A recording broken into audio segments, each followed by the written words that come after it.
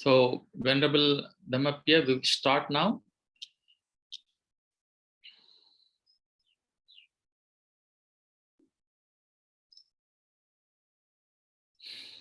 Om Namo Tassa Bhagavato Arahato Samma Sambuddhassa. Namo Tassa Bhagavato Arahato Samma Sambuddhassa.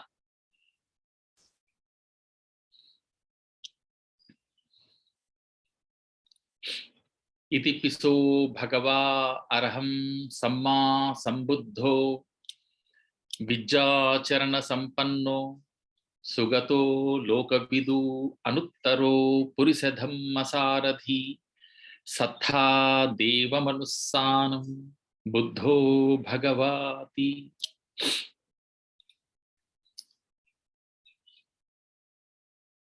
Buddham Jivita Paryantam Saranam Gacchami Yecha Buddha Atita Cha Yecha Buddha Anagata Pachuppanna Cha Ye Buddha Aham Vandami Sabbada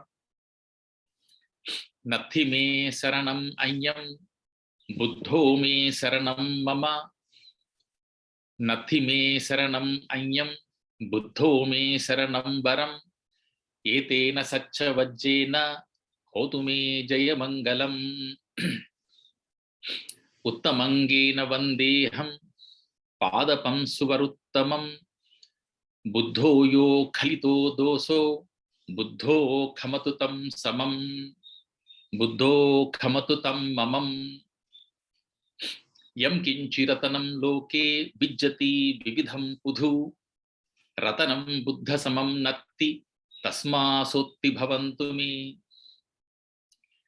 Yo Sannisinno Varabodhi Mole Maram Sasenam Mahatim Vijetva Sambodhi Magachi Anantayano Lokottamotam Panamami Buddham.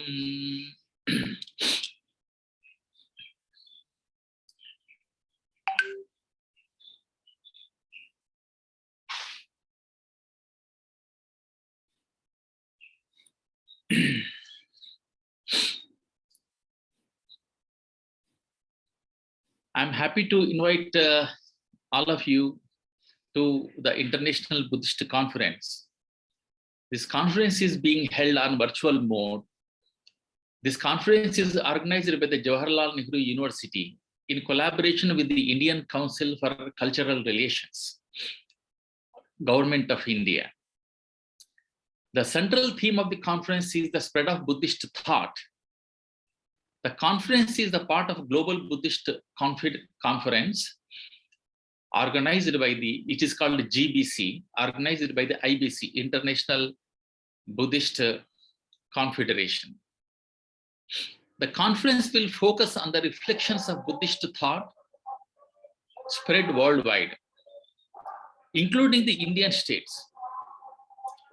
I am glad that many of my friends have agreed to present their views at our international conference.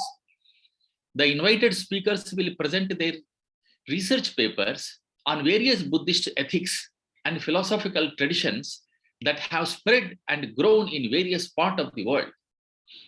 Scholars will explore the historical and cultural influence of Buddhism on the Buddhist traditions of their countries. They will focus on various practices, arts, sculptures, philosophical schools, and other traditions of Buddhism, including literature. I'm happy that Buddhist academicians across the globe have accepted my request to be part of this conference. We are doing this conference from JNU. The Jawaharlal Nehru University stands for the transformation. It exemplifies the positive aspects of human habitation and intervention. India was the storehouse of Buddhist wisdom. During the Maurya Empire, the Indian culture and way of life were deeply influenced by Buddhism. Buddhism's influence remains present in Indian art, culture, and architecture and literature. The three lines of Ashoka pillar which independent India has adopted as its national emblem. This symbolizes the impact of Buddhist thought on the India and its people. After the conquest, Buddhism largely disappeared from the most of India, it is only surviving in Himalayan regions and some parts of southern India. According to Random Collins, Buddhism was already declined in India by the 12th century, but it nearly became extinct in India in the 12th century due to the Muslim invasions. When India was at the highest of its power, Indian priests and scholars traveled abroad and spread Buddhism widely across Tibet and China, and then Japan and other countries also, and also throughout the Southeast Asia via Sri Lanka. China uses Buddhism to increase its influence in nearby regions by acquiring predominant access to influential Buddhist organizations. Meanwhile, India, which has been home to Buddhism since its birth, sees Buddhism as a way of strengthening its relationship with the Southeast Asian nations and preserving the religious and cultural practices of Tibetan Buddhist people who have sought refuge in India. I'm glad to invite all of you to this conference, those who have given time for this. And after this, I request, I'm glad to welcome Venerable Dr. Dhammapiya, the Secretary General of International Buddhist Confederation. The International Buddhist Confederation is a global umbrella Buddhist body headquartered in New Delhi, India. It is also, the Venerable Dhammapiya also is the founder of Dhammadeepa Foundation, Secretary General of the Northeast India Buddhist Sangha Council, and the founder and chairman of Bahujana Hitaya Education Trust.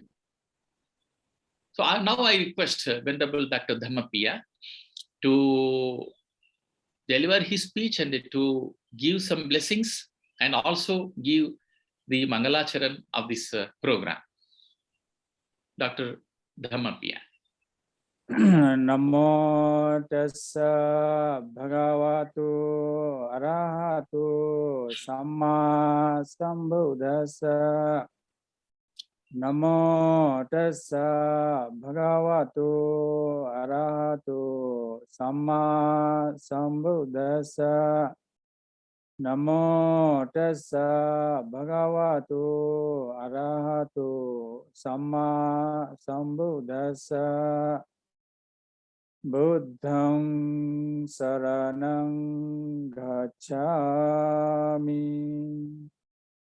Dhammang saranang gacchami. Sanghang saranang gacchami.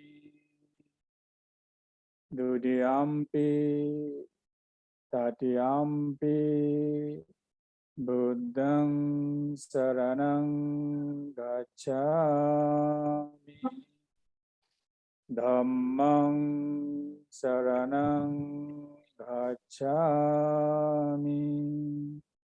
Sanghang saranang gacchami.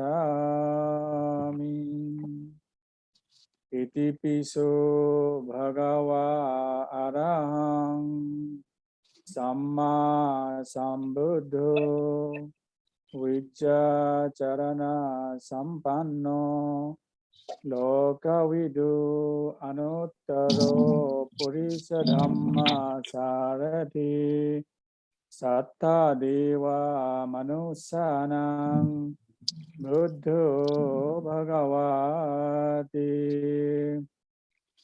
swakhato bhagavata dhammo sandithiko okaliko ehipassiko apanayiko Pachetang veditabo vinyohiti Supatipanno bhagavato savaga sangho Ujupatipanno bhagavato savaga sangho Nyayapatipanno bhagavato savaga sangho Samechipatipanno bhagavato savaga sangho Yadidang chattari purisa yogani Atha purisa puggala issa bhagavato savaga sangho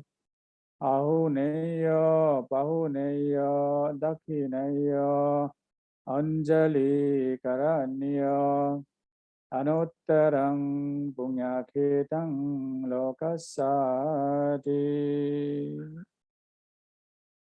Dukkha petta ca nidukha Bhaya petta ca nibhaya Soka petta ca nisoka Hantu sabapi panina Bhavatu sabba mangalang rakhantu sabba devata sabba buddha nubhavena sabba dhamma nubhavena sabba sangha nubhavena sadha sukhi bhavantu te.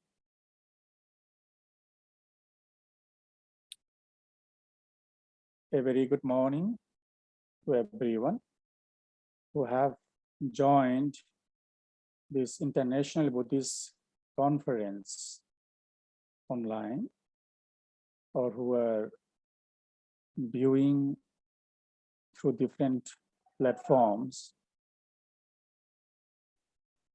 On behalf of Jawaharlal Nehru University, Department of or the School of Sanskrit and Indic Studies and ICCR and IBC, I take this opportunity to welcome you all to this inaugural session of this 2 days International Buddhist Conference.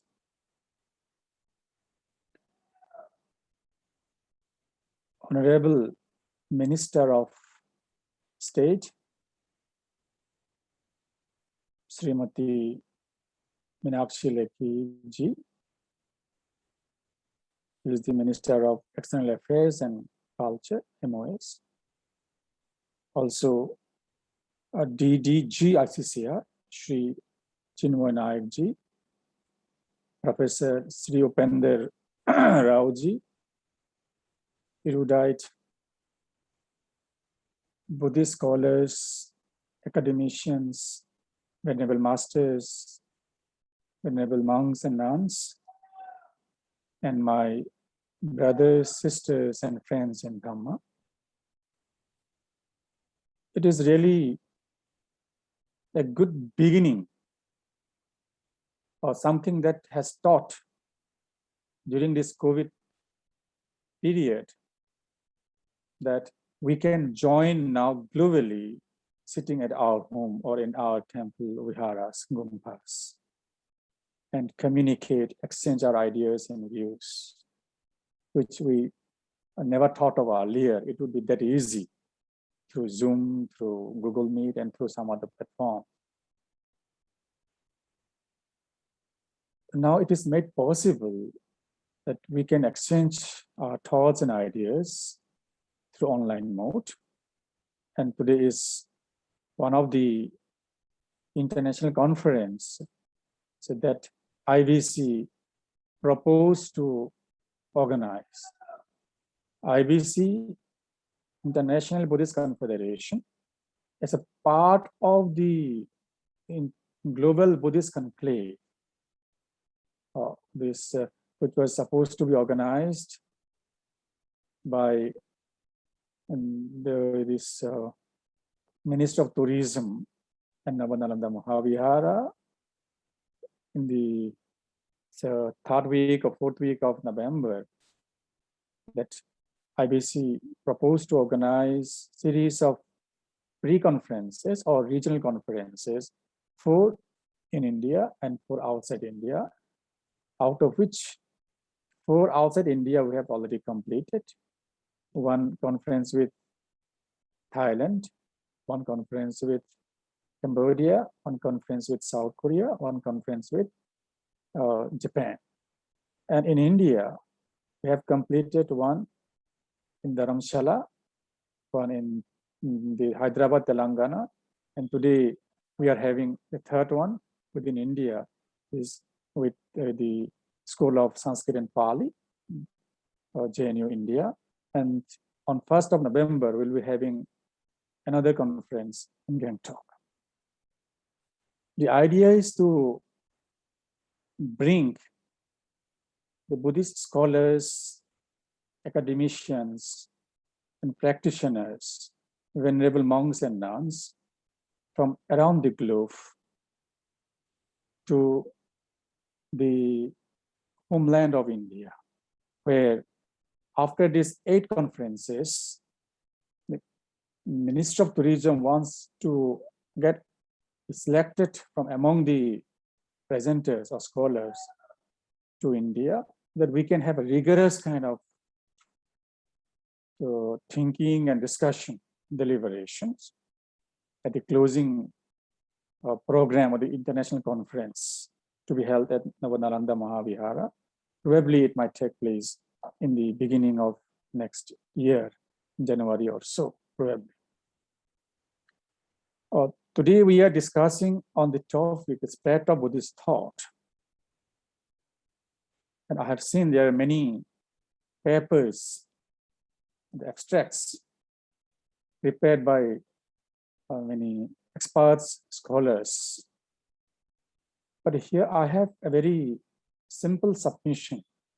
That is, before we start to discuss about the spread of Buddhism or Buddhist thought, as you want to put it, we need to understand and emphasize the origin of Buddha Vachana, I would say. The origin of Buddha Vachana, the origin of Buddha's teaching. It is because we have seen in last probably a decade or so, there is a trend. Some people who have been misled by some elements to create confusion about the historical evidence and historical data of Buddha, Dhamma, and Sangha. There are some people, though number is small, but not that small, in thousands, maybe in lakhs nowadays, who are trying to create a confusion and impression that Buddha was not born in Lumbini or Nepal. Siddhartha Gautama did not get enlightenment in Bodh Gaya.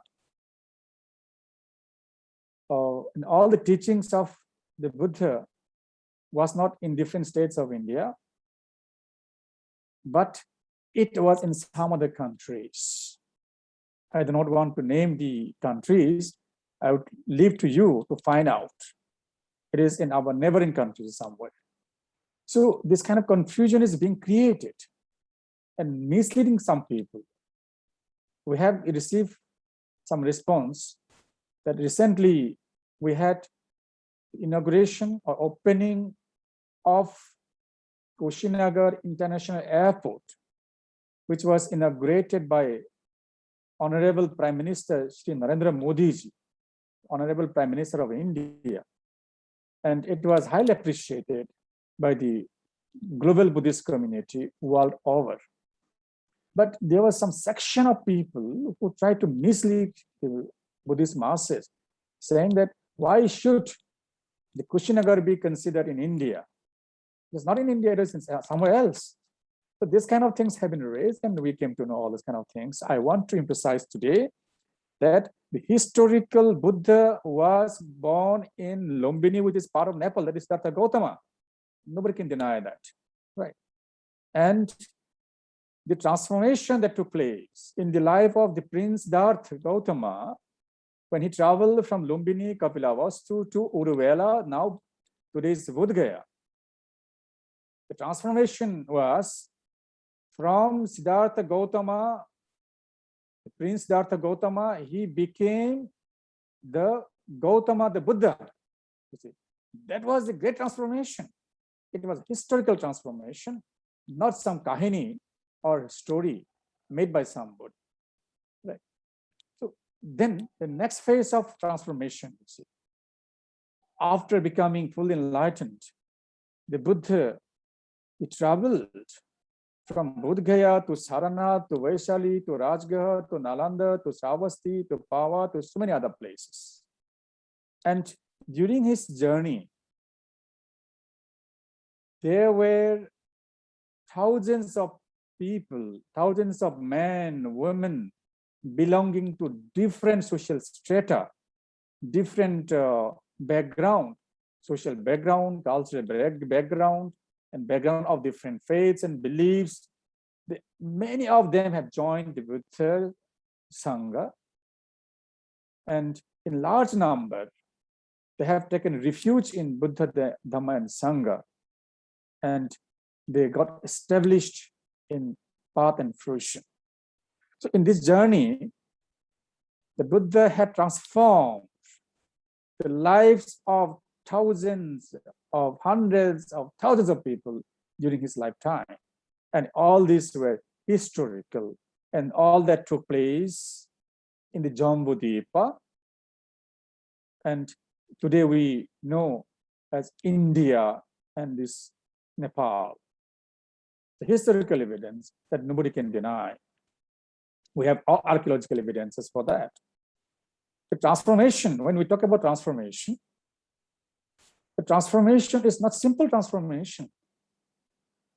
The Buddha has given relief to hundreds of thousands of people who were wriggling under what we call michhaditti, or wrong views, wrong understanding of the world, wrong understanding of the nature, the functioning of the natural world. And it was Buddha who has given them the perspective to understand the real nature of things, the cause and effect relationship, how things are interdependent, how the people, the living beings are interrelated, how causing one particular entity or person or being can lead to disturbance in the society or in the world. And if we want to have a harmony, peace, tranquility, and freedom from misery and suffering, then definitely it is necessary for those who desire to have peace and harmony, tranquility, and freedom to follow the path which is clearly explained and understandable, not by some promises. So when we are talking today here about Buddhist thought and the spread of Buddhist thought, what I would like to emphasize here is that let us begin with the original, the Vachana or the teachings of the Buddha that started from India. Let us accept the fact, number one. Number two is, in the second phase, the first phase of transformation was within India. Then second phase, it traveled from the homeland of Buddha Dhamma, Buddha Vachana, to its neighboring countries, Southeast Asian countries, Central Asia, to Far East. And when the Buddha Vachana traveled, it traveled not only Buddha Vachana, along with Buddha Vachana, it traveled the other Indic culture, values, language, literature, art. For example, if we see the influence of language in Southeast Asian countries, either it is Sri Lanka, Myanmar, Thailand, Cambodia, like that, we find the influence of either Sanskrit or Pali in their languages. So when Buddha's teaching traveled, it did not travel dry thing. It carried the values and teachings of our this Mahan Bharat, the great India. So in that way, we are interconnected and interlinked, interdependent. Homeland of Buddhism or Buddha is India, definitely, and where this our neighboring countries are connected with India. And it is said the Gautama Buddha appeared at Bodh Gaya. Bodh Gaya is the navel of the world, the earth, and the future Buddhas also will appear at the same place. I mean, that means what we understand today or know as Bodh Gaya. It's very important that when we discuss Buddhist thought or the spread of Buddhist thought, not only limit it to academic discussion, because the Buddha was concerned much more about the suffering world, the human beings which are undergoing suffering, misery, trauma. During Buddha's time, the suffering, misery was of some different kind. And today, in the 20th and 21st century, we have the suffering and misery of different kind. The kind of misery we have seen due to the COVID-19 pandemic, and now this climate change, and then these natural disasters, tsunami, and many other things. So this dukkha is dukkha. The problem or suffering is suffering. It may be of different intensity, different things. So our focus should be not only discussing on the Buddhist thought or Buddha Vachana, Buddha's teaching, but communicating the path that Buddha has shown to the people, how we can elevate ourselves. What's his elevation? Elevate, improve ourselves so that we can be untouched by the suffering world, or we can help the suffering world to alleviate now. First elevate, then second alleviate. Remove the suffering from the world. I think then there is some meaning. First we learn, understand the nature of the world, the functioning of the world, academically, theoretically, whatever we call that, but not limiting to that academic pursuit or academic discussion. Give the practical solution to the masses so that pati-pati, the practical aspect comes when we really practice and we expect some realization transcending the human suffering world, and we can reach something which is much higher and better, which can help the world to move towards something called a balance and a world where there can be harmonious coexistence and chaos and conflict can be reduced and removed. At the end, I like this sloka, which there in Sanskrit I understand. Asatoma sadghamaya, you see. Very important. Tamasoma jyotirghamaya. Mitturma amitam gamaya. So this sloka is, as it is part of Indic culture, same what the Buddha had asked people to do, and Buddha has experimented and shown practically. Asatoma sadgamaya, that is from ignorance, lead me to the truth. That's what Buddha used to emphasize, avidya or avidya. Due to avidya and avijja or ignorance, all the problems that manifest in the world caused by human beings. So we have to overcome the ignorance or avidya, raise above, remove avidya. How? Buddha has given Eightfold Noble Path. Once you try to know the real nature of things, then automatically avidya will disappear. That is what this sloka is also very important and relevant. Tamasoma Jyotirgamaya, the same kind of thing, the darkness. Darkness means what? It is only symbolic form. Darkness of our own negative nature, negative potential, propensities, all defilements, all the conditions that we cultivate, or knowingly or unknowingly we nurture it, which causes suffering to oneself and suffering to the people. So it is necessary that we cultivate and nurture such kind of habits or the qualities which are positive. That means leading oneself from darkness to light. This tamasoma Jyotirgamaya is very important. And then Mriturma Amritam Gamaya. That's what Buddha has said. Once you transcend the defiled condition of living, when you have removed all the defiling factors, all the nivaranas, all the kilesas, when you achieve the state of Satagami, Sakadagami, Anagami, then Arahat, Maggaphala, you can experience in this very world the state of Nibbana, which is deathlessness. You don't have to wait for the next life to achieve that Amitam state, deathlessness. In this very state you can achieve. So these are, you see, so much interrelated and connected with the teachings of the Buddha, as all this is a part of Indic culture. I hope all our scholars will be having great discussions and deliberation on the theme that is being chosen. But only my request will be, let us try to give some practical perspective for the masses so that we can all collectively do something to transform the world that we need today. Thank you so much, everyone.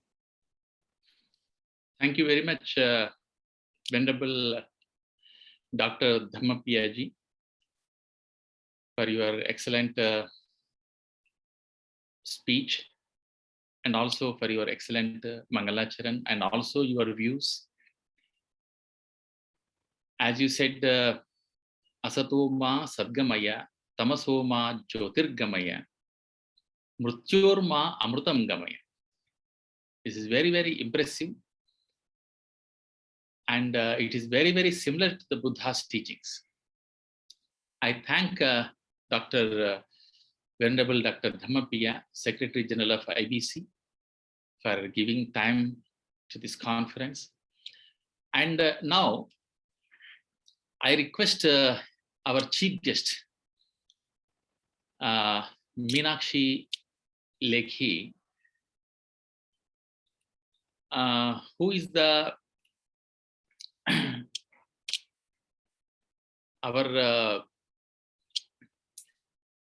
who is Indian politician basically, and now the current Minister of State for External Affairs and Culture of India.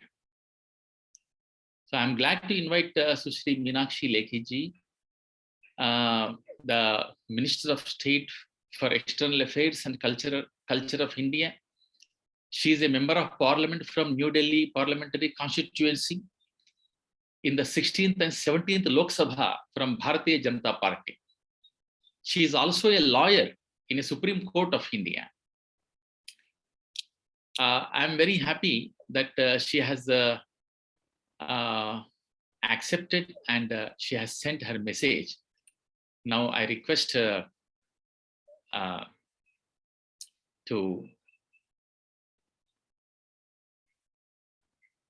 begin her message.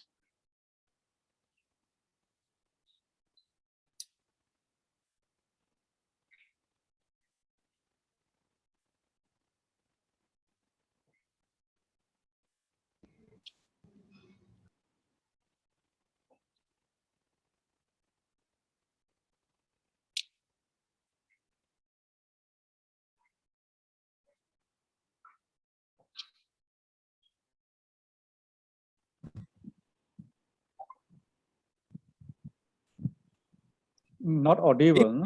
Yes, we could not Not listen. audible. Not Not audible. audible. Yes. You begin again. Saurabh. Venerable Dr. Dhampiyaji, Secretary General of International Buddhist Confederation, Sri Vinay Sahasrabuddhaji, President ICCR, Sri Dinesh Patnaikji, DG ICCR, Professor C. Upendra Raoji, Director of the conference, all delegates. Today, I'm grateful to the organizers for inviting me for the conference. I'm glad to know that this international conference is being organized in association with the International Buddhist Confederation and the Indian Council for Cultural Relations. The conference aims to proliferate Buddhist thought, and I truly believe that this conference will allow the youth also to understand Buddhism and its underlying philosophy.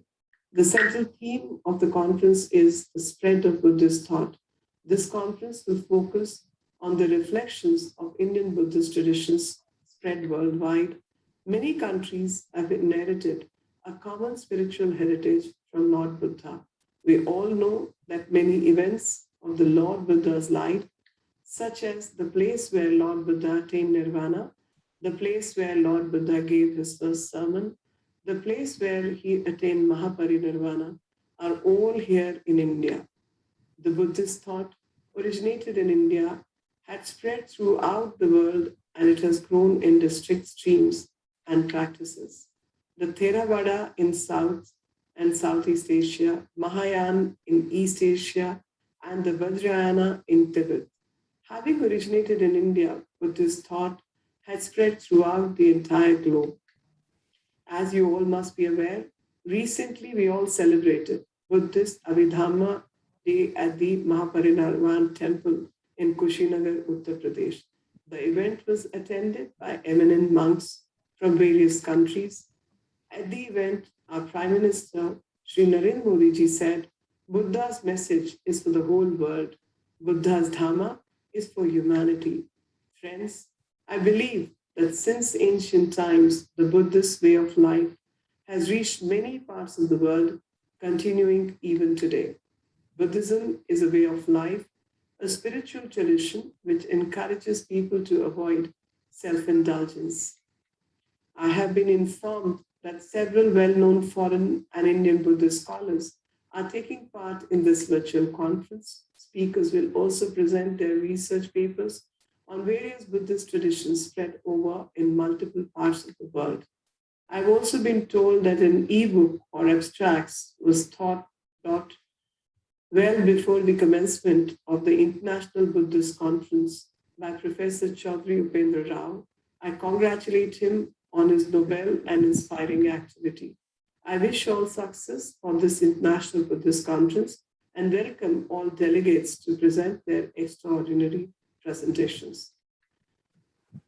I'm glad the book will be published after the conference with the help of ICCR New Delhi. I once again congratulate the team at JNU on this noble endeavor. Thank you. Jai Hind.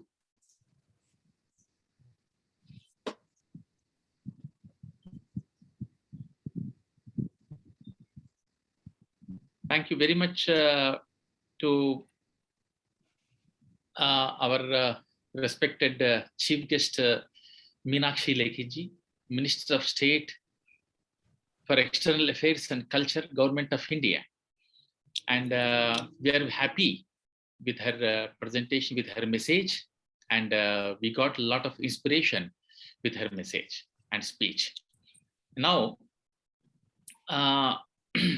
I request the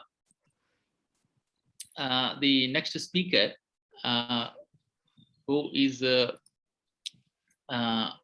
in our inaugural session.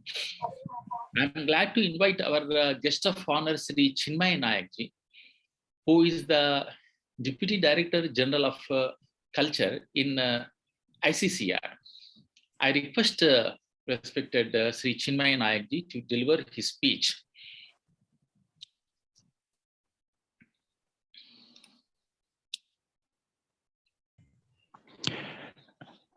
Hello, am I audible? Yes. You're audible. Honorable Minister of State for External Affairs, Srimati Meenakshi Lekhi ji, Venerable Dr. Dhammapriya, Secretary General of IBC, Professor C. Upendra Rao of JNU, distinguished ladies and gentlemen. I am honored to be asked to address this conference being jointly organized by ICCR, JNU, and the IBC. Promotion of ancient Indian cultural heritage has always been the priority of ICCR.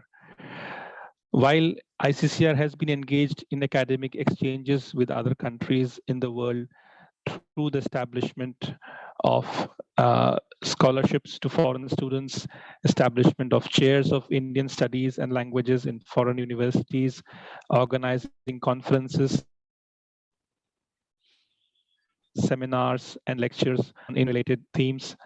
Concerted efforts have been made since 2014 to renew the global interest in various aspects of Indian culture, such as Indian history, philosophy, Sanskrit, yoga, Ayurveda, and of course, Buddhism. And despite the recent pandemic, or shall I say, which is still ongoing, we have seen continued interest around the world in these fields, and ICCR is happy to continue supporting these activities in the post-pandemic scenario. Following this path guided by Honorable Prime Minister of India, ICCR has taken some landmark initiatives such as supporting the International Yoga Day the world over, launching of prestigious international awards in the fields of Indology, Sanskrit, and foreign alumni of India, conferences on these themes, etc. In the same vein, ICCR has also been supporting activities in the field of Buddhism and its various dimensions. It is in that context that ICCR is happy to support today's conference as well. Taking such initiatives forward and in consonance with the mandate envisioned by the Honorable Prime Minister to under the project of revival of India as a global center of Buddhist culture and tourism. I wish to inform that ICCR is collaborating with the Ministry of Tourism to organize the first ever Global Buddhist Conference as part of the flagship event, the International Buddhist Conclave, in January 2022. On that occasion, ICCR is also intending to launch the first annual International Buddhist Studies Award to be conferred upon an eminent international Buddhist scholar or organization or institution recognizing the contribution made towards promotion of Indian Buddhist heritage globally. The IBC and various Buddhist universities, institutions in India and abroad will be stakeholders in both these initiatives. And as a run-up to that flagship event in January, which I mentioned, we have and we are organizing a number of regional conferences, and I'm happy to note that today is one of those as well. And the outcomes of these conferences will into that to be held January. And I hope and I expect that many of the participating scholars of this conference will be part of that event as well. I can see that today's the conference, today's and tomorrow's conference has a very rich agenda on the theme of the spread of Buddhist thought, and it's a very well chosen topic, and I congratulate the organizers for the initiative and for convening rich galaxy of scholars and speakers from India and around the world. And we would look forward to the deliberations, the presentations, as well as outcomes, as our Honorable Minister also said. I once again thank JNU for taking the initiative to organize this conference, and also appreciate our partners in IBC for yet another joint effort with ICCR. I thank you once again, and I thank you for this opportunity. I wish all the best to this conference. Thank you very much, Sri Chinmay Nayak ji, for coming and giving excellent inspiration for us for this conference. As you said, this conference is participated by several Buddhist academicians throughout the world. Thank you very much. And I take this opportunity to thank all speakers who came to our inaugural session.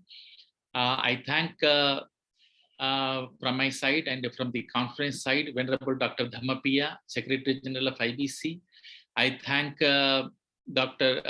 Chief Guest Meenakshi Lekhi, Minister of State of External Affairs and Culture, Government of India, and also thank our guest of honor, Sri Chinmay Nayak ji, for giving and delivering excellent speech.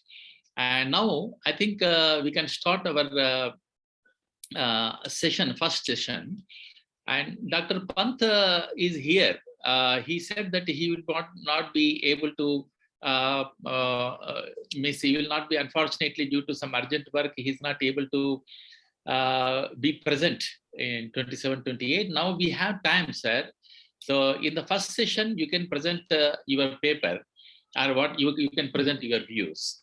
Sir, I had another work, so I just joined this so that I could be a part of it.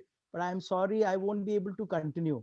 So I take, okay. If I find time later on, I'll join it. But at the moment, I have some commitment. But I thought that it's a good opportunity to see and be present with the work which you are doing. And this conference definitely is going to make a big impact. And we definitely need both the theory, the practice, and the experience of the teachings of the Buddha at this time when everyone is in a process of crisis and conflict. And Dhamma alone is the panacea for coming out of this.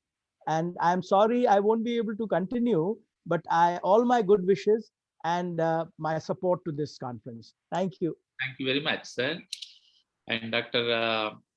Pant is the former director of Navalanda Mahavihara and a good Buddhist scholar.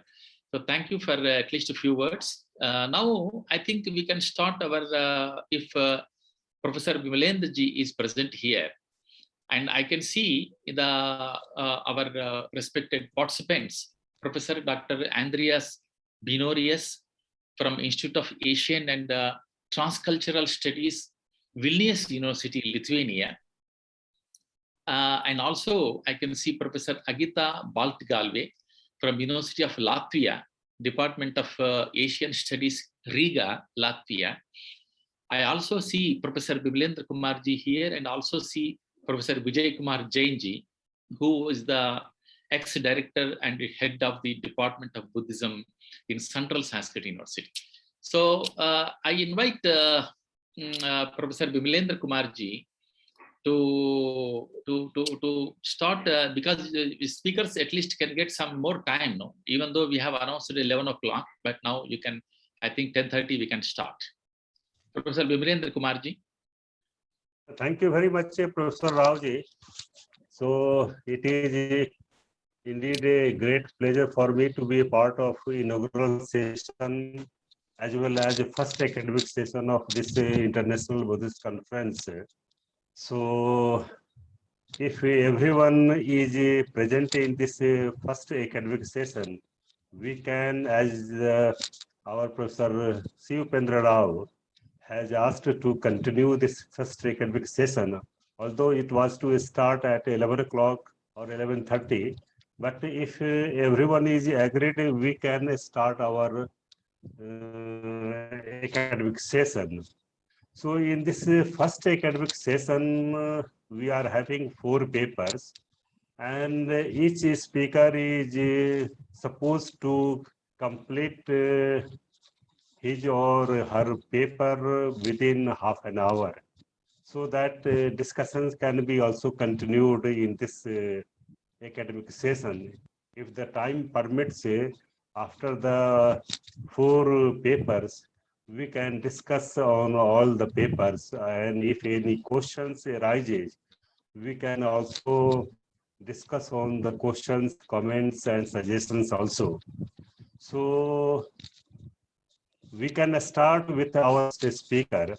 As we know that our first speaker is Professor Dr.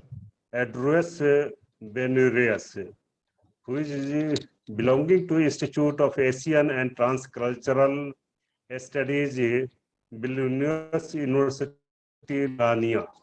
So I hearty welcome to Professor Dr. Andreas Benurias to present his paper. I request Professor Andreas his paper. Thank you so much. Do you hear me? Yes, yes. Thank you very much for kind introduction. And first of all, I would like to express my sincere gratefulness to organizers and especially to Professor Upendra Rao for providing me the possibility to take part in this amazing conference. Certainly, it would be a much deeper experience to have a chance to be on holy Indian land physically, but it's a pity due to pandemic situation. At least we have possibility to participate in this conference online. So I would like to use PowerPoint presentation. Can I ask for permission? I think you can start. I can, yes. Saurabh, please give the permission.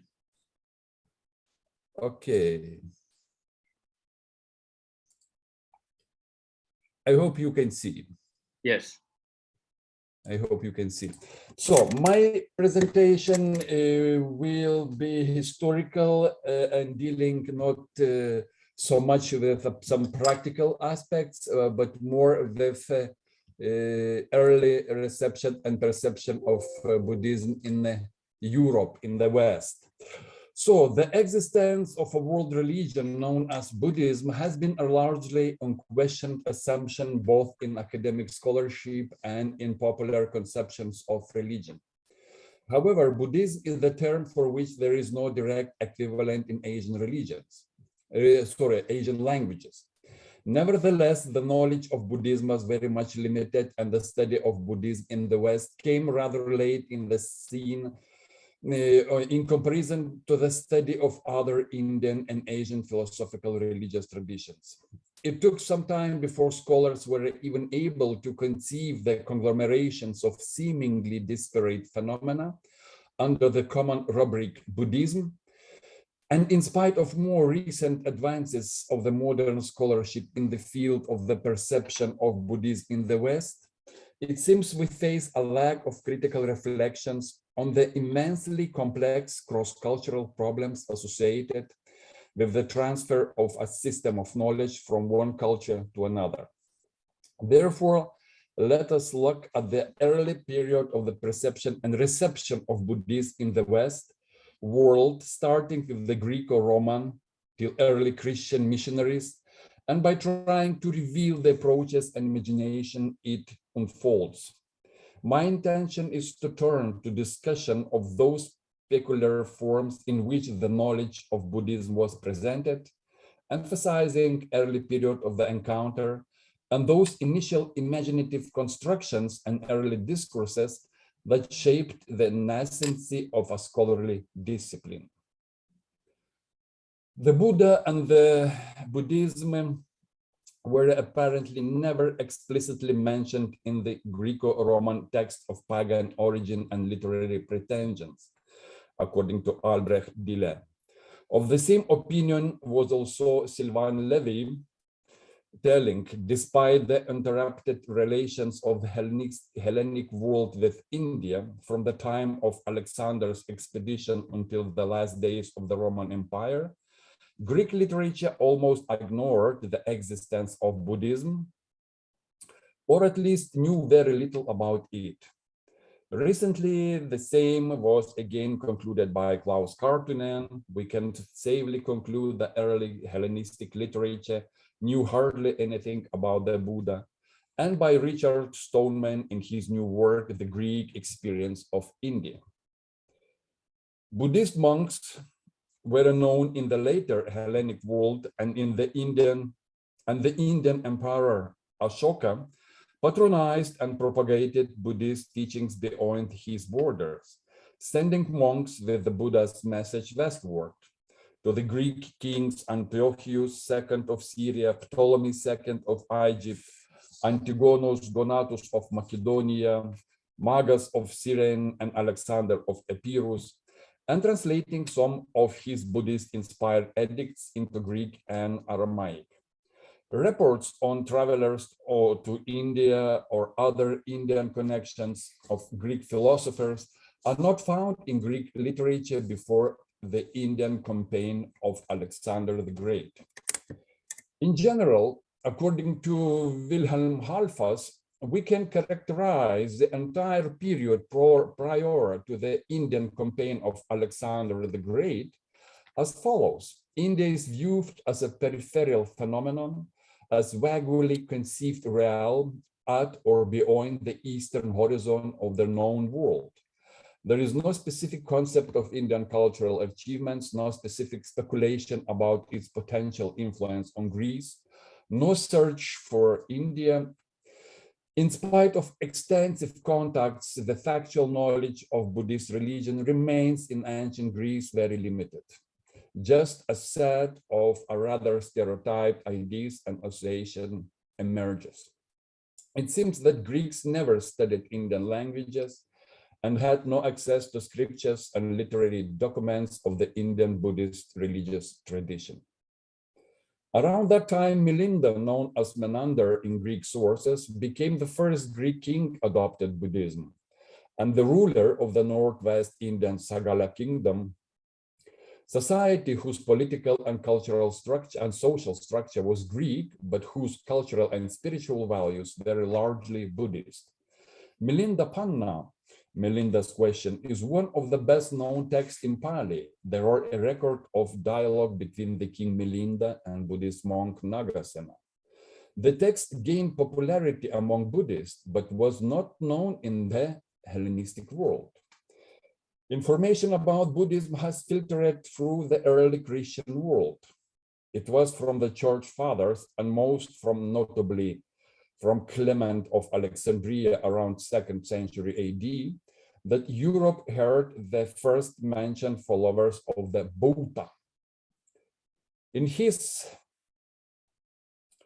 Stromata, Clement of Alexandria spoke of the origins of philosophy, which flourished in antiquity among the barbarians, shedding its light over the nations, and afterwards it came to Greece. After listing the prophets of Egypt, the Druids, and the Magi, Clement continues. The Indian gymnosophists are also in number, and of these there are two classes, some of them called Sarmanaye and others Brahmans.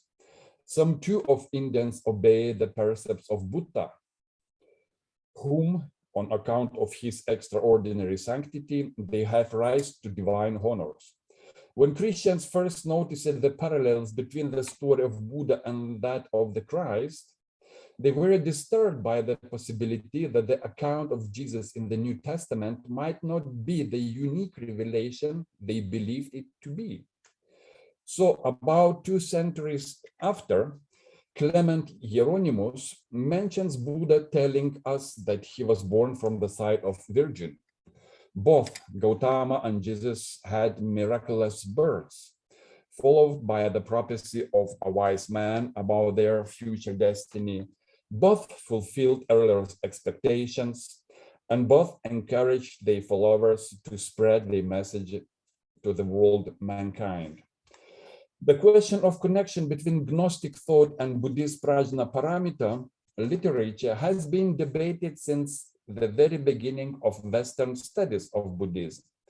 It is now widely accepted that the Gnostic religious movement incorporated various ideas from Oriental tradition.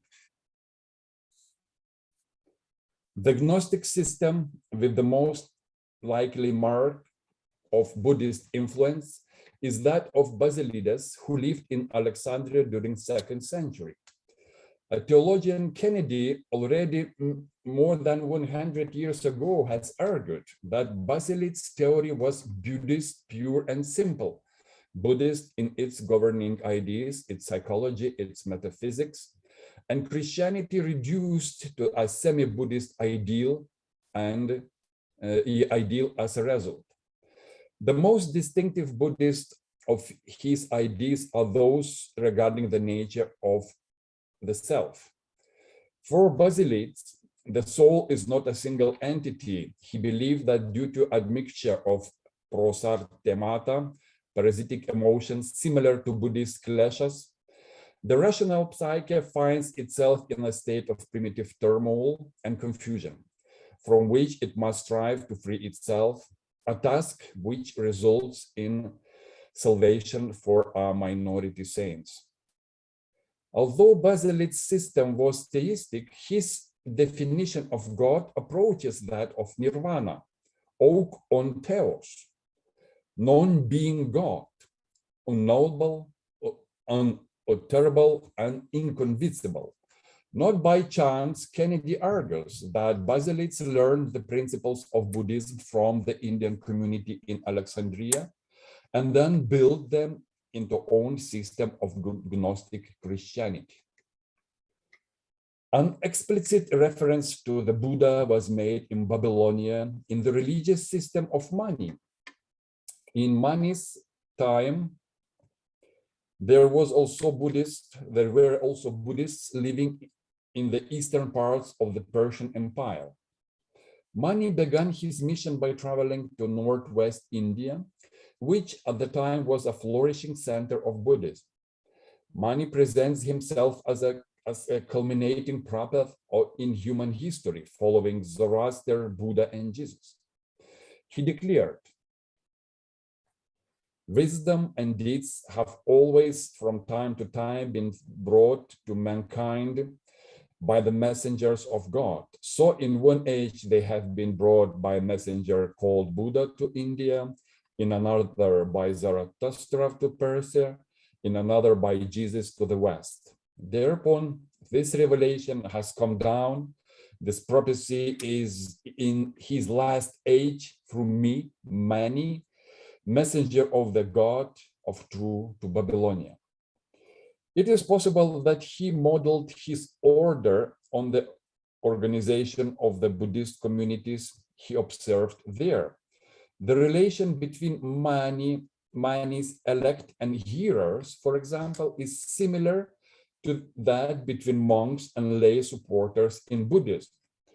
In the West, Mani was presented as the final incarnation of Jesus, in the East as the Buddha of light, and his dualistic doctrine provided a convincing explanation for the apparent predominance of evil.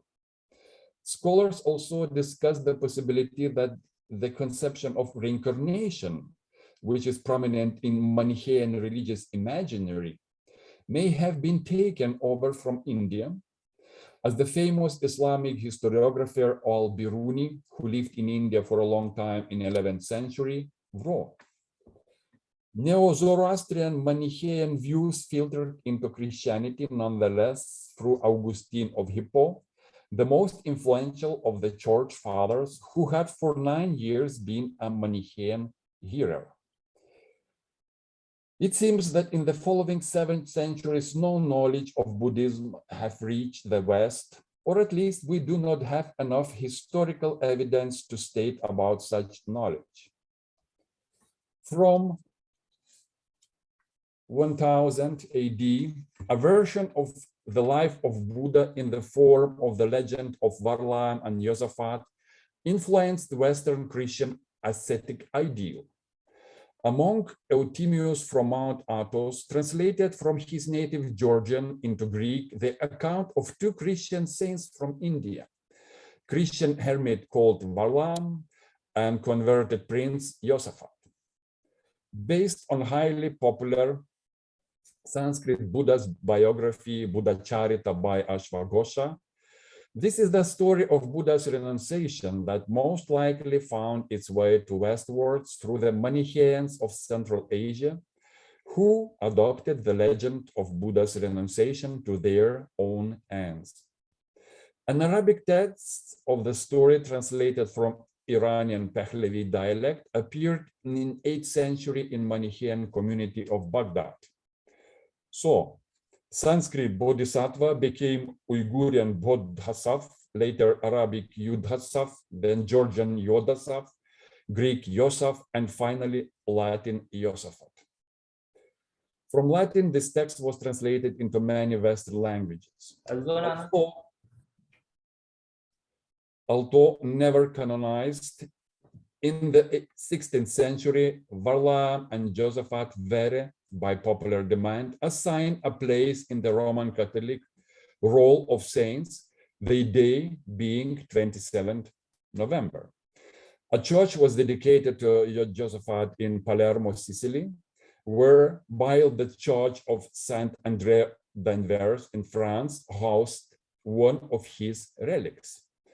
The first European to notice similarities between the story of Varlam and Josaphat and its Indian original was Portuguese historian Diogo do Couto in 1612. This insight did not cause him to doubt Josaphat's authenticity, but led him to conclude that Josaphat was the model on which the life of the Buddha was constructed. The whole story only came to light when the French scholar Laboulaye gave the first accurate account of its origins in 1859. It was widely believed in Europe that the story of Varlam and Josaphat was an account of the second conversion of India to Christianity, the first having been achieved by the Apostle Thomas. Thereby, the legend unintentionally introduced into medieval Europe the rudiments of the Buddha's life, heavily overlaid with Christian dogma. From the 13th to the 18th centuries, there had been a succession of missionaries' contacts with Buddhism. William van Ruysbroek, Marco Polo, Francis Xavier, Matteo Ricci, Polito Desideri, and many others, Dominicians, Jesuits, Capuchins, and Franciscans missionaries to Japan, China, and Tibet all had encountered Buddhism and reported their findings to a curious West. It was always customary to describe other religious traditions in terms of the Christian religion, which offered the only model then understood for such descriptions. During the Dark Ages, Europe, in its introvert isolation, had pieced together a bizarre image of the India drawn from ancient Greek and early Christian sources. Missionaries fully expected to encounter weird quasi-human monsters based on the accounts of Herodotus and Megasthenes, more recently elaborated for popular consumption in the Alexander romances. A fabulous accounts of Alexander the Great's conquest, widely imaginative legends, then circulating as a fictional correspondence from Alexander to Aristotle.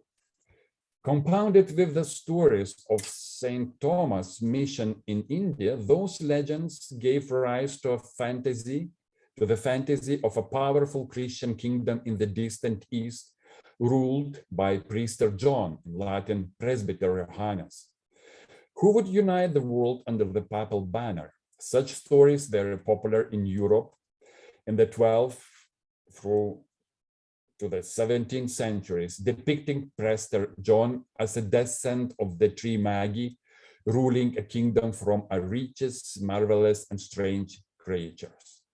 Some elements of Buddha's perception might be incorporated there as well.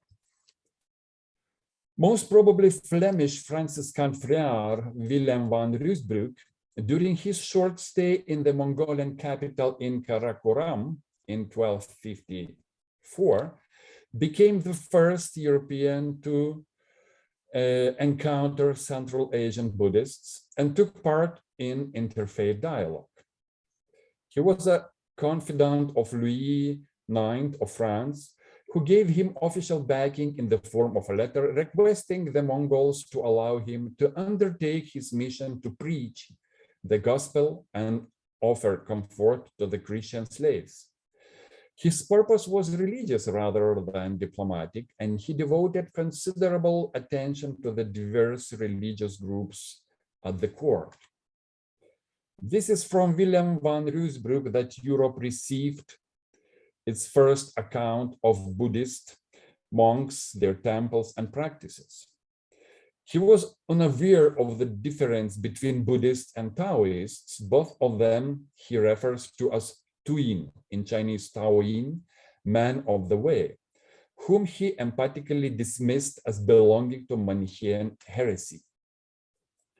Despite Khan's tolerant attitude, William's uncompromising approach was unwelcome, and he was expelled from the Mongol court, having in his 8-month stay converted only 6 souls. A bit later, Marco Polo, who served as a functionary in Kublai Khan's bureaucracy for nearly 10 years, provided Europe with a more detailed account of popular Buddhist practice than Willem van Ruysbroek, but hardly more accurate one. Marco Polo, a trader and adventurer, regarded the Buddha simply as the chief of all the idols he saw on his travels. Even after his visit to Ceylon in 1393, when he became the first European to learn both the outlines of the historical Buddha's life and the connection between Gautama and the idols of Central and Eastern Asia, his attitude was not substantially altered. However, impressed with Buddha's sanctity in his description of the world, he commented, for a certainty, if he had been baptized a Christian, he would have been a great saint before God. Disciple of Ignatius Loyola, Francis Xavier, was shocked by the moral of the Japanese Buddhist monks and lay people and initially thought that Buddhism was a modified form of Christianity. Later, this Spanish Jesuit poignantly conveys the contrast between inflexible convictions of the Christians and the open, non-thinking attitudes of the Japanese Zen Buddhists. In his Latin biography of Francis Xavier, Jesuit Bartoli in 1664 wrote that it is in any case certain that Saksa, it means Shakyamuni, was one of the most famous gymnosophists of India.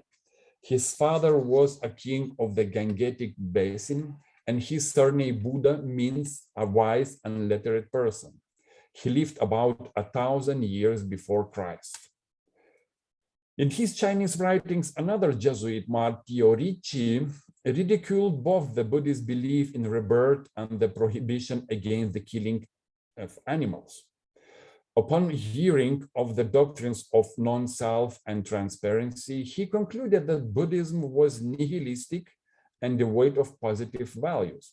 I would say that this statement that Buddhism is nihilistic religion actually still is existent up to now, our times. However, his Eurocentric bias led him to believe that the Buddhists were displaced Pythagoreans, whose doctrines had spread from Greece to India and thence to China.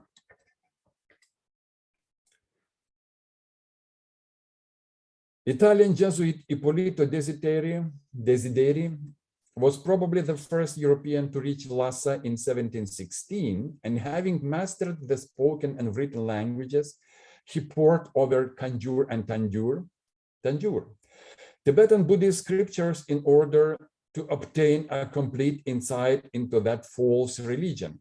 I compared one book with another and made notes and copied everything that might furnish me with weapons to find the enemy. That's his sentence. Desideri never realized that what he was studying was Buddhism and treated the absolutely wrong and pestiferous dharma of these blind pagans as an obscure and unknown cult peculiar to Tibet.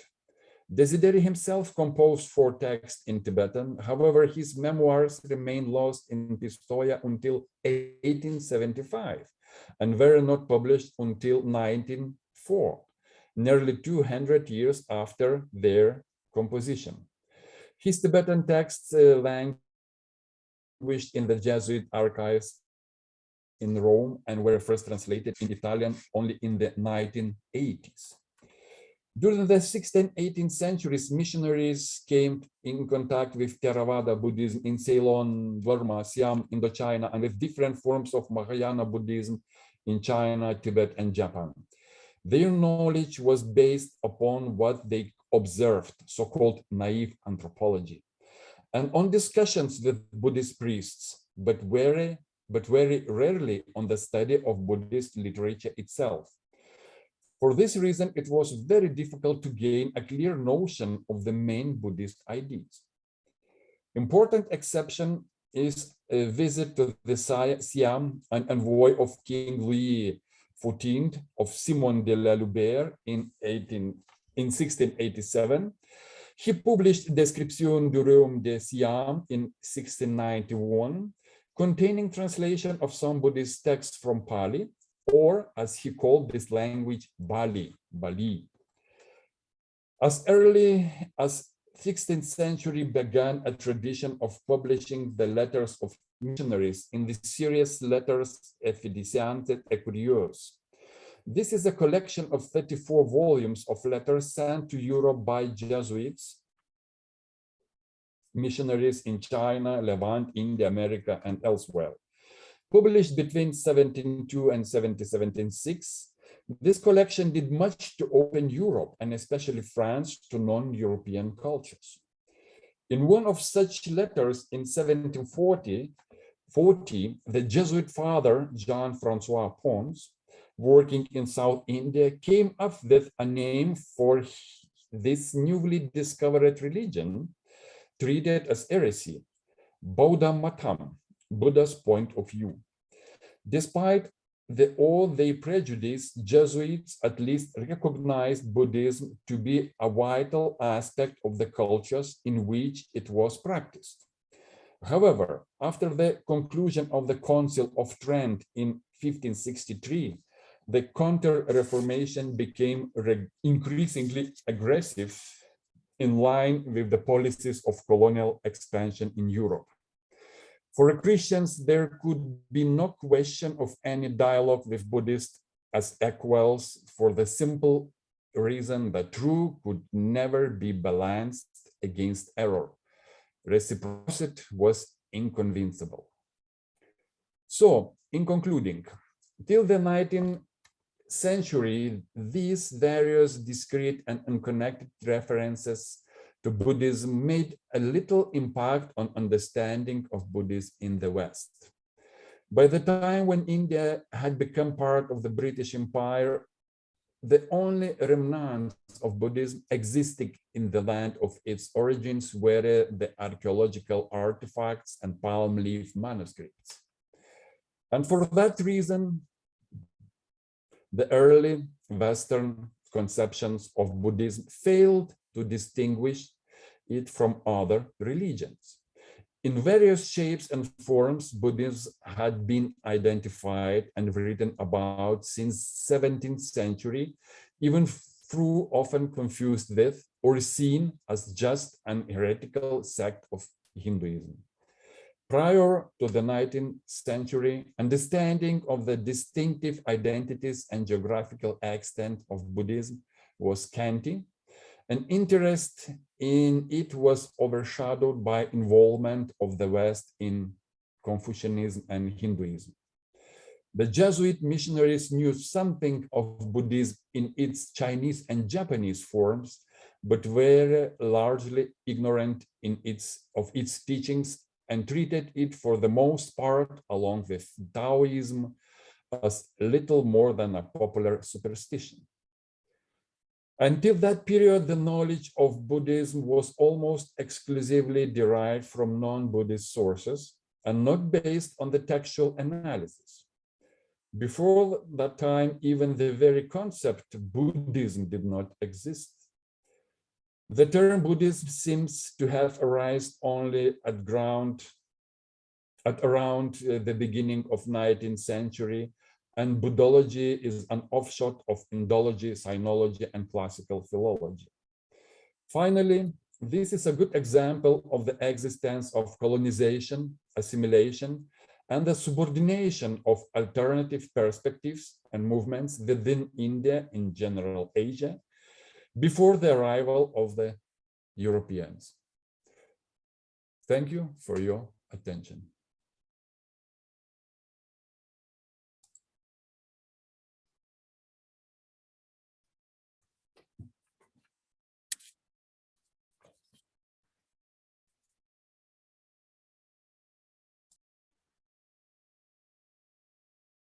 Milanji, please unmute. You are in mute. Yes, thank you very much. So thank you very much, Professor Dr. Binoras, for giving a very illuminating lecture on constructing otherness on the early perception of the Buddhism.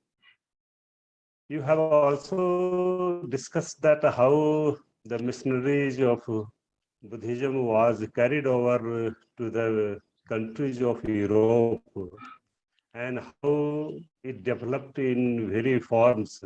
And from the beginning, that how in the 1st century AD, at the time of King Milinda and Acharya Nagasen, you have discussed that how the ideas of Buddhist thoughts were traveled from India to our southern part of the our globe. And we have also discussed that how the other forms of Sinology, Buddhology, or Indology, they developed later on in your concluding part. So we will discuss later on when all the papers are being presented. So I would like to request the second speaker,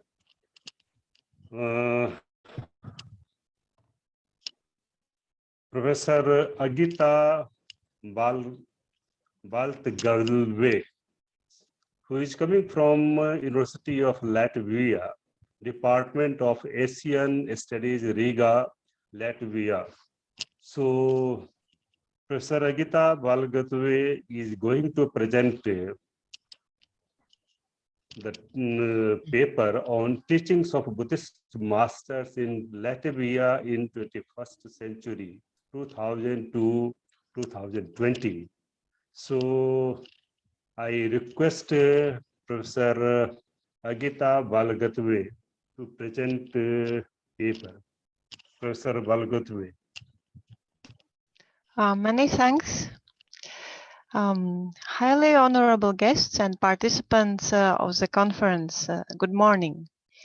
It's my great pleasure to be invited to this grand event and to exchange experience with other experts and to share results of my research with international audience. And I'm also very grateful to the conference director, Professor Upender Rao, who took up the initiative and organized this event in spite of the global pandemic crisis.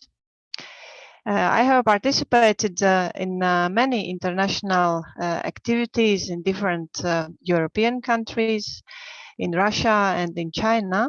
But to tell the truth, this is my first time to take part in an event organized in India.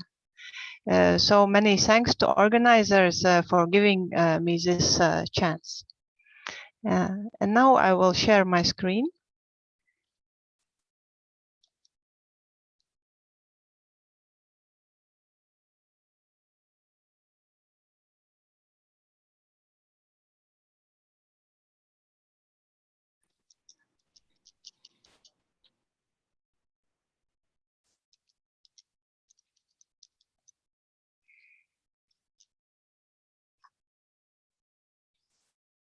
I hope you can see the screen. We can see your screen, yes.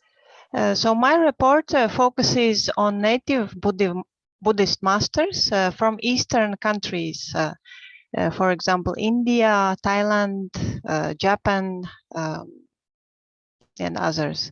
But it will not include teachers and scholars from the West, otherwise the volume will be too large. First of all, I will shortly introduce Latvian Buddhist communities and practice centers.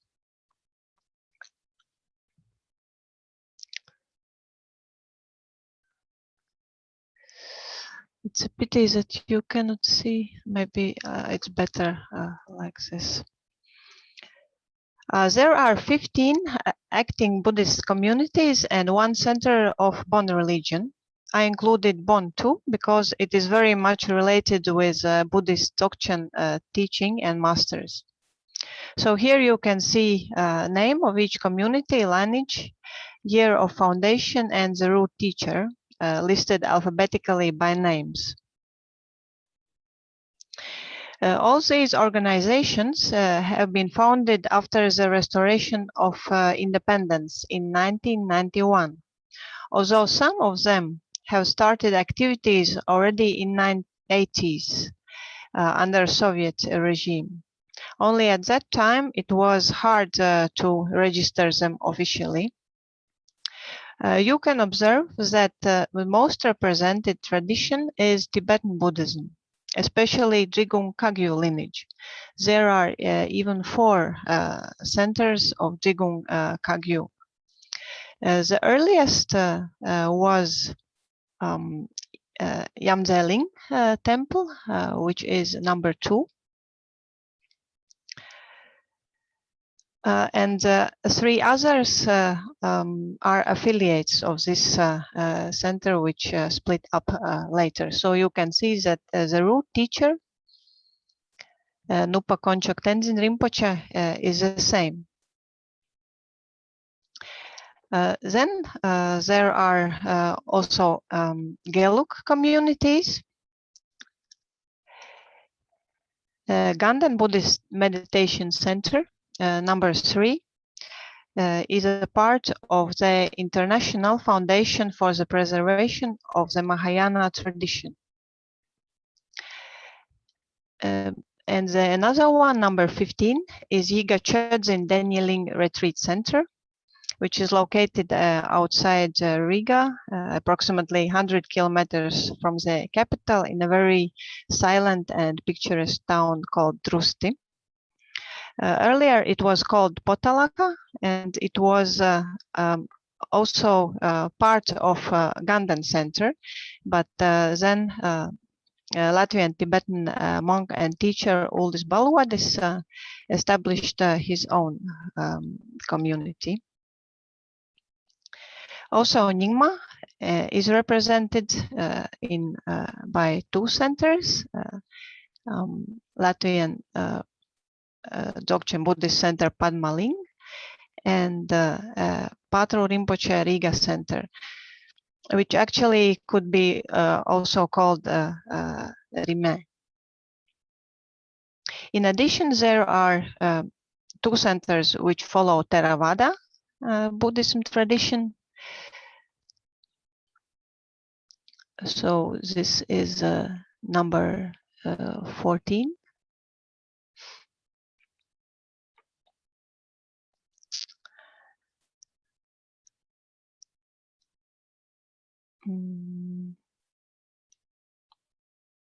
Yes, and number 8.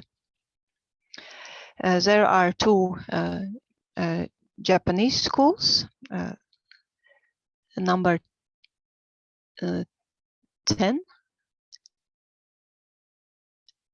is Rinzai Buddhist school.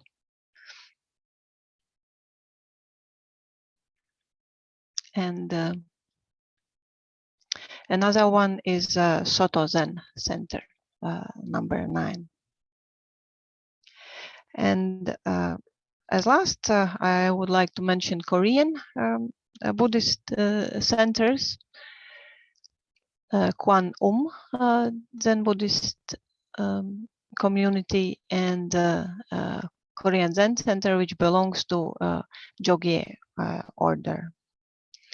14 of these communities belong to Latvian Buddhist Association, which was established lately. Buddhist masters who come to Latvia often visit several of these communities. Some of them give also public lectures for all interested people as well. And now I will start with a major spiritual figure of the Buddhist world, His Holiness the 14th Dalai Lama, Tenzin Gyatso. His Holiness visited Latvia already 7 times. First visit took place in 1991, in the year when Latvia restored independence. In 1991, he only met with believers and with representatives from the government.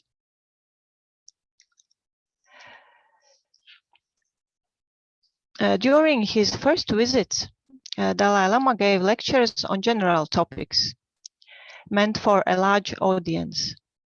His themes are distinctive with their direct connection to modern science and education, Western cultural values, and other topical problems of a modern man. For example, here you can see that he lectured on the art of happiness, compassion and interdependence, the culture of compassion, and other themes. Thereafter, when Latvian people were ready for a deeper understanding of Buddhist teaching, he explained Dharmakirti's Pramanavartika and Kamalashila's middling stages of meditation, as well as coincide stages of the path to enlightenment by Gelug founder Dzongkapa. During the last visit in 2018, he explained the most essential and also the most complicated Buddhist ideas of emptiness and interdependence. He analyzed Dzongkapa's text, Praise of Dependent Origination, and sacred text, Diamond Sutra. Besides, His Holiness also transmitted empowerments of Wisdom Bodhisattva Manjushri and Compassion Bodhisattva Avalokiteshvara to the whole audience. The total number of Dalai Lama's visits in Latvia is 7. It's a very symbolic number, and in my opinion, it has a deep meaning for Latvian people. According to astrology, the basic period of time consists of 7 days, which correspond to 7 planets, including the whole cosmic area. These are Sun, Moon, Mercury, Mars, Venus, Jupiter, and Saturn. That means one very important period of the due Buddhist teachings has been successfully completed, and now it is time for the individual practice. Furthermore, in Buddhism there are 7 factors of awakening: mindfulness, investigation of the nature of reality, effort or determination, joy or rapture, tranquility of both body and mind, concentration, that is calm and clear awareness, and equanimity, to accept the reality as it is. I sincerely hope that after these 7 visits of Dalai Lama's teachings, Latvians will be able to practice and to achieve these qualities. In the next part of my report, I will introduce the most important Tibetan masters of Gelug, Kagyu, and Nyingma lineages. The schools are listed according to their prevalence nowadays, but in the reverse chronological order historically. So first of all Gelug, then Kagyu, and as last one Nyingma.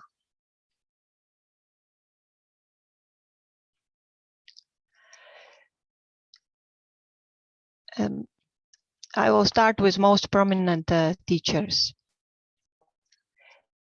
So Choden Rinpoche visited Latvia 2 times. He taught in Ganden Center, as well as hold public lectures, meaning making life meaningful, and a public lecture about Tantra and how to practice it. Choden Rinpoche was born in eastern Tibet and was officially recognized as living incarnation of Reting Rinpoche.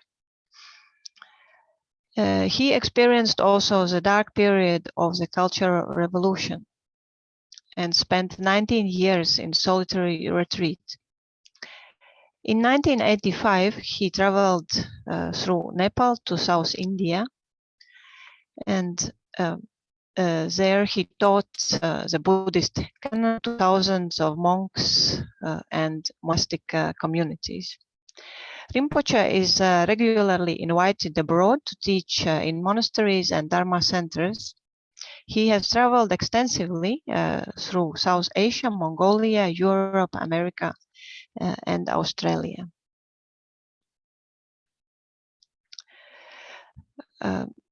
Two more prominent teachers who visited Latvia recently are Lama Tubden Zopa Rinpoche. He held a public lecture, The Integration of the 5 Powers in Life, and At Time of Death.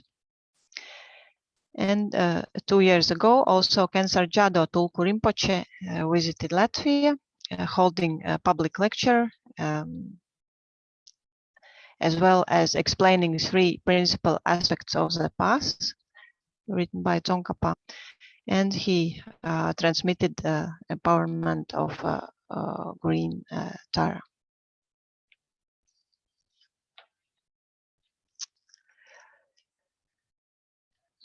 Two other Tibetan masters of Gelug school who were invited possess Geshe degrees, which can be equal to the doctoral degree in Western education system.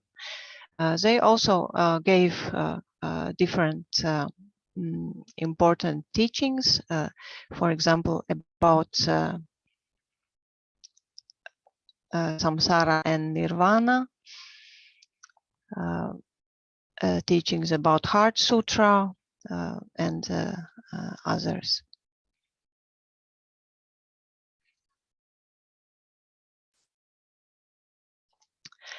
As next, I would like to tell about the spread of Kagyu lineage, and I will start with a very large event in 2017, Buddha Fest, which was dedicated to the 800th anniversary of Lord Jigten Sumgön's Mahaparinirvana.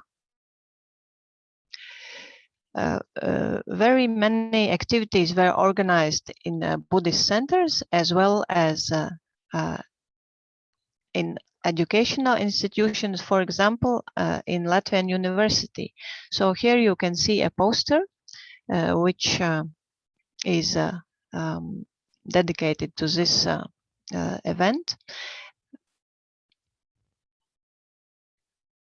Also, a booklet of conference proceedings was published, and Vajra statements by Jigten Sumgön were translated into Latvian and published with the root text.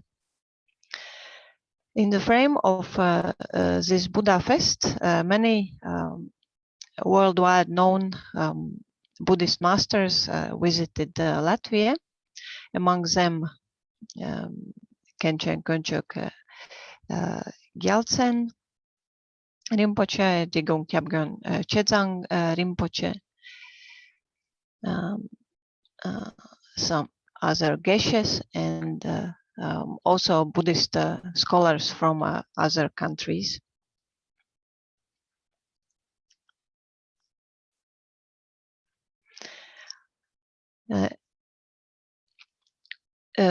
Two prominent Kagyu teachers, Digung Kyabgon Chedzang Rinpoche and Nupa Concha Tenzin Rinpoche, have been to Latvia several times. So I will start with His Holiness Digung Kyabgon Chedzang Rinpoche. He is a holder of 37th holder of Digung Kagyu lineage and 7th incarnation of Chedzang Rinpoche, also the manifestation of Avalokiteshvara. His Holiness leads many innovative long-term development projects in Ladakh, Bhutan, Nepal, and Western countries.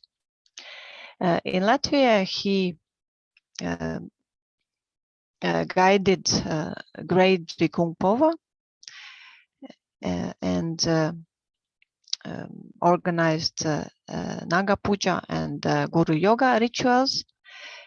He also explains the life and teachings of Jigten Sumgun, essential teachings on bodhicitta, and lectured about methods of healing and purification.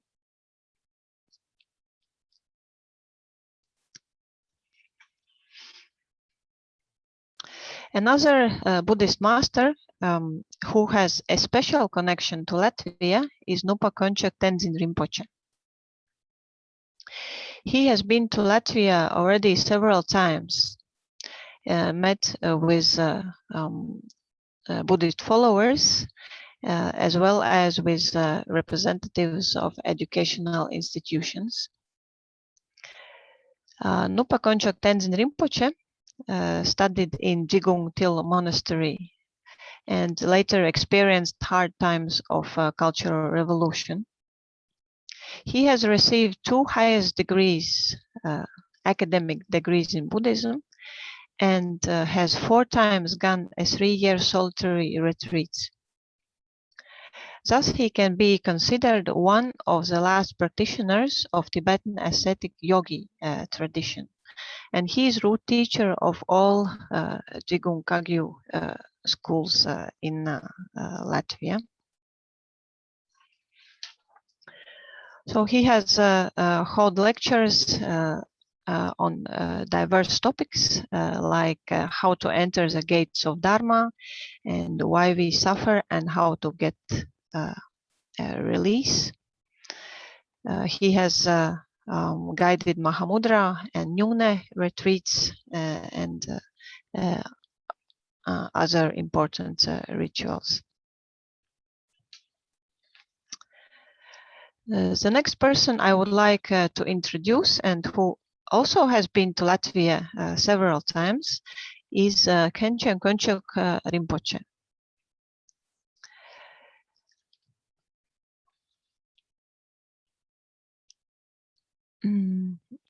He is the only Digung Kagyu master who has received the title Mahapandita, and he has written many books as well as translated many texts into English. So his English is very perfect. And he has established several Buddhist centers throughout the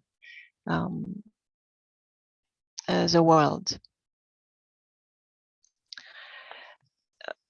In Latvia, he explained text by Jigten Sumgun, Gongchik, the single intent. He lectured about essence of Tantra and Mahamudra, and explained the text by Ngoja-Repa Vajra speech of the essence of the ultimate.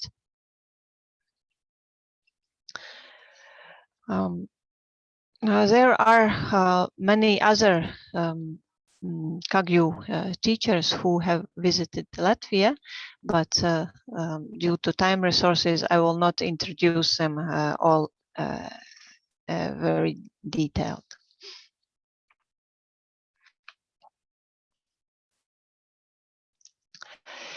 Many Buddhist masters who come to Latvia and give teachings visit a very special place, Latvian Peace and Enlightenment Stupa, which was founded in year 2014.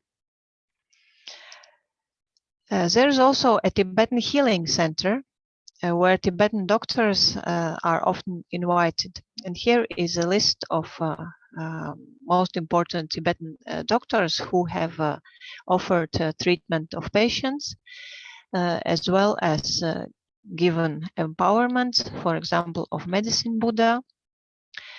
Some of them have lectured about traditional Tibetan medicine and also explained texts of important Tibetan classical masters. Tibetan medicine and healing practice is closely related to Buddhism. And here I would like to quote His Holiness Dalai Lama. Tibetan medicine is one of the greatest legacies of Tibetan Buddhist civilization. It's a system that can contribute substantially to maintaining a healthy mind and a healthy body. Tibetan medicine views health as a question of balance.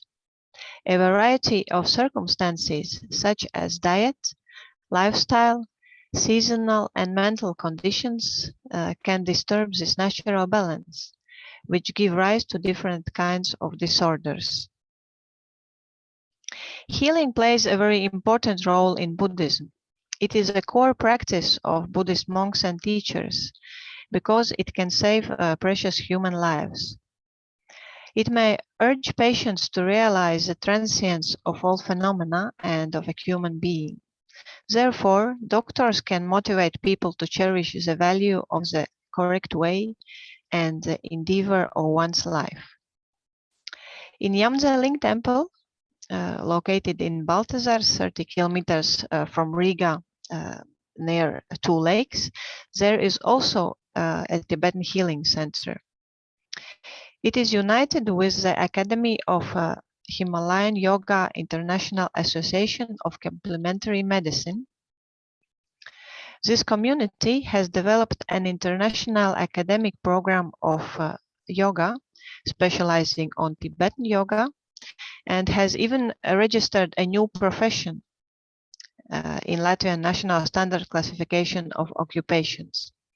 And it is a yoga specialist and yoga master. So prominent doctors and teachers visit this place and offer treatment of illnesses.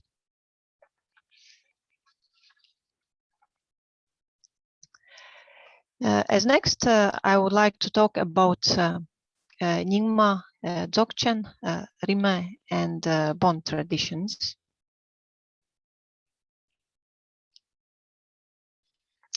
First of all, about Lho Ontul Rinpoche.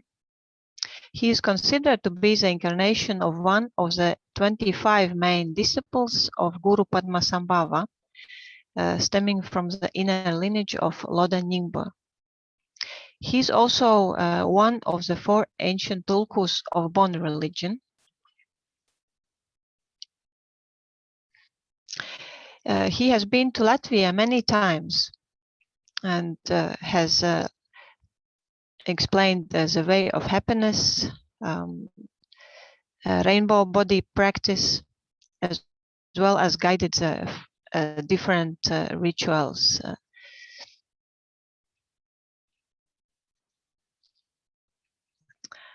The second important master is Dzogchen Ranyak Patrul Rinpoche. who also visit Riga regularly, mainly giving teachings about Bodhicharyavatara by Shantideva, explaining texts by Zapatrul Rinpoche and Mipam Rinpoche.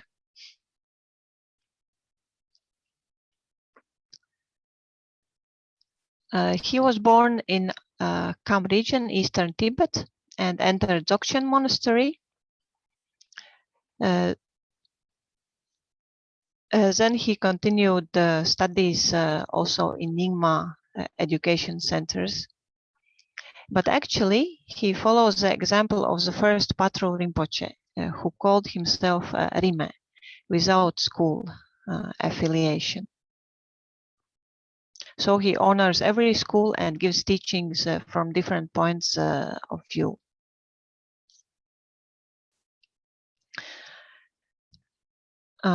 Besides, there is also Lama Nima, who visits Tibetan healing center Sorik very often. He has constructed sand mandalas and treated patients.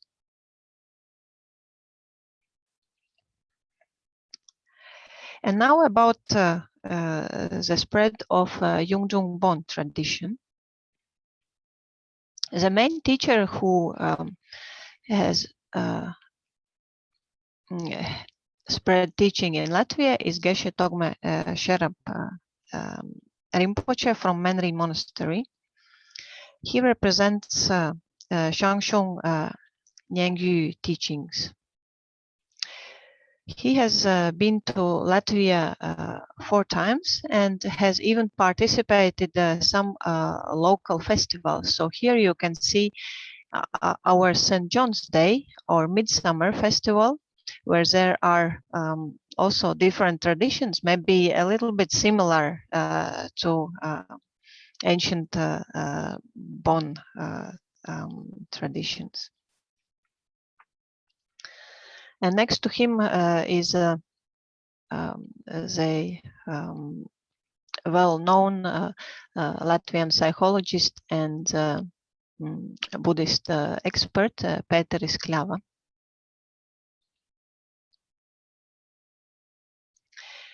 And as last, I will introduce Theravada and Mahayana Buddhist communities and teachers. There have been 4 important masters of Theravada in Latvia. They come from Thailand, Myanmar, and Malaysia. So these are Pa Octavia Sayadaw, Sajalai Susila, Sayadaw Ashin Ottamara Sara, and John Paramai Danisaro. Mainly they held lectures and explained practice of meditation. In the frame of Global Peace Foundation project, a monk, John Paramai Danisaro from Thailand, was invited. He visited Latvia 4 times and held very many different lectures in the public, in different cities, in educational institutions, as well as in Buddhist communities, about Theravada tradition, about his own experience, and he also guided meditation retreats. Huimin Bhikshu came from Taiwan. He was invited in the scope of a project organized by National Library and Asia Research Center. So he gave public lecture, empathy meditation, meditation object, and 4 immeasurables, and he also guided meditation practice. Besides, there is one Japanese teacher, Shodo Harada Roshi, who belongs to Japanese Zen school. He has visited Latvia, also demonstrating Zen calligraphy, and he has guided the Zen meditation practice. It is really a pity that Buddhist schools and teachers from People's Republic of China are fully absent. Although they are very active in China nowadays, but eventually, due to the strict government policy of PRC, monks are really very seldom allowed to give teachings in Western countries. Hopefully, in the future, the situation will change. And I myself have already some connections and have plans of inviting Buddhist scholars and also Buddhist masters from China. Now there is one more possibility to invite them to participate some activities in virtual mode, just like this conference. And perhaps already this year there will be one event in our university where we shall invite Buddhist scholars and masters from China.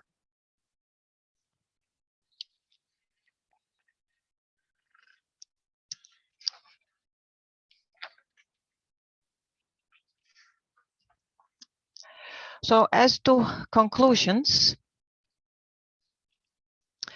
the research shows that very diverse Buddhist Dharma teachings, ritual and meditation practices have been introduced in Latvia. So first of all, there have been public lectures related to actual social topics and to Buddhism values. As next, there have been teachings about sacred texts, sutras and tantras, as well as classical texts have been by Indian, Tibetan and other masters have been commented and explained. Empowerments of Buddhas, Bodhisattvas and Buddhist deities are often transmitted to local Sangha members and sometimes even to a large audience. Besides, ritual practices such as Guru Yoga, Chod, and different types of meditation are known here.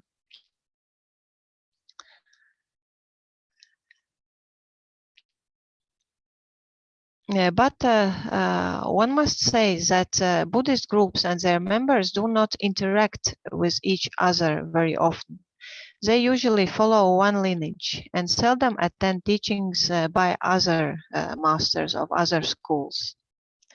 But the larger audience have perhaps heard only about Dalai Lama teachings and perhaps observed the sand mandala construction. So there are different types of people with different types of perception, and I could divide them in 4 groups. Non-believers who have heard about Buddhist events are not specially interested, or maybe they follow another kind of religion, like we have many Catholics, Lutherans, Orthodox Christians, also now Muslims. Then the second group are non-believers who are interested in Buddhism and attend Buddhist lectures and general events. Third group, lay Buddhists who usually prefer teachings and practice of one lineage. But there is also a group of very eager lay Buddhists or local Latvian nuns and monks who try to attend as many teachings as possible. So one can conclude that Buddhist Dharma has been transmitted in Latvia in a large scope. Dharma rain has fallen everywhere and very abundantly. However, people have heard and understood it only partly, according to their abilities and spiritual preparedness. So that is all from my side. Thank you for your attention.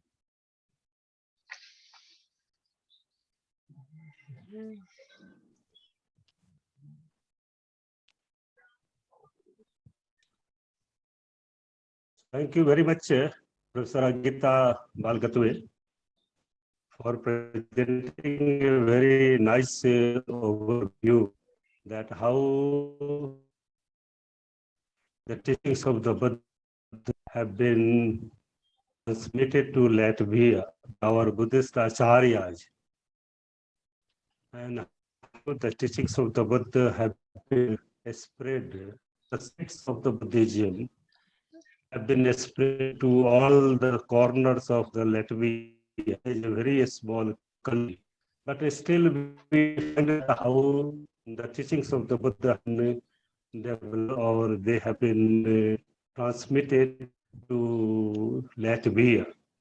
And we have seen how Professor Gite Latvia has discussed more than 16 communities who are involved in transmitting or spreading the teachings of the Buddha.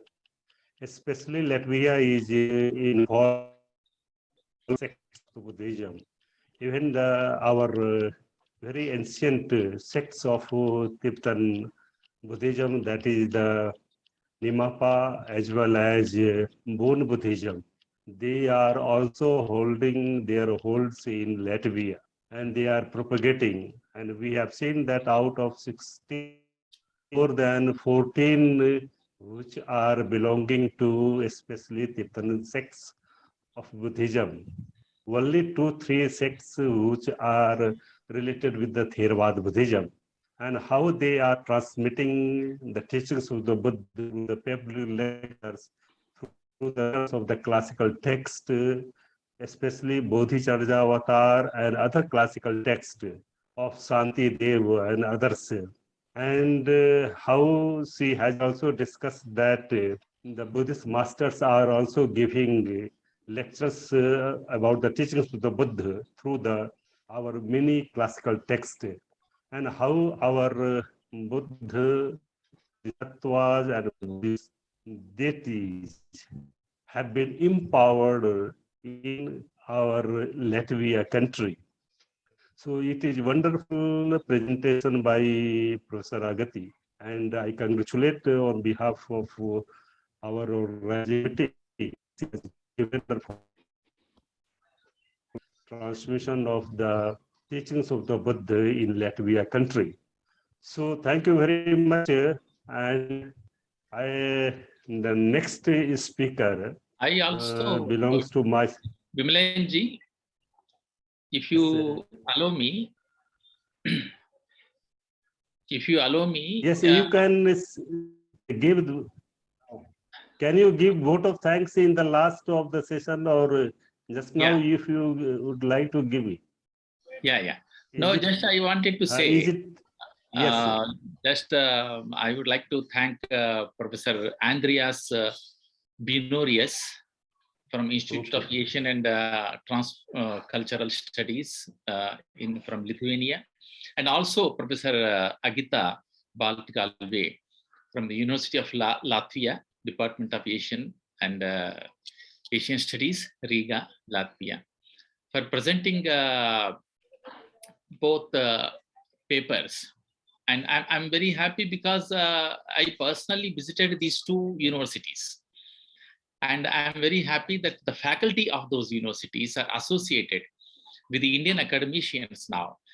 And I think that in India, as we are also deeply engaged in various Buddhist researches, the Baltic state countries are now aware that what kind of activities we are doing, and even though they are inviting Chinese delegations, Chinese teachers, they can also have the good connectivity with India. And in Latvia, they have an Indian Studies Center. Even though it is not much big, but all our Indian scholars are ready to help you and to develop that Indian studies. And also in Vilnius University, they have very good transcultural study institution. So with all the cooperation, I think we had to develop the Buddhist thought and also other studies which are related to Indic studies. Thank you for both of you from these countries. I'm sorry, Professor Vipendra Kumarji, because I am saying now because they may leave the meeting. That is why I said now. And you vote of thanks briefly, I will say. Now you can continue, Professor Vipendra Kumarji. Okay, Professor Vipendra Kumarji is the head of the Department of Pali and Buddhist Studies in Banaras Hindu University, and is very good academician. I'm sorry, I did not say any. No, thank you very much, Professor Ravji. No, thank you. Now you can continue. Thank you very much. Thank you, Professor Ravji. So next speaker is myself, but since my dear Professor Vijay Kumar Jain is present in this first session, and I would like to prefer to present myself in the end of this session. So I would like to request our Professor Vijay Kumar Jain, who is the senior most professor and just retired from Central Sanskrit University, Lucknow. He was head of the department there also, and he was principal of Rashtriya Sanskrit Sansthan, Lucknow campus also. And he retired as a director, Central Sanskrit University, Lucknow, and he is going to present of a very interesting paper, a spread of Tibetan in, a spread of Sanskrit language and literature in the spread of teachings of the Buddha. So I request our Professor Vijay Kumar Jain to present his paper. Professor Vijay Kumar Jain sir. Thank you, Professor Bimlenji. Yes. For giving me opportunity. And also thanks Professor Raoji and Bhante Dhampriyaji for giving me the opportunity. Myself, Vijay Kumar Jain. My paper title is an Important Role of Sanskrit in the Spread of Buddhism. Theravada and Mahasangik compiled Buddha Vachan separately due to the division of Second Buddhist Council. Theravada compiled in Magadhi and Mahasangika choose Sanskrit language for the compilation of Buddha Vachan. Vinay literature of these two traditions. Can you increase your volume? You can also use earphone if possible. Okay. Because we are hearing thoda kam sunai pad raha hai.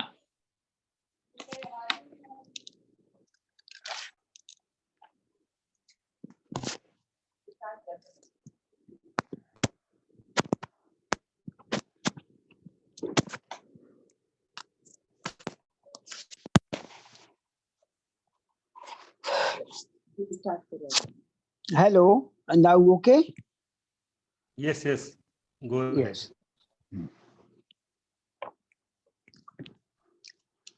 I am saying that Theravada compiled in Magadhi and Mahasangika choose Sanskrit language for the compilation of Buddha Vachan.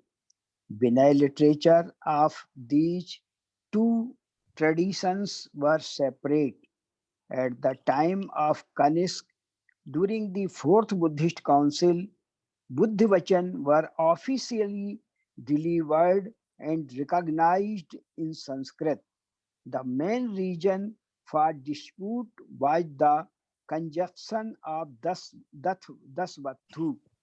Initially, the dispute was because of Vinay, and later the concept also diverged. Geographically, one sect was in South Asia, in Sri Lanka, Thailand, and Burma. The second sect, Mahayana, was North Asia, in Tibet, China, and Nepal. In the split of Sangha, Vajji was an important role as local influence. In the fourth Buddhist council, Sarvastivadi was given major importance. Sanskrit language play an important role in the promotion of Buddha Vachan in the national and international level. The respect and position of Sanskrit should be similar to the Pali language in the promotion of Buddhism. Sanskrit has been considered a part of Vedic culture and not of the Buddhist culture, whereas only with the exception of one sect, Theravada, all the sects are preserved in Sanskrit language. The Mahayana Sutras comprise of hybrid Sanskrit, whereas the Kavya and logic literature is pure and classical Sanskrit. Buddhist Sanskrit literature is very vast, and the one which is available to us is like a drop in the ocean. The Sanskrit transcript received from China, Tibet, Nepal, and Mongolia hold national importance as it is beneficial for social economic reference. The traditions, except the Theravada, are preserved by Vasu Mitraj. Bhavya and Vinit Dev help in spreading it further. Ashwaghosa, a contemporary of Kanishk, was a poet and philosopher. His contribution is valuable in the development of Buddhism and Sanskrit literature. His period is considered after Valmiki and prior to Kalidas and Vas. He had a great impact on poet Kalidas in his literature. He emphasized on the Buddha devotion bhakti. Mahayani teachings were procured 200 years prior to his text.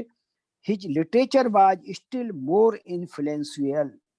Ashwaghosh was a great poet, scholar, acharya, logician, and a respected Buddhist monk. He has composed two epic poetry and three drama, which was found from the Middle Asia with the efforts of Silva Levi. In Buddha Charit, there is a captivating and authentic narration of Buddha's biography. This is informed in the 28th chapter by Chinese and Tibetan source, but only 17 chapters are preserved in Sanskrit, out of which 13 are considered authentic. It was studied and chanted in all parts of India in the country of the South Sea. There is a narration of India's methodological tradition along with Buddha's biography. A description of Shakya philosophy and pre-Buddhist philosophy can also be witnessed in Buddhacharitam. In the epic Saundrananda, the description of Buddha's cousin Nanda is interesting.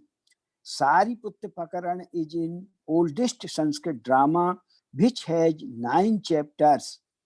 Gandhi Stotra Gatha is a lyric which has 29 gatha and is written in Sragdhara Chanda. The characteristic of Vaipulya Sutra is that it is in prose and verse. The language of prose is classical Sanskrit, and there are many such words which are different from the words of Shruti and Smriti tradition. The words of Lalit Vistar have similarly with the Mahabhyutpatti text.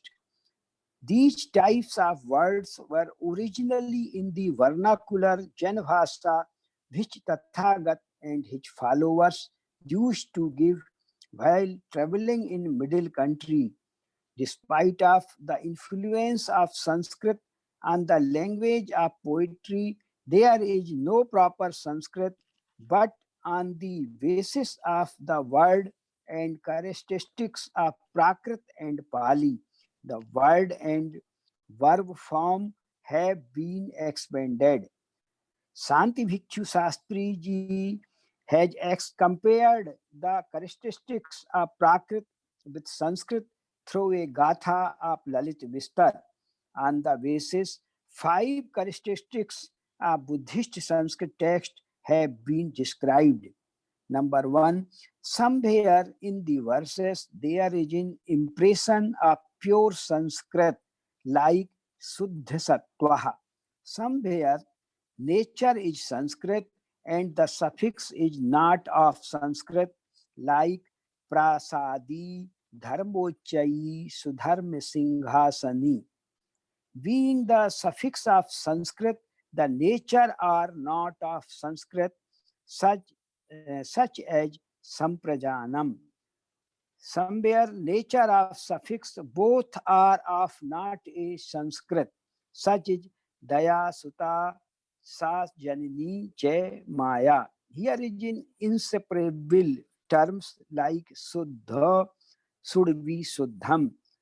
Viparyas paradox is also visible, such as mata, pita, putra, cha,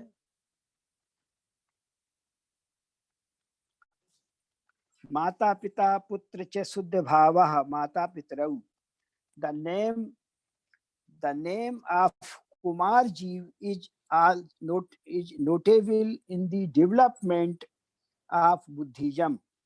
In China, their time is considered from 344 AD to 413 AD. When Kumarji visited China in 405 AD, the king of Sing dynasty from China honored him. He translated more than 300 texts. A new era started in China from the view of Buddhism. He had more than 300 disciples. The main texts which Kumarji translated are Mahapragya Paramita शास्त्र, सत्य शास्त्र, सुश्रावत्स्यामृत व्यूह, सद्धर्म पुंडरीक सूत्र, प्रज्ञा पारमिता सूत्र, वज्रच्छेदिका प्रज्ञा पारमिता सूत्र. Kumarji had an important contribution through these Sanskrit texts. These were translated in Chinese, Parmarth, Bodhiruchi, and Yuan Chuang. These Acharya have translated Vinayavadi text in Chinese language. There are 275 folio jilds found which are translated by Parmarth. Bodhruchi promoted meditation. Yuan Chuang was not only a translator but also a literator. Following texts are important in Yuan Chuang translations: Mahapragya Parmita Sutra, Madhyant Vibhag Shastra, Hetu Vidya Nyay Pravesh Shastra, Vajrachedika, Mahayana Samparigrah Sutra, Abhidharma Nyay Sutra, etc. In the Chinese translation of Sanskrit text, there is a major contribution of Chinese travelers. In the 7th century, when Europe was in the Dark Age, India and China were leading in intense political and religious life. This was possible with the special contribution of Fahian, Yuan Chuang, and Itsing. Manjusri Mulkalp and Guhi Samaj are ancient Tantra texts. This Chinese translation was compiled between 940 AD and 1000 AD, and Tibetan translation in the 11th century. Reference बौद्ध धर्म के विकास का इतिहास. Govind Chand Pandey believed in the reference of Taranath, stating that the practice of Tantra remained secret for 300 years.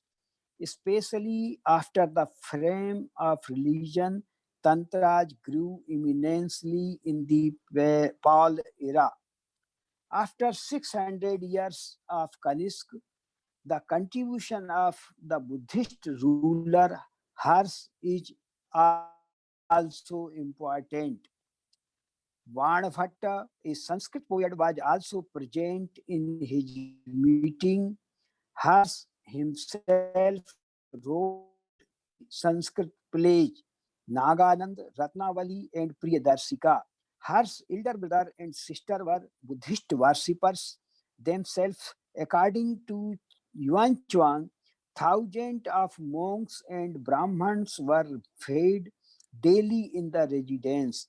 During the reign of Hers, the Chinese traveler Huan Xuan had traveled to India between 630 and 644 AD.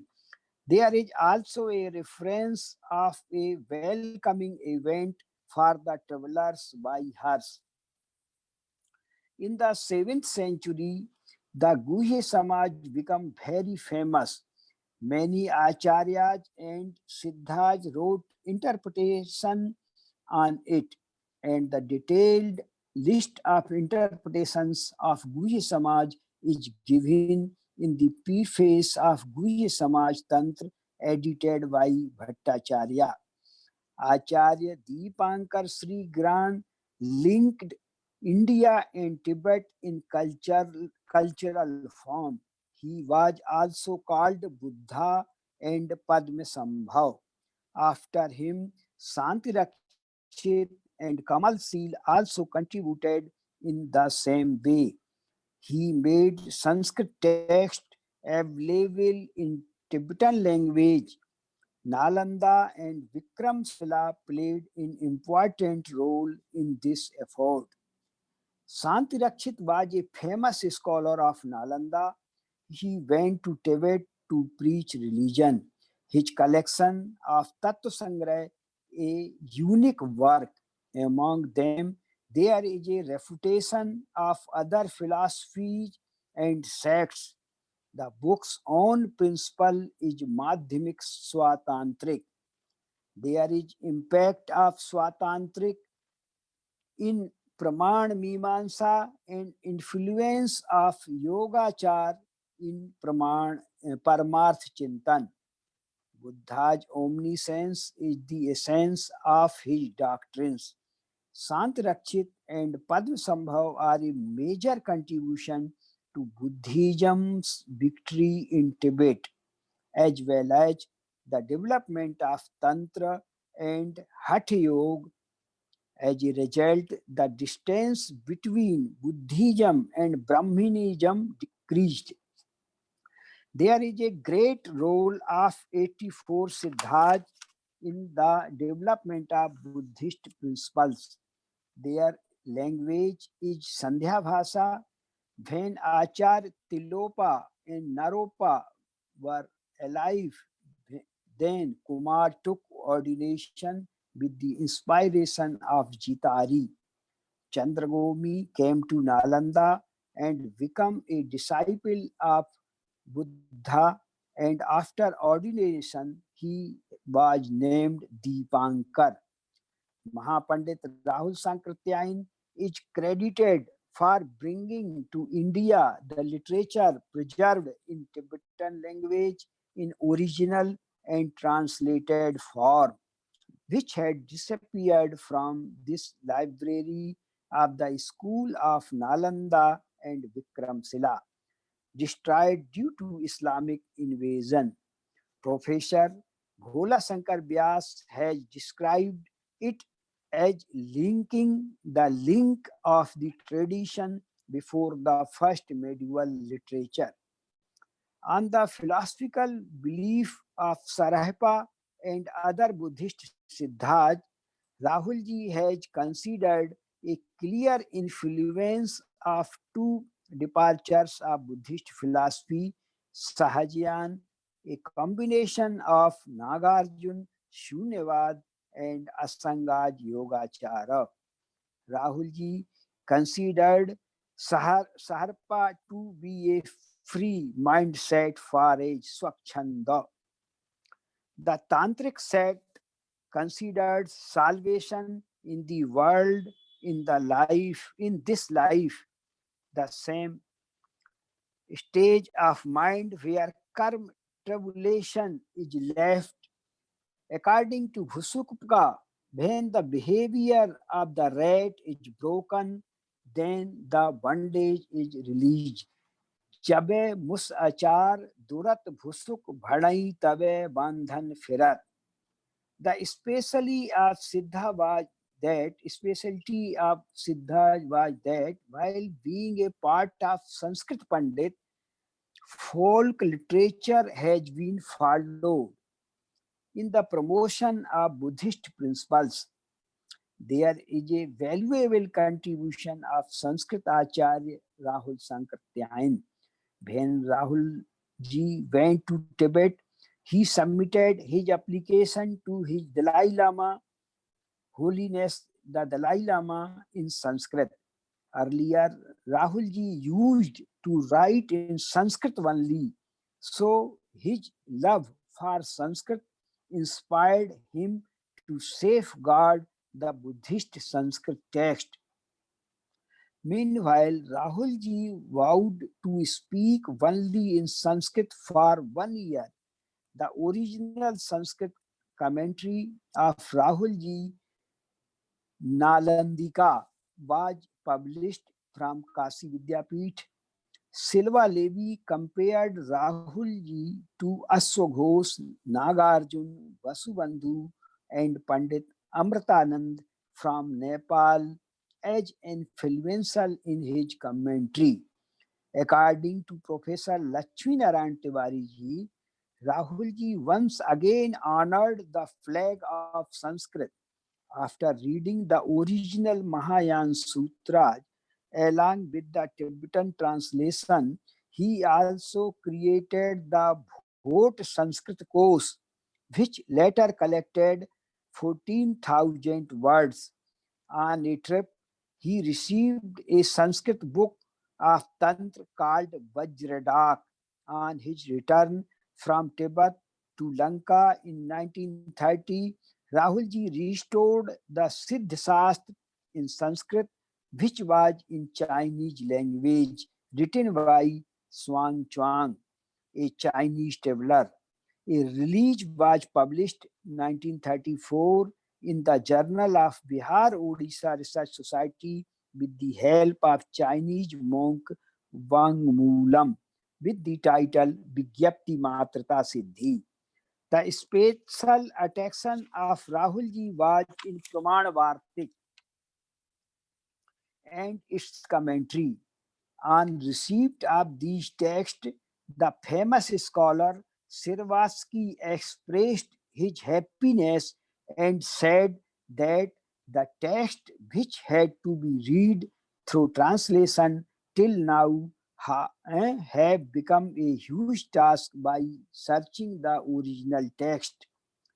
Dharmakirti is considered to be the Kant of India. On receipt of these texts, Sirvatsky decided to travel to India. The detail of the books received from the trip to Tibet are published in Journal 21 Part 1 and Volume 24 of Bihar Odisha Research Society. Rahul ji has given a proper place to Pali period and Prakrit period in his book Sanskrit Kavyadhara from 1959 to 1961. Rahul ji was the teacher of philosophy in Sri Lanka Vidyalankar, in which his entire study was done in Sanskrit. Bhadant Sri Pragya Kirti used to translate his speech into Singli language. Rahul ji tried to a lot to find the set of Praman Samuchay, but did not get complete success. So he wrote that to find it, one will have to be born again. Similarly, the text of Tark Jwala has not been found even though it is mentioned in the Diary of Tibet. The detail of the Sanskrit text received from Tibet are the subject of independent research. The purpose of mentioning it here is to tell the influence and medium of Sanskrit in Tibet Buddhist philosophy. B.H. Hudson lived in Nepal from 1833 to 1843 AD and collected literature which was handed over the manuscript to various organizations. 86 Pothi to the Asiatic Society in Bengal, 85 Pothi to Royal Asiatic Society, 30 Pothi to the Indian Office of London Library, 7 Pothi to Wadlin Library of Oxford University, 74 Pothi to the Asiatic Society. These Pothis were found in Nepal as it was the route to Tibet. Source बौद्ध धर्म संस्कृति एवं साहित्य edited by Ramshankar Tripathi. Now conclusion. Sanskrit grammar also has an important contribution in the Pali grammar tradition. Grammar Shastra is helpful for understanding the Buddha's word properly. That is, it is helpful in understanding grammar well and attending Paramarth. That is, according to the Pali tradition, the goal of grammar is in line with the Buddhist Nyaya. As the popularity of Buddha's words increased and Buddhist teaching become widespread, the spread of Buddha's words also spread in Sanskrit, the widely national language of that time. It is generally believed that the transmission of Buddhist thought in each Pali language, Lord Buddha forbade to keep his words safe in the Chanda in order to keep in Sakaya Niruttiya, meaning to collect the Buddha words in their own language.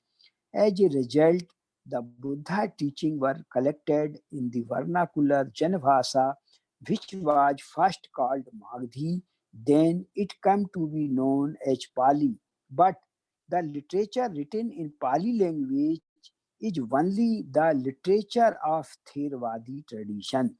It is certain that the monks in the Sangha were well versed in the Chandas. Only then few of the monks wished to preserve the Buddha teaching in Sanskrit. On the occasion of Sanghved in Second Buddhist Council, the Mahasanghikas decided to store the Buddha's word in Sanskrit. After the Second Council, the Sangha was divided into 18 sects till the Third Council. During the time of Asoka, king, the Third Council was presided over by Moggaliputta Tisre, considering Theravada as the main one. Its Tripitak was collected, which was in Magdhi language and was sent to the monks in different places. In the third Sangiti, other sects were neglected except Theravada, as a result of which the developed form of the neglected sect can be called Sarvastivadi Sangiti in the fourth Sangiti. It was under the leadership of Upgupta and Ashoghosh in the Buddha Vachan were compiled completely in Sanskrit.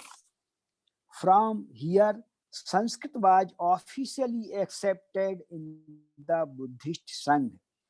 The way Buddha's words were propagated and disseminated through Magdhi language in the Third Council, similarly in the Fourth Council, in organized efforts was made to propagate and spread the teaching of the Buddha through Sanskrit.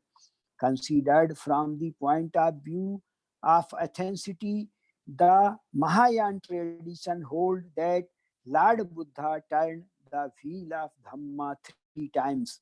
The first turning of the wheel is related to the Theravada Pali tradition. The second and third turning of the wheel is related to the Mahayana tradition. The entire literature of the Mahayana tradition is in Sanskrit, some of in pure Sanskrit, and other are Gatha Sanskrit or Buddhist hybrid Sanskrit. The Sutra literature of Mahayana is vast. Among these, 9 Vipul Sutra have special recognition. The literature of Sarvastivadi, who are called Hinayani, is also in Sanskrit. In the Sanskrit text, the main acharyas who promoted Buddhism are Hars, Aswaghosh, Nagarjuna, Buddhipalit, Bhav Vivek, Asanga, Vasubandhu, Dignag, and Dharmakirti, etc. There is a great tradition of their commentators. Their texts are in standard Sanskrit. These acharyas spread the thoughts of Buddha in all directions through Sanskrit. Aswaghosh, a contemporary of Kanishka, was a great Buddhist poet and philosopher. His teachings were studied and respected in India. It was on the basis of Buddha once that the public was familiar with Buddha. Nagarjuna, who was a contemporary and friend of the Satvahan king Yagyasri Gautami Putra 166 to 196 AD, introduced Madhyamik philosophy. There is a Madhyamik Karika text of 27 chapters, and 400 Karika was very popular in India and Tibet. Huanchuang has mentioned 4 sons: Aswaghosh, Kumarlat, Nagarjuna, and Aryadev.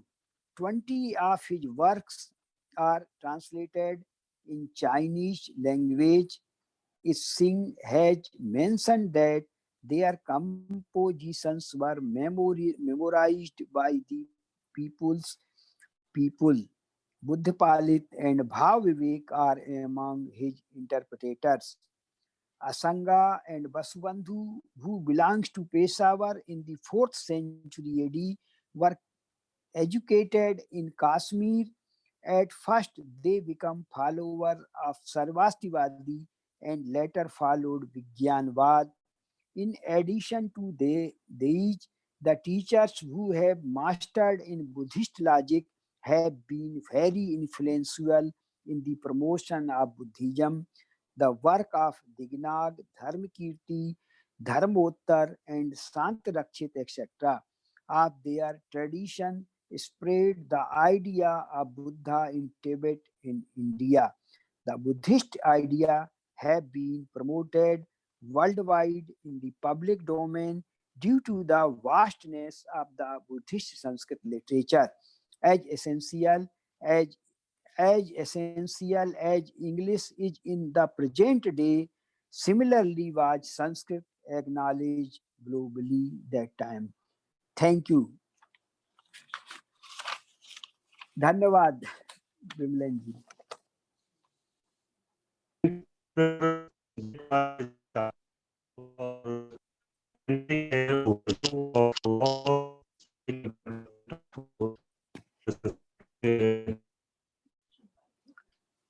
Hello, microphone is not proper. We could not hear properly.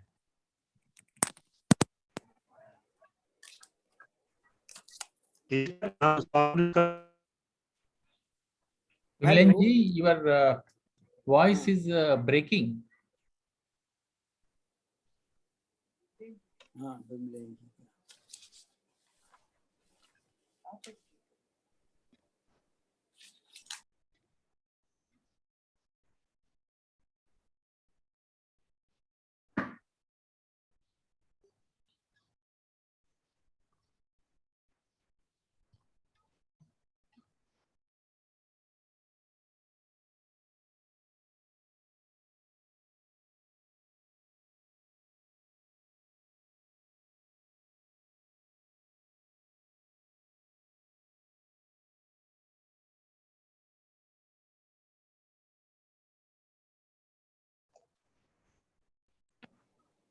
Hello, Bimlenji.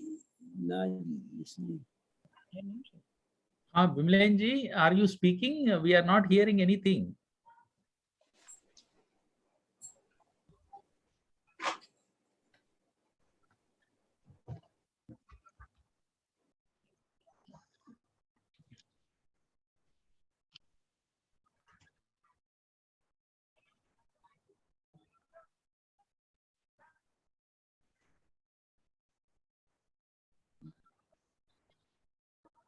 Bimlenji, can everybody is hearing or I am not hearing?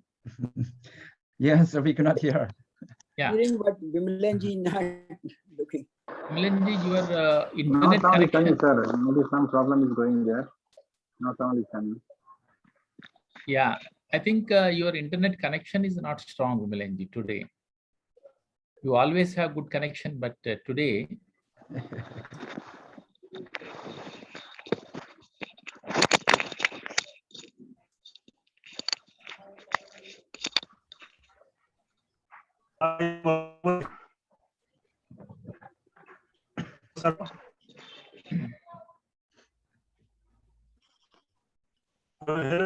Everybody, I am audible or not? Sir, sound is not clear, not very much clear. Hello. Not clear. Some kind of blinking is coming. I don't know what problem is going. There is an internet problem here in our university. Okay, sir. Okay.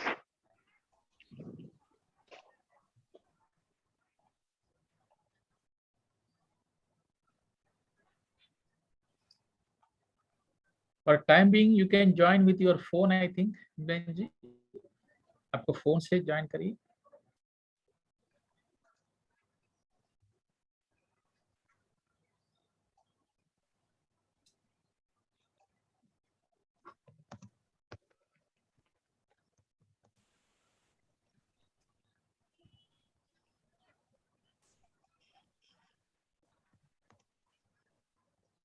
Yes, I am audible. Yeah. No. But your voice still breaking. Sound is not coming.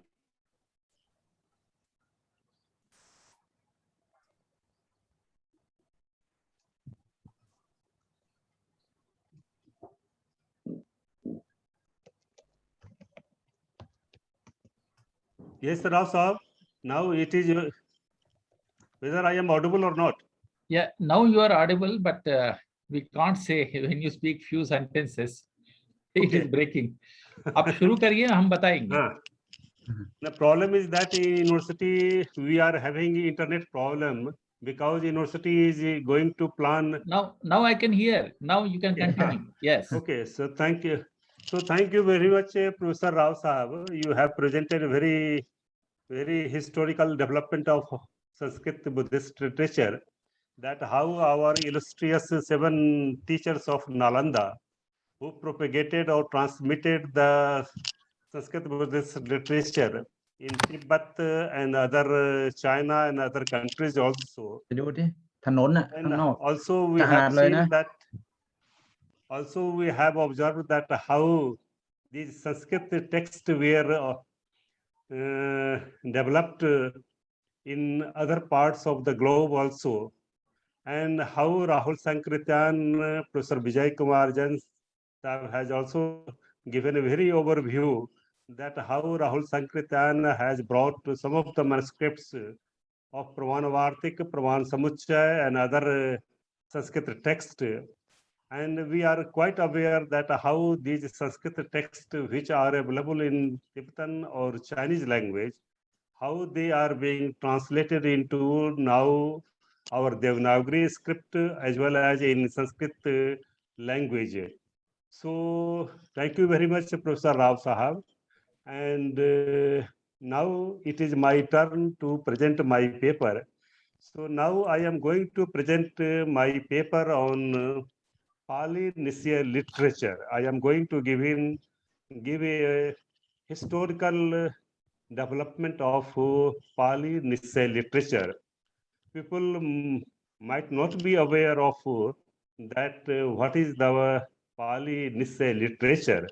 But in a very brief lecture, I am going to present that how our Buddhist thoughts, which were transmitted at the time of Third Buddhist Council to the different parts of the world, and how the teachings of the Buddha were transmitted to different countries, and how the different countries have adopted Buddhism and the traditions, customs, and their language, how they have assimilated Buddhism in their own different countries.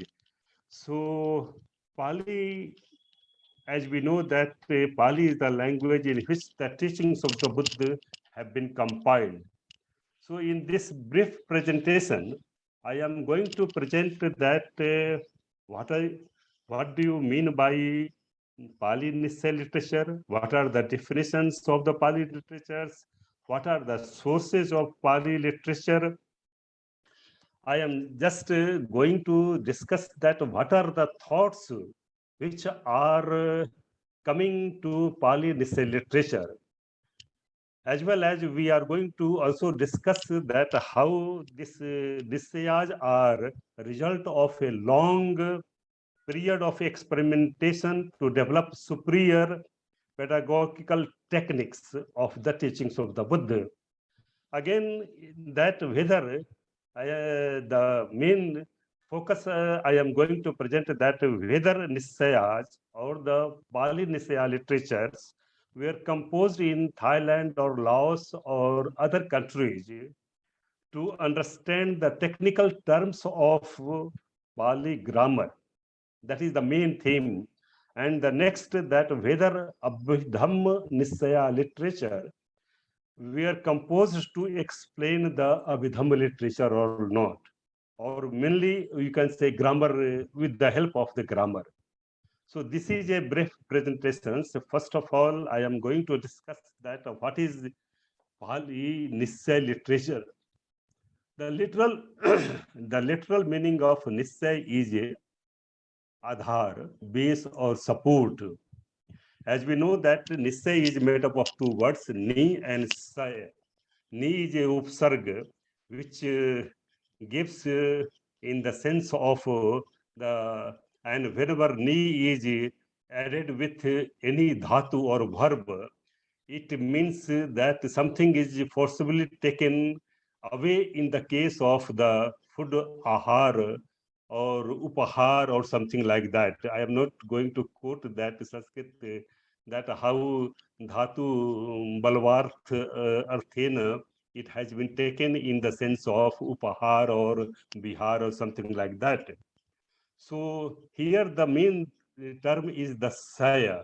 Saya means that which leans on. The literal meaning of saya, and sayati also that which slips, but here it is in the sense of sayati, that is the saya, that the literatures which are leaning on the Pali text, this is called as Nisaya. Nisaya literature are those literatures which are vernacular compositions composed by our venerable monks and the teachers of the monastery for the sake of understanding the Pali text to his fellow monks staying in the monastery. So that was the main thing actually is developed in Thailand and the Laos, and in some of the parts of the Myanmar also. This Nisay literature was developed, especially in the 15th century and the 16th century. We are having that how the Nisay literature were composed by our venerable monks staying in this monastery for the sake of the newly ordained monks who were admitted in the monasteries or viharas to go through the teachings of the Buddha, the Tipitaka, and how they can understand the technical terms of the teachings of the Buddha available in Sutta Pitaka, Vinaya Pitaka, and Abhidhamma Pitaka. So that was the main and the technical terms how they have been defined. This is the main thing which have been defined. And Oscar on Hinever, he has defined that Nisaya literatures are those literatures which are mainly lean on the Pali text. So especially the literature which are discussing the technical terms of the Pali text, they have been composed in vernacular languages of the countries Laos or the Thailand. So I am going to give a very brief description of all these literature in a very brief manner, and what are the techniques, pedagogical techniques to compose and define the technical terms of our Pali text. I will give you some of the examples in the end also. In a very brief manner, that Pali Nisaya literature is that type of collections of the peculiar vernacular notes composed and used by our venerable Buddhist monks in northern Thailand as well as in Laos in between the 16th century and the early 20th century. We are quite aware of Pitak literature, canonical literature, Anupitak literature, Atkatha literature, Niti literature, narrative literatures, Vans literatures. But we are aware of Nisaya literatures. So I will give you very brief that how our Buddhist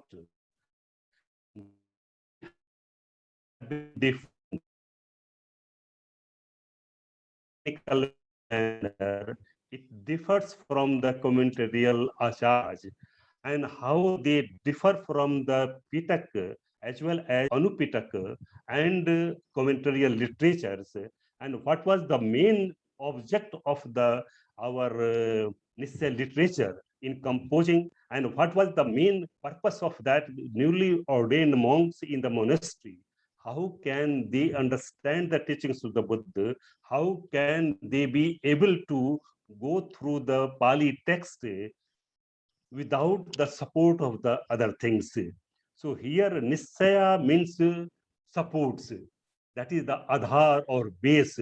Those technical terms which have been defined by our acharyas in the monastery, they became the supports or the, you can say, Nisaya, as well as they became the Adhar for understanding the teachings of the Buddha in our Pali, in the monastery of the Laos, or as well as in Thailand also.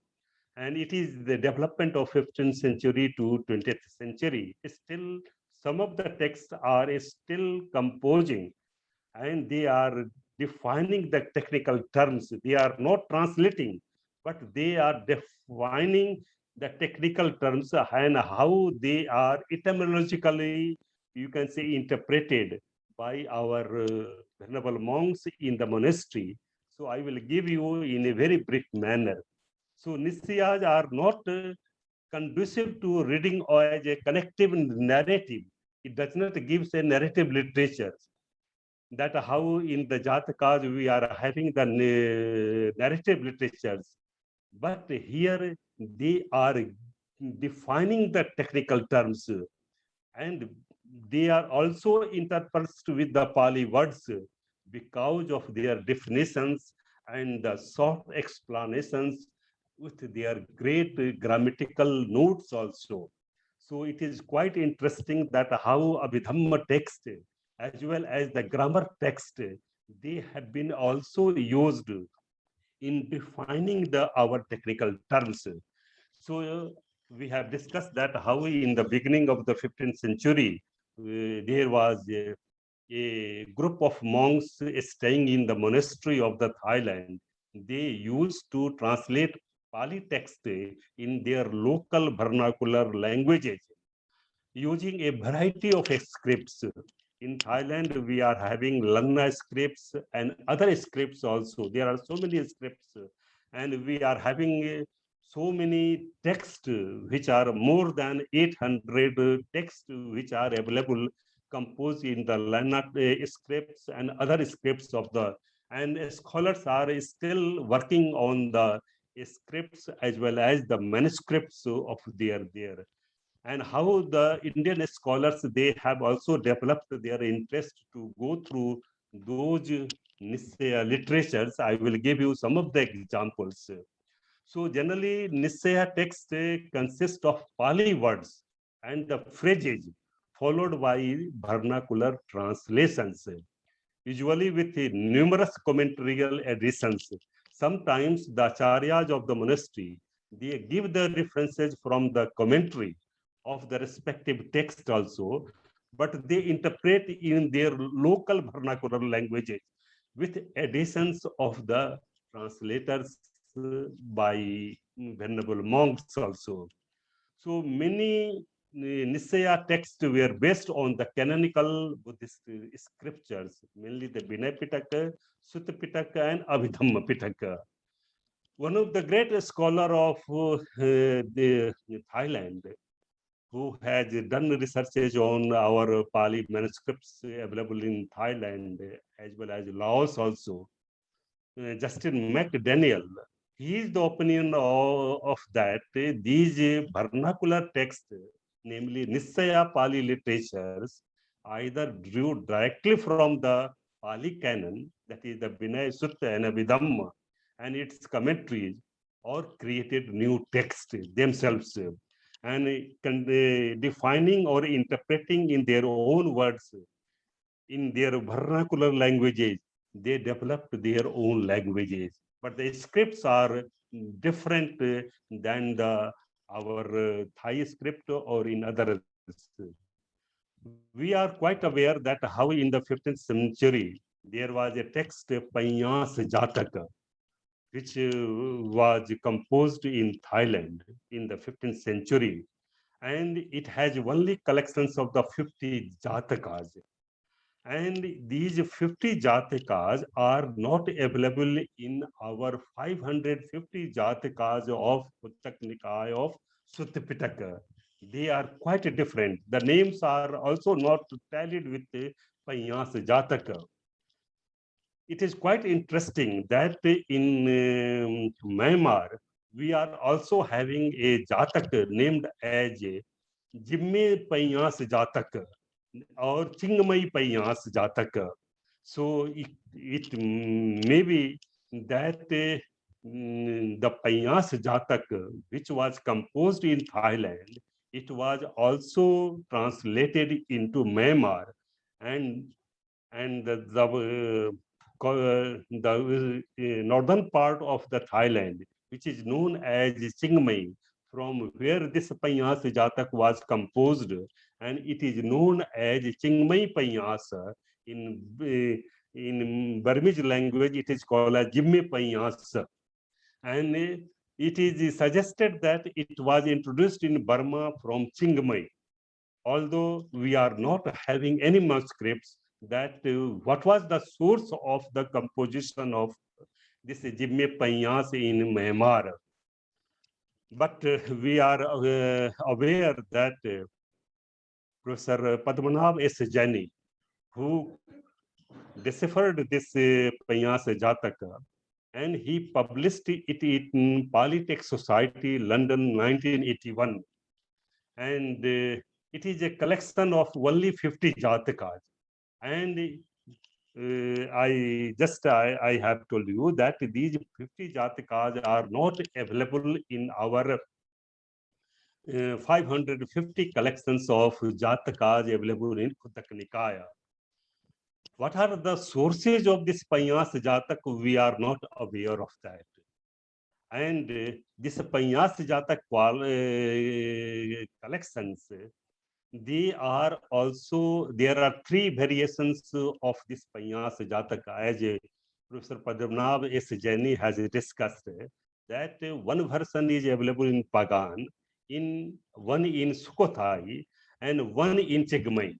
So there are 3 versions of the Panyas Jataka, and we are not aware that when and where the first collections to bear this title was compiled or unknown.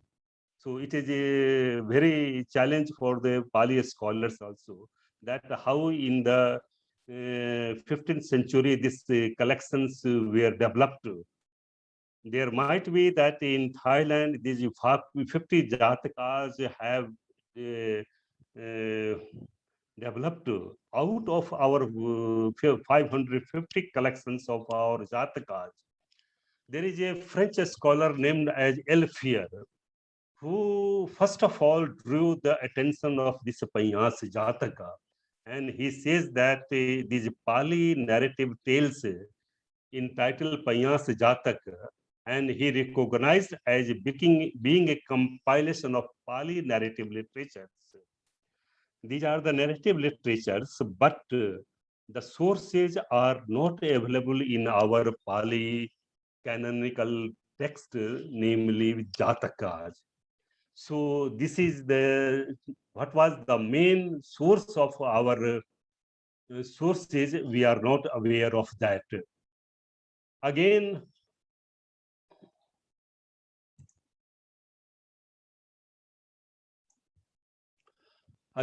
that Elfier reported that there were at least 3 recensions of that. One is also available in Cambodia, one in Siam, and one in Burma. So J. Finot, he is also a very good scholar on Thai Buddhism.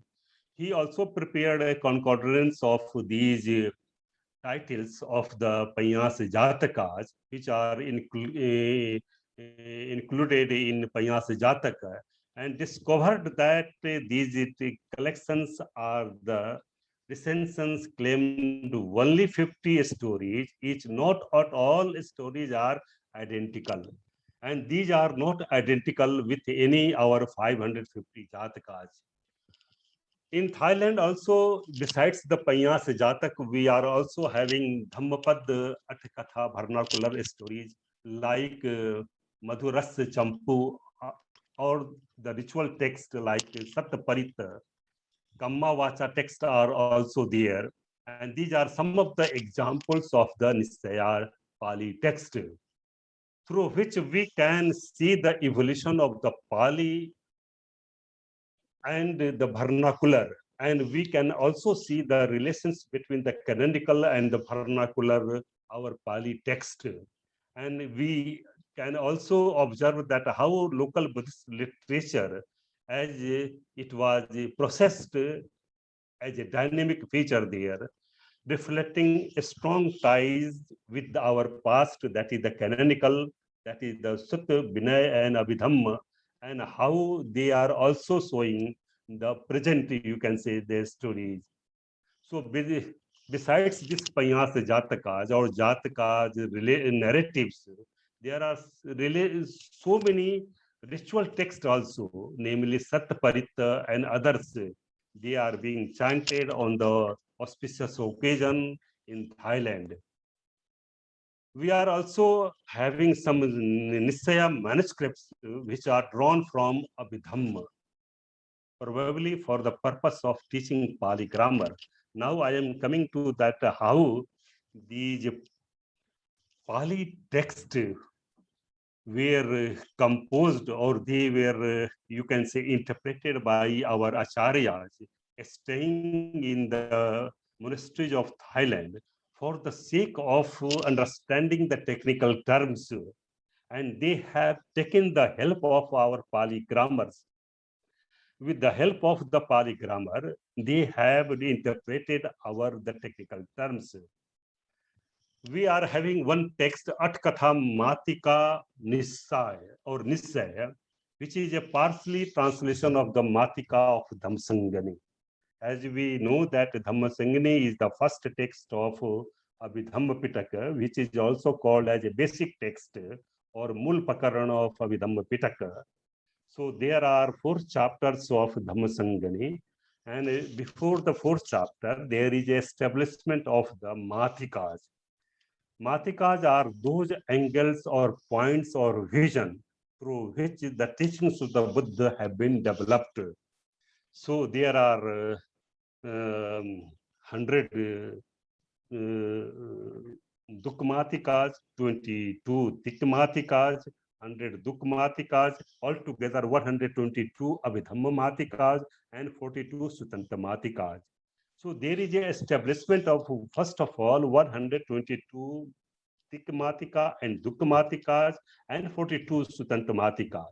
So here in Atkatha Matika Nissai, first of all, the Venerable teacher has discussed about the Matikas, and he has interpreted that how the Tikmatikas, if you understand it very properly, then you can understand the other text of Abhidhamma Pitaka, namely Vibhanga, Dhatu Katha, Puggal Payati, Kathavatu, Yamakana Patthana. So this Atkatha Matika Nissai is not simply a vernacular sub-commentary or a straightforward translation of the Athsalini Ath Yojana. And we are quite aware that on Dhamma Sangani, the first book of Abhidhamma Pitaka, there is a commentary written by Acharya Buddha Ghosa, Athsalini, in which the technical terms have been defined by Acharya Buddha Ghosa. Again, in Thailand, in the 14th century, by Venerable Yarnikitty, there is another commentary which was written on Athsalini, named as Athsalini Ath Yojana, which has been published by Sampurna Sanskrit University and edited by our Professor late Ram Shankar Tripathi ji. So in Athsalini Ath Yojana, he has also discussed some of the technical terms which have not interpreted in Athsalini itself. So Atkatha Matika also takes the help of the Athsalini as well as Athsalini Ath Yojana, and he interprets the Acharya in a very different way. And he gives a very overview of the Matikas also. Not all the 22 Tikmatikas or 100 Dukmatikas, but he has taken some of the, you can say, Matikas, and he has taken the help of the grammatical. I will give you one or two examples that how he has interpreted the things. The main purpose of the Yanikati of Athsalini Ath Yojana to interpret the technical terms which are not available in Athsalini, but in Atkatha Matika Nissai, it was only to identify grammatical compounds in the Dhammasankani. That how this Vipaka or Vipaka Dhamma or Vipaka Dhamma, how this is the Kammadhara or Bahubirhi, and how the Vipak has come, what is the etymological derivation of the Vipaka. In the Atkatha Matika Nissai, the composer has given a very detailed manner explanation of that term.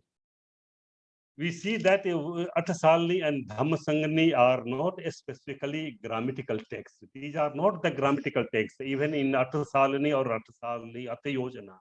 But the Nissay uses this text as a matrix or the Matika on which the grammatical lessons are based. Now, the Acharya has given the grammatical lessons on these Matikas itself to understand the newly ordained monks, that how they can be able to go through the text by themselves, not by the other teachers. By understanding the technical terms which have been given with the help of the grammatical sutras, they can understand the text of the Dhammasangani or Athsalini. So these lessons are important to teach the audience how to identify the terms, technical terms. These lessons are important to teach in the sense that newly ordained sense, they can be aware of all the Tikmatikas, and they have given in a very repetitive style also.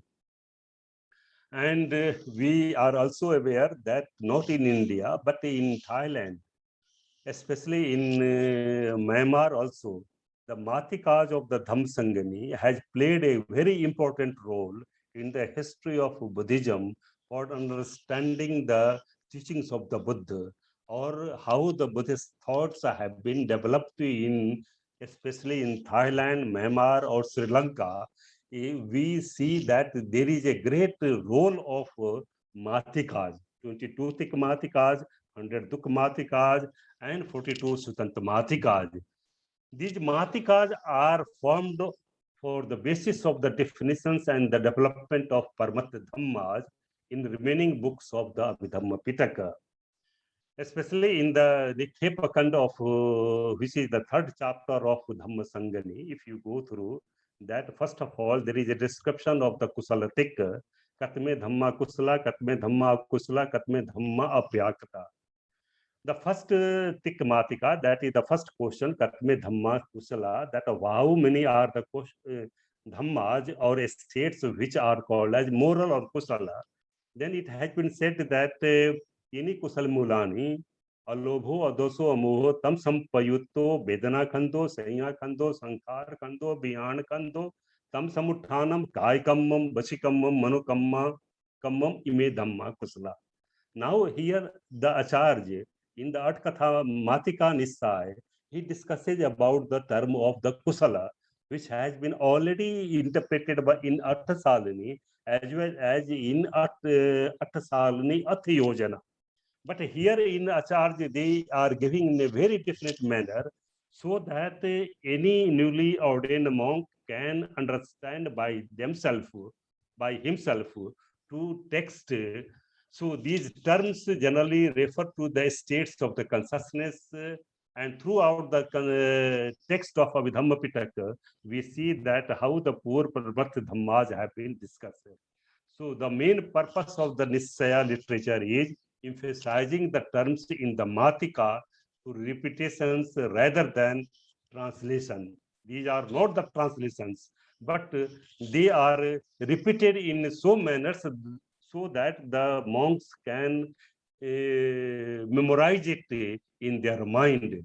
And since they are the technical terms, they can be memorized by themselves. There is another text which has been written on such a Sankhepa. We are also aware that there are 9 manuals of Abhidhamma, like Abhidhamma Avatar, Paramattha Vinachya, such a Sankhepa, or Namachar, Deepak, Nam Rupa Paricheda, and others. There are 9 manuals which have been written on Abhidhamma, and there is one text which is called as a such a Sankhepa written by Chol Dhammapala. So there is another Nissay text named as such a Sankhepa Nissay. It is mainly on grammatical text, and it is the few of the Nissaya literature which follows its source text. And in such a Sankhep Nissaya, here we find that the Acharya has taken the help of the such a Sankhep text. But in other texts, we are not finding any source of the text that what was the main text in that Katha Matika Nisai. Some of the technical terms we are finding and correlating with the Attasalini and Attasalini Athayojana, but some of the technical terms are not we are traceable that what are the main sources of that. Justin McDaniel is of is of the opinion that Nissay used for the instruction of the Pali grammar or the translation of the Pali grammar text. So here see that how the Abhidhamma texts were used for teaching the Pali grammar text, and largely these Pali grammar texts are found in Laos also, but few of them are also available in Myanmar and our Thailand also. But most of these texts, Pali grammar, which are helpful for understanding the Abhidhamma text, they are available in Laos. Further, it is said that narratives and the ritual text tend to be most prevalent, and there are occasionally Nisaya text on the abbreviated Pali verses or Pali Matikas from the Abhidhamma, whether it is Tik Matika or Abhidhamma Matika. Moreover, two manuscripts with the same title which have been copied around the same time and are often completely very different. It is interesting to note that these narratives are ethical, grammatical, and ritual translations, and they cannot be read as a canonical text. So these texts which have been composed, they cannot be read as a connected text. Whatever it has been said in the Attasalani or Dhammasangani, they cannot be connected with the Attakatha Matika Nisaya, or such a Sankhep Nisaya is not related with any way or connected text with the such a Sankhep Nisaya also. So, but these translations encompasses many of the services most commonly associated with our commentaries, because the acharyas who have gone through the commentary text based upon the commentarial traditions, they have also interpreted their some of the technical terms of the canonical text. So repetitive styles of the commentaries, even in the canonical text, like in Dhammasangani or Vibhanga, we see the repetitive styles of the teachings of the Buddha.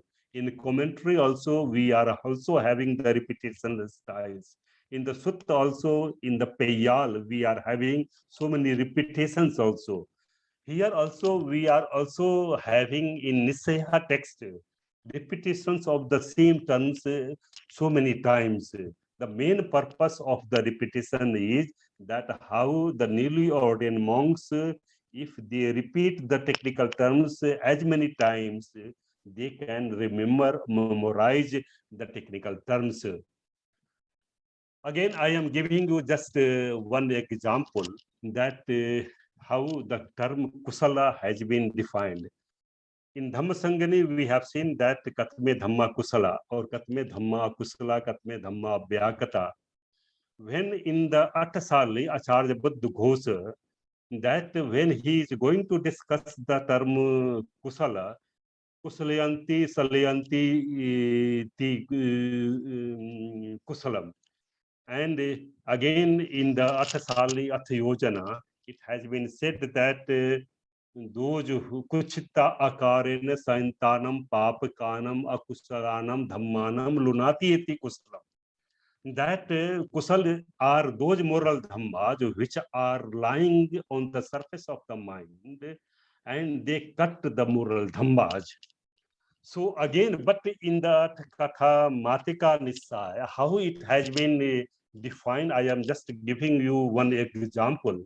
That here Vaparo Nayo Ye Akusala Kuchitena Akarena Sabhavena Sayanti Pavatanti Ititi Akusala Kusa Kubbubbati Saye. So now how it has been defined that the word akusal is formulated from ku. So again, the acharyas of the monastery of the Thailand, how they have interpreted it. Suppose there is a term kusala, kusala. Ku is the kuchita akarena, kuchita akarena, sa, that is the sayantanam, sayanti. Kuchita akarena sayantanam lunati, law, that is the lunati.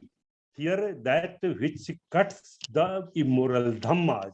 So in that way, that ku as a first member with the root si or saye, in the sense of saye, it has been defined for understanding the technical terms to the in newly ordained monks.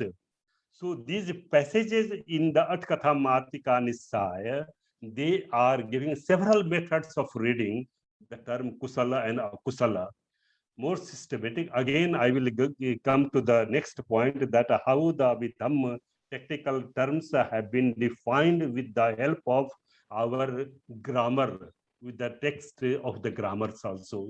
We'll discuss Vimalenji, it. Yes, thank you very much. And now I think you have to conclude.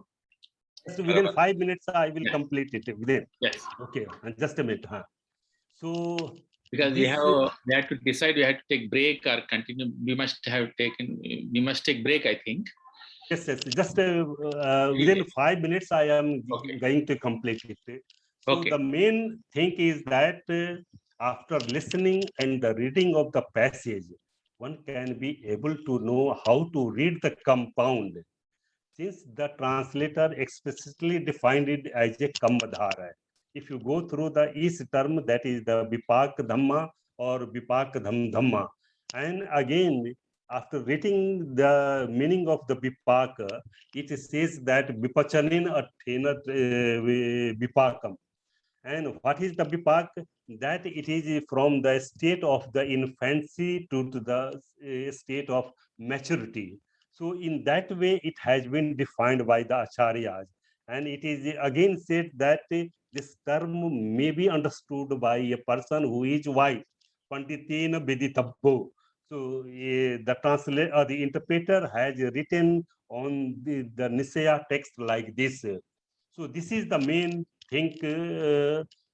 Now I'm coming to the last point, that how some vernacular translations left Pali words and the phrases from the source text. They do not simply provide vernacular glossage for the Pali words, but actually write the Pali words is seen clearly by focusing on what I is called.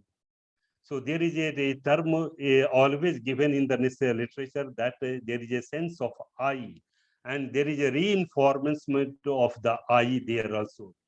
So certain Pali words are consistently glossed in Nisayas, even though their gloss must have been commonly known.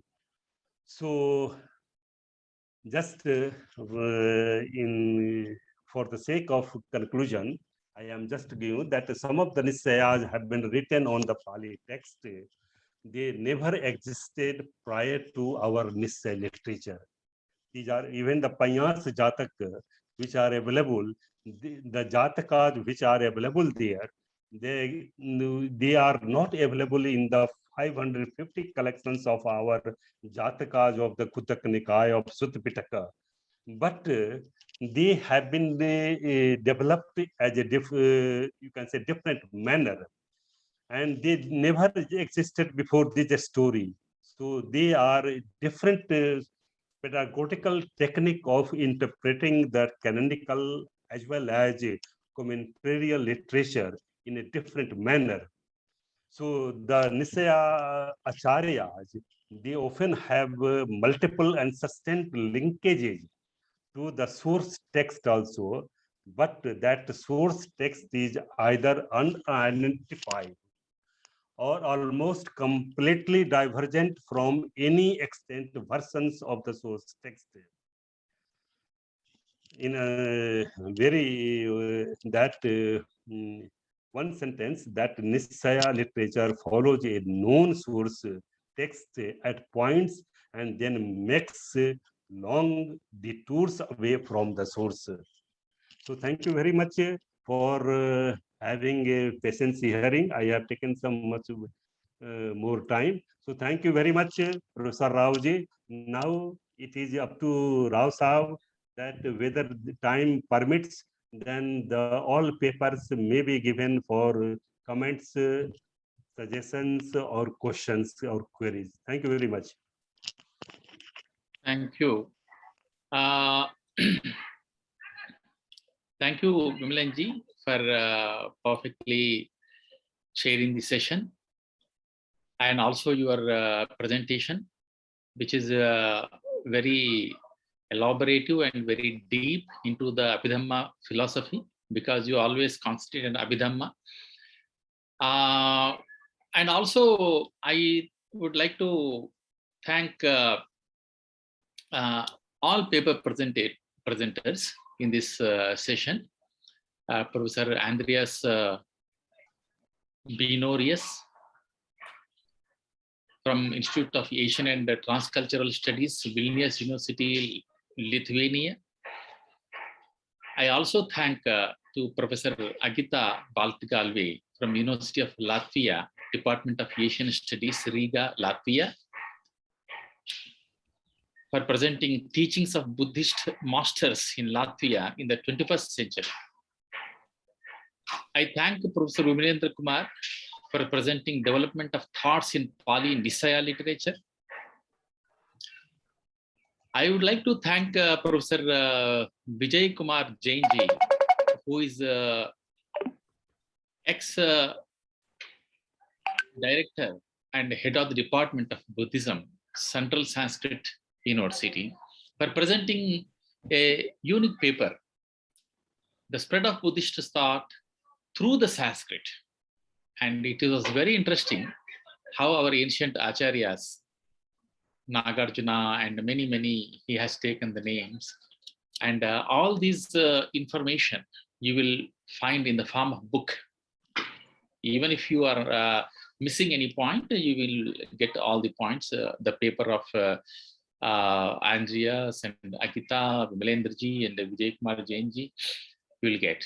So I thank all paper presenters in this session.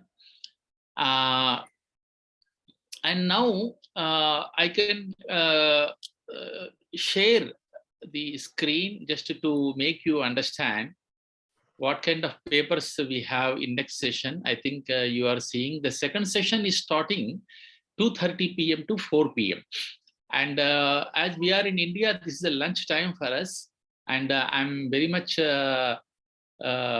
sorry for the foreign participants. It may not be lunchtime for them, but we need little lunchtime. We can start even by, because we are concluding 1 o'clock, we can join by 2 o'clock so that the paper presenters can get more time. 1 hour is enough. So we can again join and we can again start our meeting at 2 o'clock. What do you think, Vimalenji? Yes, it is okay. Yeah, because 1 hour time is quite enough for us. Yes. We are having 1.5 hours. 1.5 hours? Yes, yes. Yeah, it is that's just 1 o'clock and we'll meet together at 1:30. Not 1:30, 2 o'clock. 2:30. So no, we are not having 2:30, not 2:30. We will meet at 2 o'clock. Okay, then 1 hour. Okay. Yeah, because half an hour time we will get for the next session. You know, they can have more time for a presentation. Okay. You have to just inform to the next speakers who are in the next session.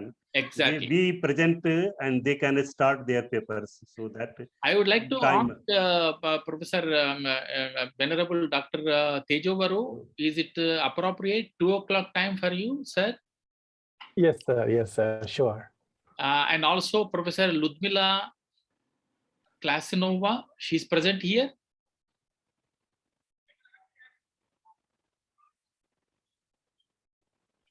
Professor Ludmila, if present, can reply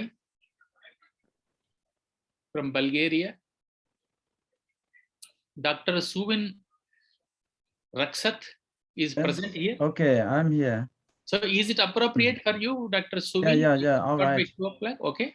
Okay, all right. And Professor Mahua Mukherjee, who is chairing, hope she is here. Yes, I am here. Yeah, very nice, madam. So Mahua Mukherjee is from University of Kolkata, and she will chair the next session. Mahua Mukherjee, we will start next session by at 2 o'clock instead of 2:30. Okay, sir. Thank you. Okay. Yeah, 1 hour is enough. So we may get 25 minutes. It was 20 minutes. Now we'll get 25 minutes. Okay. Thank you. Yeah. More time. We say in Sanskrit, adhikasya adhikam phalam. Yeah. If you take more time, it is because instead of spending time elsewhere, we can spend time in a good discussion. We say that Kavya Shastra Vinodena Kalo Gacchati Dhimata. So, Professor Raoji, thank you very much for giving me an opportunity to present this session also. And I am also thankful to all venerable monks and respected participants, and as well as our venerable Dharmapriya, our Professor Supriya Rai, as well as Professor Vijay Kumar Rajan and others distinguished delegates from other countries also. I am thankful for their presence hearing, and I am also thankful to all the three speakers, Professor Vijay Kumar Rajan, Agate, and the first speaker from Agita. So I am thankful all the three speakers, and lastly, I am thankful to Professor Rao also for nicely. And I think we have started earlier this session so that all the speakers have been given much time for their paper presentations. And in the next session also, we'll think that each speaker must get the given time to all the speakers. Thank you very much. Thank you, Viblenji. And I request all participants, now we have 46 participants, including me, we all should join again. Again, if we disconnect and connect, if you forget our meeting, it will be difficult. So you all have to join and also send this link to your friends so that they can also have the opportunity to listen to your paper presentation. And thank you very much for IBC and also ICCR. And now, right now, I think we take leave. Namo Buddhaya.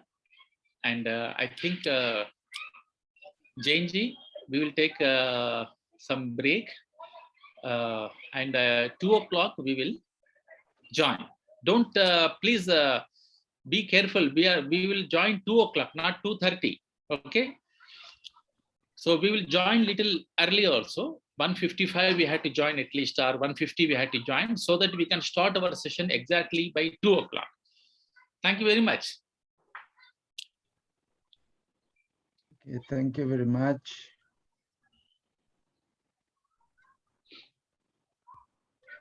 Now you can leave and you can join again.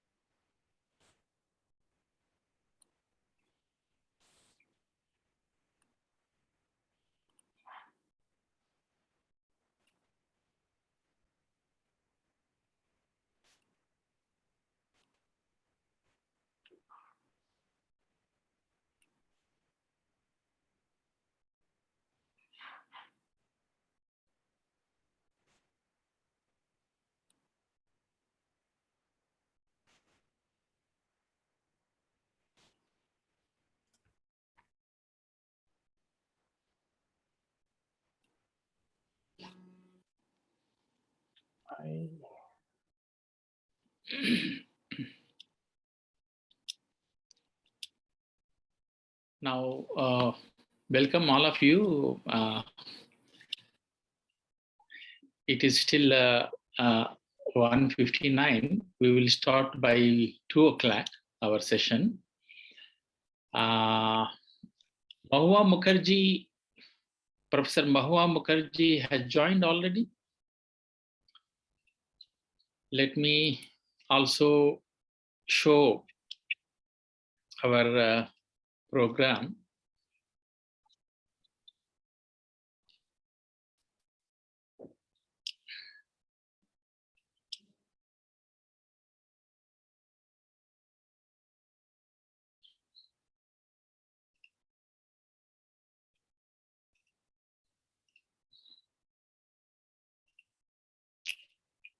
This is the session now. Professor Mahua Mukherjee will chair this session.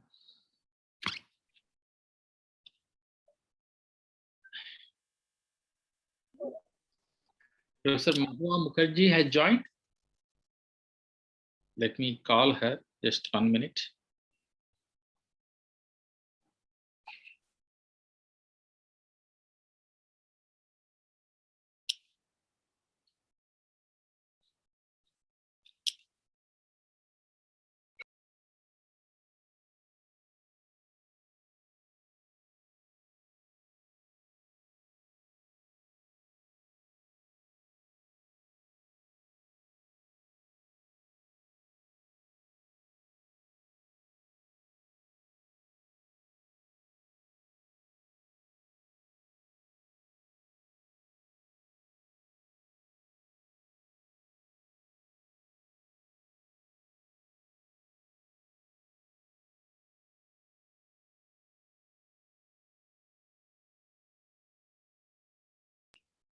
Now Professor Mukherjee has joined.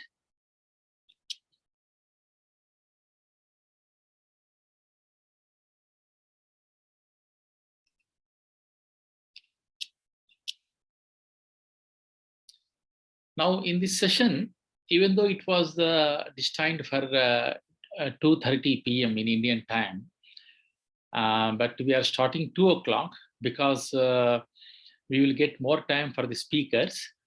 In this session, we have most eminent speakers. Venerable Dr. Tejovaro will be one of the speakers in this session. He is a visiting lecturer in University, NSYS University. We don't know full form of this, but NSYS University, and Kaohsiung, Taiwan. He's from Taiwan. So Venerable Tejovaro from Taiwan will speak on a compassionate vegan lifestyle in imperative for 21st century Buddha Sangha. He will speak a compassionate vegan lifestyle in is imperative for 21st century Buddha Sangha. Is a very good topic. And also our next speaker will be, Professor Ludmila Klasanova, who will speak. Ludmila Klasanova, she is PhD and in Indian and Tibetan culture. She is from Sofia University, Bulgaria. She's from Bulgaria. She will speak on the spread of Buddhist tradition in Bulgaria. This is very, very interesting topic. And then another speaker is Dr. Suvin Raksat. He is the president of administrative members, Buddhist Studies Department, Graduate School, Mahamakut Buddhist University, Bangkok, Thailand. He will speak on Suvarnabhumi civilization, Indo-Asian way of shared values for harmonizing in life. And then the chair who is chairing, the professor, she is also presenter today, Professor Mahua Mukherjee. She is professor of dance, basically, from Rabindra Bharati University, Kolkata. She will speak on impact of Buddhism on culture of Bengal. With this small introduction, Professor Mahua Mukherjee, if she has joined, please let me know. Otherwise, we will start this session. Yes, I have joined. Yes, I'm here. Okay, now you can start your session. Please invite first speaker. Okay, thank you. We have joined International Buddhist Conference virtually. It's my great pleasure to invite me such grand conference. And I'm honored to be asked to chair this second academic session. So I'm grateful to Professor C. Upendra Rao and the other dignitaries here, present here. Our first session speaker, a second session speaker, Venerable Dr. Tejwaro Thero. Tejovaro. Tejwaro Thero. Tejovaro. Tejwaro Thero. Yeah. Visiting lecturer of NSYS, University of Taiwan. His topic are compassionate vegan lifestyle in imperative for 21st century Buddha Sangha. So please, Dr. Thero, start your lecture, and we will bound our lecture within 25 to 30 minutes. Is it okay, sir? Yes, yes, ma'am. Yes, ma'am. Okay, thank you. Thank you. Thank you very much.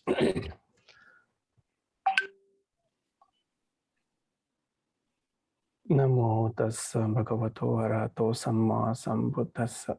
Namo tassa bhagavato arahato samma sambuddhassa. Namo tassa bhagavato arahato samma sambuddhassa. Thank you very much.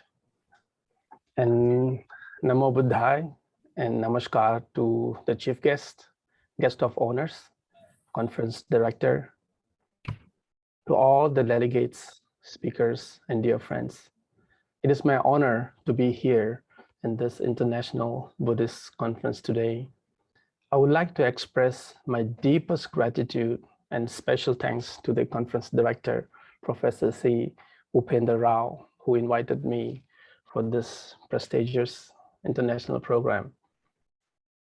It is not an easy task to arrange such an international conference in the name of the spread of Buddhist thoughts. Thank you so much for all the organizers who made this program happen. There is no doubt that Buddhist thought were originated in India and spread out throughout the world. Theravada, Mahayana, and Vajrayana are a different packing, but the matter inside the packing are the same. That is, end of the samsara. That is our main goal. The main idea and the motive behind all the three main sects exactly the same: to remove all the pain, to attain the Nibbana. My topic today is about compassionate vegan lifestyle is imperative for 21st century for Buddha Sangha. And this is one of my topic I really would like to discuss to all my fellow friends around the world.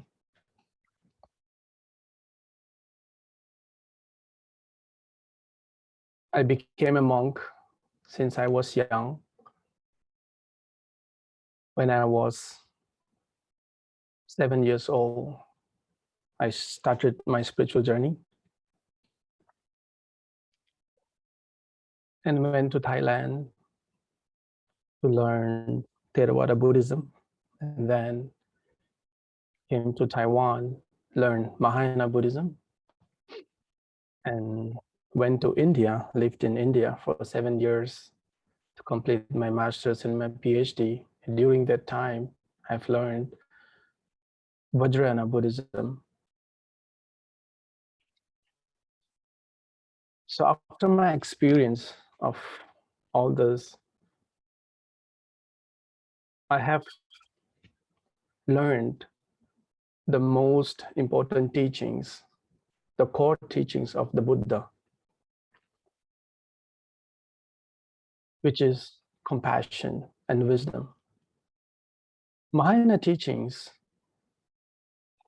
and the scriptures were introduced to China during the 1st century CE. Today, I would like to focus on Buddha's compassion according to the Mahayana tradition. Buddha's compassionate teachings lays the groundwork for vegan lifestyle, which is a healthy lifestyle.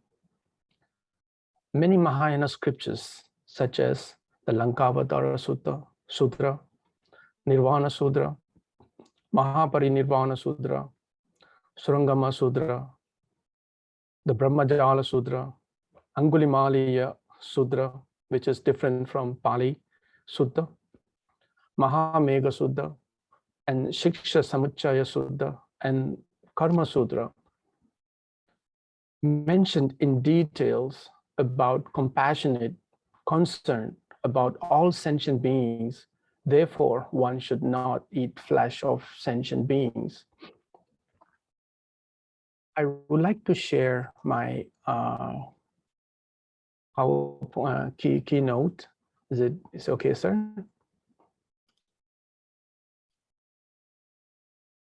Thank you.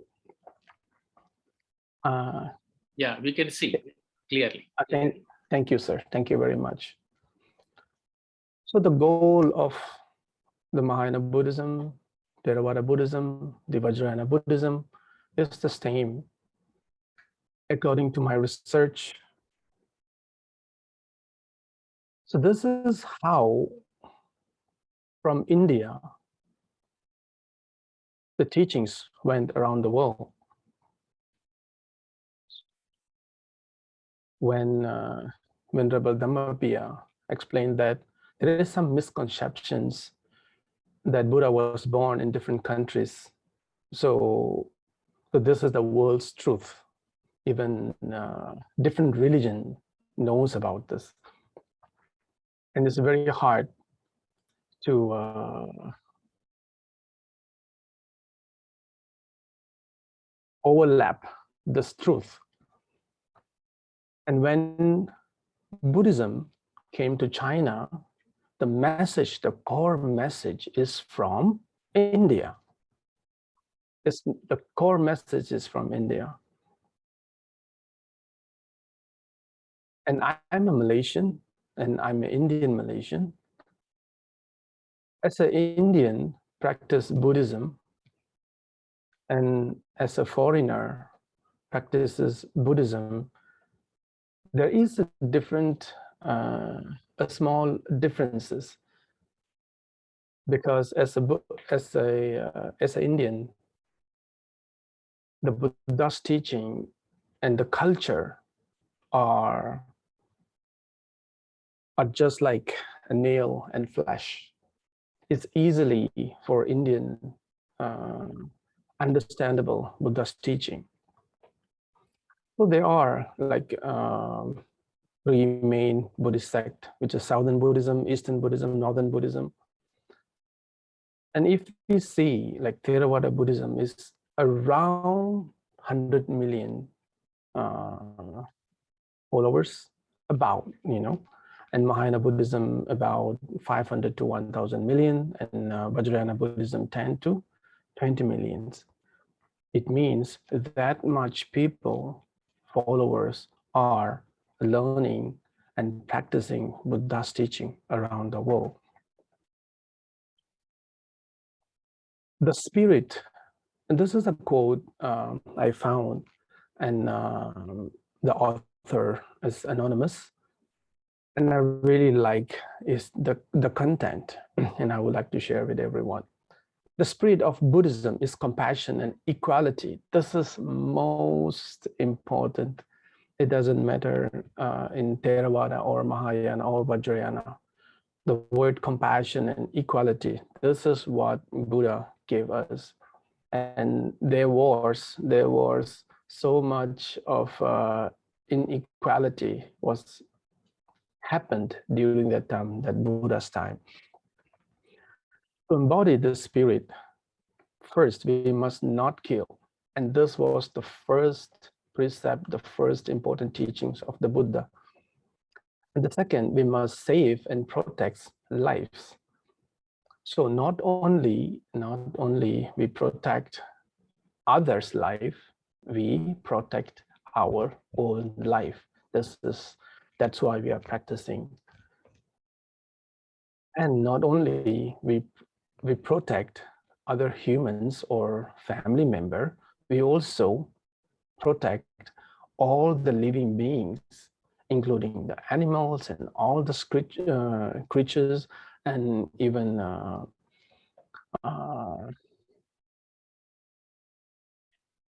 the world, the culture, everything. The third, we must practice vegetarianism. The food, what we eat right now, and is kind of almost,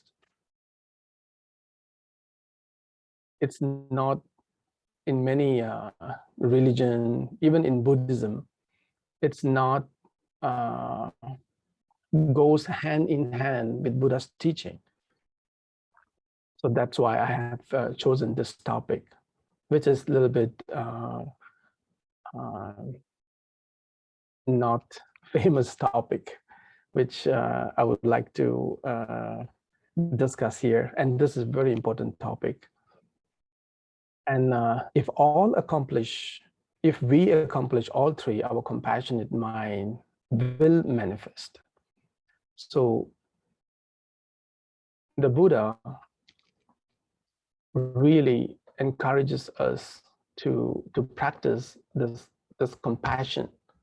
When this compassion arises from your mind, within yourself, the wisdom definitely will be elevated. And these things really happen to myself and my own experience. So that's why I would like to share this topic about compassion. So let's see the noble truth, the Four Noble Truths. The truth of suffering, the truth of the cause of suffering, the truth of cessation of suffering, the truth of the path to the cessation of suffering. We know all this, and we already memorized this, and we know that this is the main teachings of the Buddha. And now, from the compassionate view, when we look at this, the truth, and we know everyone is impermanent, and we know this is the truth, and we're going to die. And after we die, we might born as an animal, and we might born as a ghost, we might born as a deva. If we get a nibbana, then we are out of this samsara. So as within that range, if you are not attain the nibbana, it means you will be suffer forever within the cycle, within this different realm. The cause of suffering. So from the compassionate view, how much cause we made for others to suffer. This is not only about how to save your own life. We have to think about others' life, animals' life, other beings' life. And once you know what is suffering, so how are you going to remove the suffering for others? That is from a compassionate view.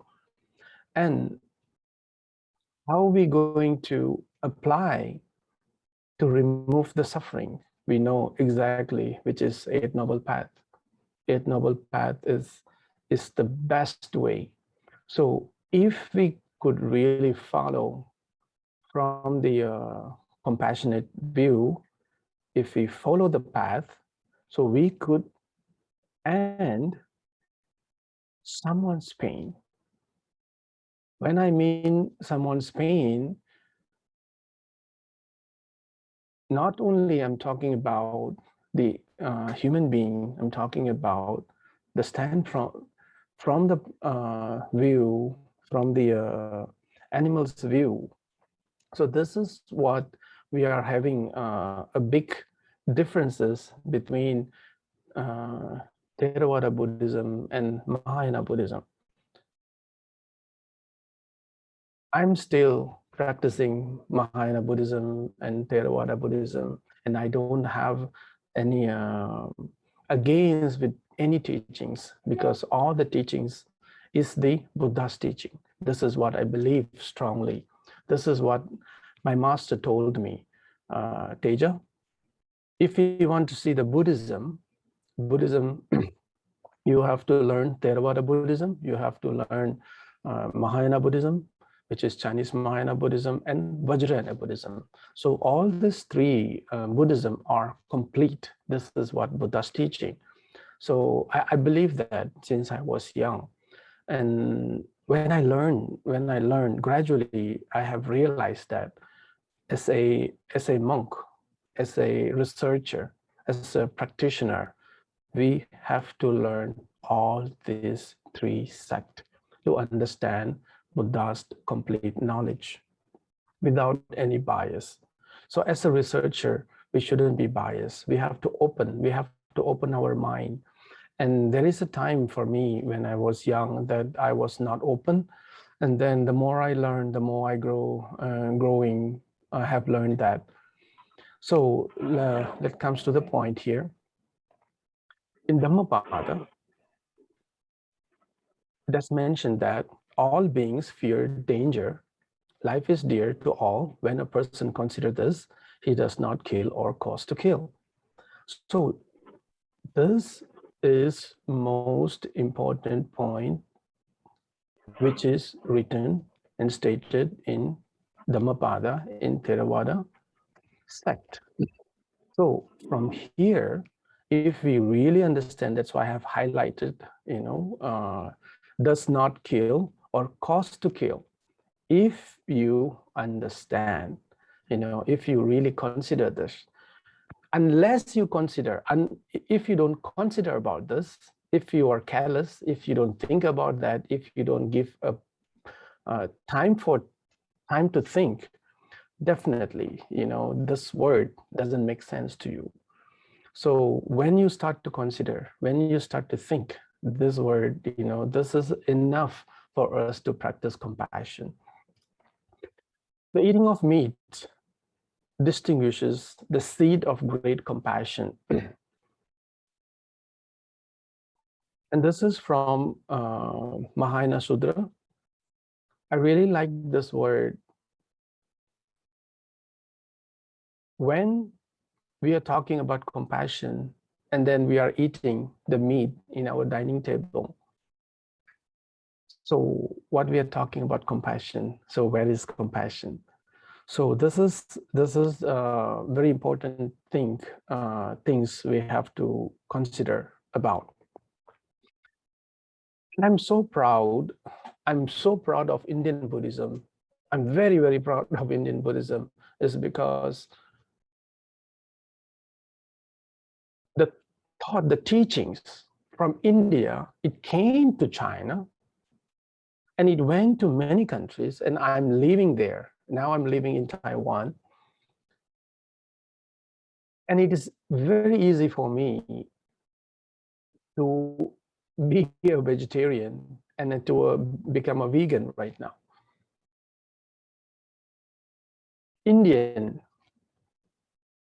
As an Indian Indian community, even though when I was young, my family member, we are Hindu, we eat, non-vegetarian food, chicken, fish, and all that, etc., etc. But when it comes to the puja, when it comes to the offer to the deity, we only and always offer vegetarian food. There is no animal products.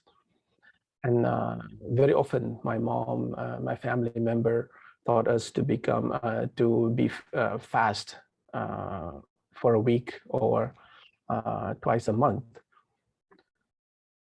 And that is the culture. So once I became a monk, and it's so surprising for me in Thailand, why monks are eating meat. So it's very hard for me to digest, because for me, compassionate lifestyle, Buddha, is mean compassion. So if a lay person can be a vegetarian, so why not a monk? And it doesn't make sense to me at the first. And the second is Hindu monks in Malaysia, they're vegetarian. They're completely vegetarian. So it doesn't make sense to me why a Buddhist monk were eating non-vegetarian food. So it's just very surprising for me. So that's why, it made me to do more research and do a lot of researches. So until I met Mahayana teachings, and in Mahayana Sutras, we have so much of evidence what Buddha have taught us. So really thankful to the Indian Buddhism, Indian Mahayana scholars, great masters who brought these teachings to the China. And so all this sutras, which I have mentioned before, Lankavatara Sutra, Nirvana Sutra, Mahaparinirbana Sutra, and etc., has mentioned about veganism. What we are talking about vegan right now, in those days, 2000 years ago, all these teachings were written down clearly in these all sutras. What a surprise. What a surprise. It's really big surprise for me. So therefore, I'm very proud to say that Chinese Buddhism, being a vegan about 2000 years, it's very proud to say that. It's very interesting, very, very interesting. Compared to the Theravada Buddhism, compared to the Vajrayana Buddhism, Chinese Buddhism, which is a Mahayana sect, they are completely vegan for thousands of years. And this is the first precept from Theravada sect, Mahayana sect, and Vajrayana sect, which is refrain from the taking of life, or undertake the training to cause no harms to all sentient beings. And it's very surprised, and we talk about this, we discuss about this. We give, as a monk, we always give the lay people the precepts, and after the precepts, right away, we accept the food, non-vegetarian food, and then we enjoy the food. It doesn't make sense. I was thinking about this for a really long time, and until I discovered all these sutras. So now we have to think whether when I give precepts to the lay devotees, and then when I accept the food, the meat food, is it that is the ethical act or unethical act? Or whether I'm receiving the ethical food or unethical food. So here I've stated few.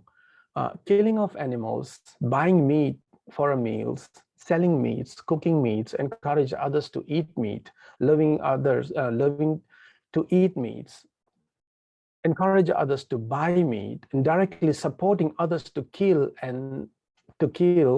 the animals, thinking of eating meat, stopping others from being vegetarian, all that is definitely unethical act. And whatever we eat, that is definitely unethical food. In Chinese Buddhism, it is surprising, even though green onion, garlics, chives, scallion, and onion are vegetables, but in Chinese Buddhism, even they do not eat this 5 vegetables because it has a strong odor. It has a very bad smell, and it creates a lot of heat in our body. So I would like to explain here, according to Theravada Buddhism, mostly my friend monks, even when I was young, this is what I have heard all the time. Monks can eat meat if they didn't see, or they didn't hear, or they didn't suspect that that animal was killed for them. So, dear friends, all the food were supplies killed, slaughtered for the consumer. Who are the consumer? You and me are the consumer.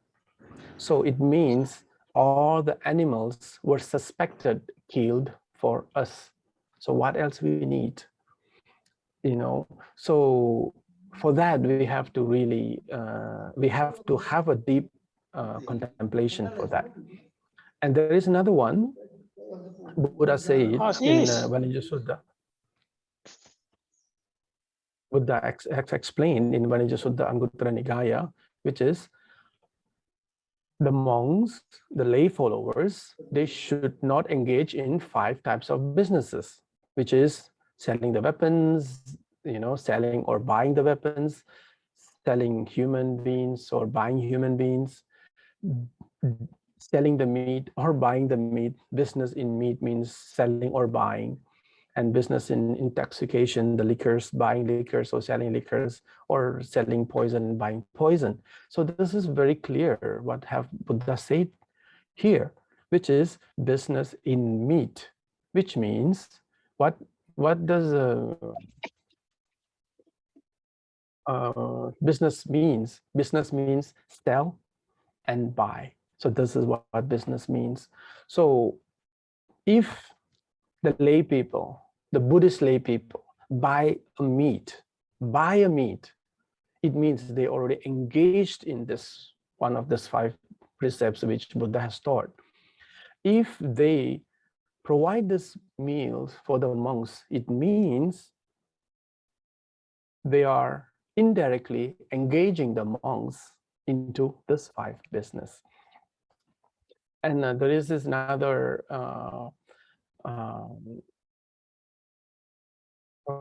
prohibited meats in Buddhism, which is human. The monks shouldn't eat this 10 types of meat, which is humans, elephants, horses, dogs, snakes, lions, tigers, leopards, bears, and hyenas. So it's very interesting, dear friends. We have to note it here. Humans, of course, you know, we are human. We, you know, killing is already a bad thing, but how about we're eating them? All right, so of course prohibited. Elephants and horses are the royal animals, which is the king's animals, so we don't eat them, but of course people are doing that. Dogs, friendly, and then some people you know, stated that dog meats are bad meats, you know, it's dirty meats. Other than that, other than dogs, if we see like snakes, lion, tigers, leopards, bear, and hyenas, is dangerous animals. It has poisons and they will attack you. So why, you know, in Buddhism, when Buddha said that we shouldn't eat them, because when we eat them, you know, we will have that odor. So the animals could sense that we have eaten their family member or their friends or whatever, so easily they will attack us. So here, friends, so we have to think about a very important point here. So after, you can eat chicken, you can eat fish, you can eat goat, you can eat cow, because they don't attack you. Am I right? So are you afraid to eat all this because they will attack you? It means you are afraid dying. You know, this is the question we have to ask. We have to ask ourselves, you know. So as a monk, you know, I'm asking myself, Teja, why you are afraid of eating this, and then if you eat lion's meat and then the lion will attack you? So it means other lion's meat are not precious and only your life is precious. So life is equal to all living beings. So it doesn't matter cow or fish or chicken or duck or pig will not attack you so that you could make use or you could eat their fleshes. So it doesn't make sense here. So we have to think, we have to rethink all this, because those days in Buddha's time is completely different lifestyle. I'm completely, I understood completely. If I live at that time, and definitely whatever has given, our monk life is a beggar life. Wherever we go, whatever food we have, just eat and just walk and just go to the next place. And nowadays the lifestyle is completely different. We are living in the vihara. We are, we have devotees offer the food and all. We have a lot of choices. So when we have choices, if we still eating all those meats, it doesn't make sense. It is not Buddha's way. It is not compassionate way to practice. And I know the time's up. So very briefly, I would like to show a few pictures here. Maybe it will does a little bit disturbance, but please bear with me. So this is very important. I would like to show this, to the viewers, to my friends, all the members here. We really have to understand what is happening, because whenever we eat them, we really do not understand what is happening, the process. We really don't know the process of the meat. So we have to understand, whenever we eat the eggs, the male eggs, the male chicks will kill right away, and female eggs, it will get beaten, and then it will be beaked, and then it has to go through the painful process, and then it has to give us a lot of eggs, and then they will slaughter, whatever meat you buy or we eat or we offer to the monks, it is, completely tortured. And the seafood is the same. So whenever we remove the fish from the water, so they can't breathe. It's just like how if you go to the ocean, without the oxygen, how suffocated we will feel. The same thing. And the cow milk. And a lot of people, they really don't realize how the cow milk come to the process, and then how you drink, how it came to your cup. Because before it comes to your cup, it has to go through this process. We have to, impregnate the cow, which is in a forceful way, which is we call raping the cows, which we don't use the word, but if we do the same thing to the female, we call raping without their willingness. The same thing we do to the animal, which is female. And then male cow, when it is born, and then we kill them for the leather. And then female, we the milk is for the baby, but we steal, according to the Panchasila, we completely steal the baby's milk. And this is another thing, is not compassionate life. And meat, we have to see the monks, the followers, the Buddhist followers, before we buy any meat or before we offer any meat, we have to see all this process.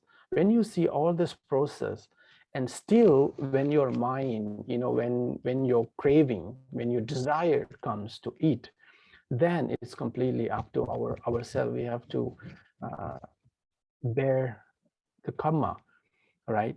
So this is a little, few pictures, time's up. And I would like to do a little summary of my speech here, which is, when we practice, we have to be very, very truthful. When you are truthful, then only you could attain enlightenment. Without truthfulness, the practice is meaningless. And make your life be useful for Dhamma practice. And we really don't know what will happen to the next life. So try to less bad karma. And we are a human being. We have the ability to think and to contemplate. So better we have to act and speak and think properly. And do not regret later when end of our life. And most of the time, this is what's happening. We always regret that we didn't do enough good karma.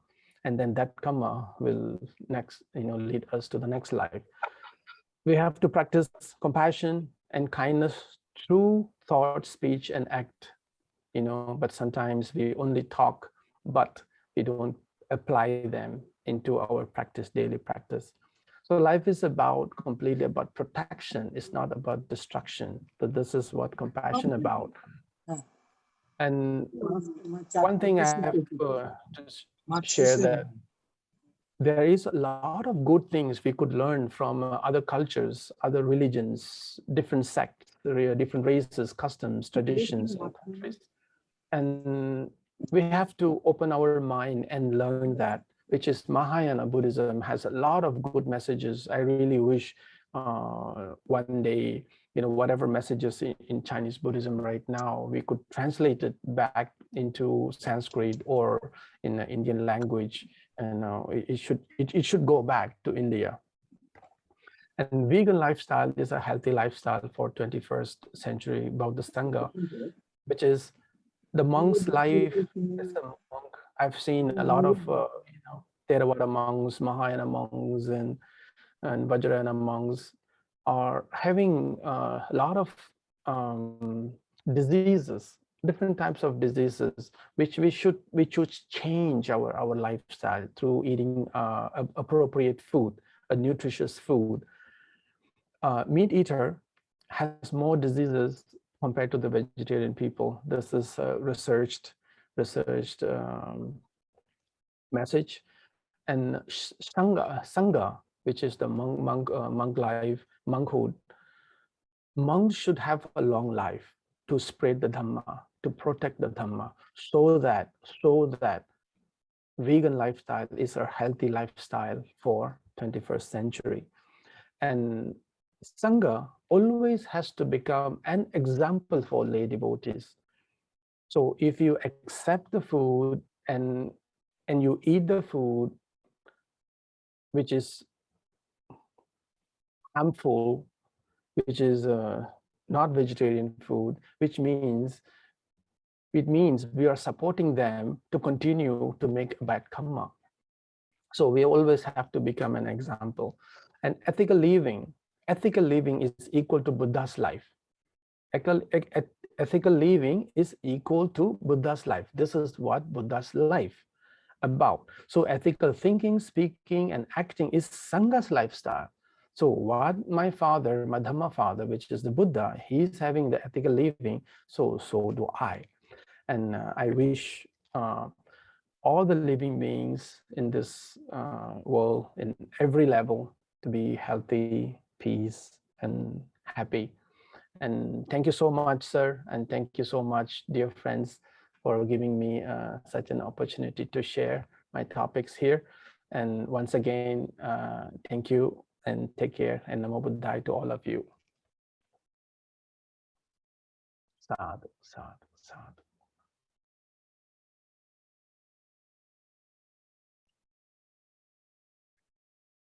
Thank you. Thank you, ma'am. Thank you, Dr. Teja Warothero. A wonderful presentation. And you have given light on the compassionate teaching according to Mahayana tradition. So, and you have mentioned various sutras. It's excellent. Also, 3 main Buddhist traditions, Theravada, Mahayana in Eastern Buddhism, Mahayana in Northern Buddhism. And also you emphasized beautifully the food habits, especially vegetarian too. So, though I am from the land of fish, thanks a lot. And really, it's a wonderful presentation. So thanks. And we are eagerly waiting for the second speaker, Professor Ludmila Klasonova. Welcome, madam. Thank you. Thank you very much. India and Tibet culture, Sofia University, Bulgaria. Her Yes. topic, the fate of Buddhist tradition in Bulgaria. Thank you. We will try to bound ourselves within 25 to 30 minutes, okay? Yes, of course. Thank you. First of all, can you hear me well? Yes. Yeah. Thank Yeah. you. Hear Thank you you very very well. much. Yes, Please very well. proceed. Thank you so much. Namaste to all of you. And it's a great honor for me to participate in this conference. And I also want to extend my deep gratitude to all the organizer and especially to Professor Rao. He was very patient and kind to me to reply everything, all the questions. And thank you, Dr. Tero, for the wonderful presentation. So I'm going to continue with a little bit different subject, probably not so popular and known for all of you. And I really hope it will be interesting. And I will also share my presentation. So I'm going to talk about the spread of Buddhist tradition in Bulgaria. Bulgaria, Southeast Europe.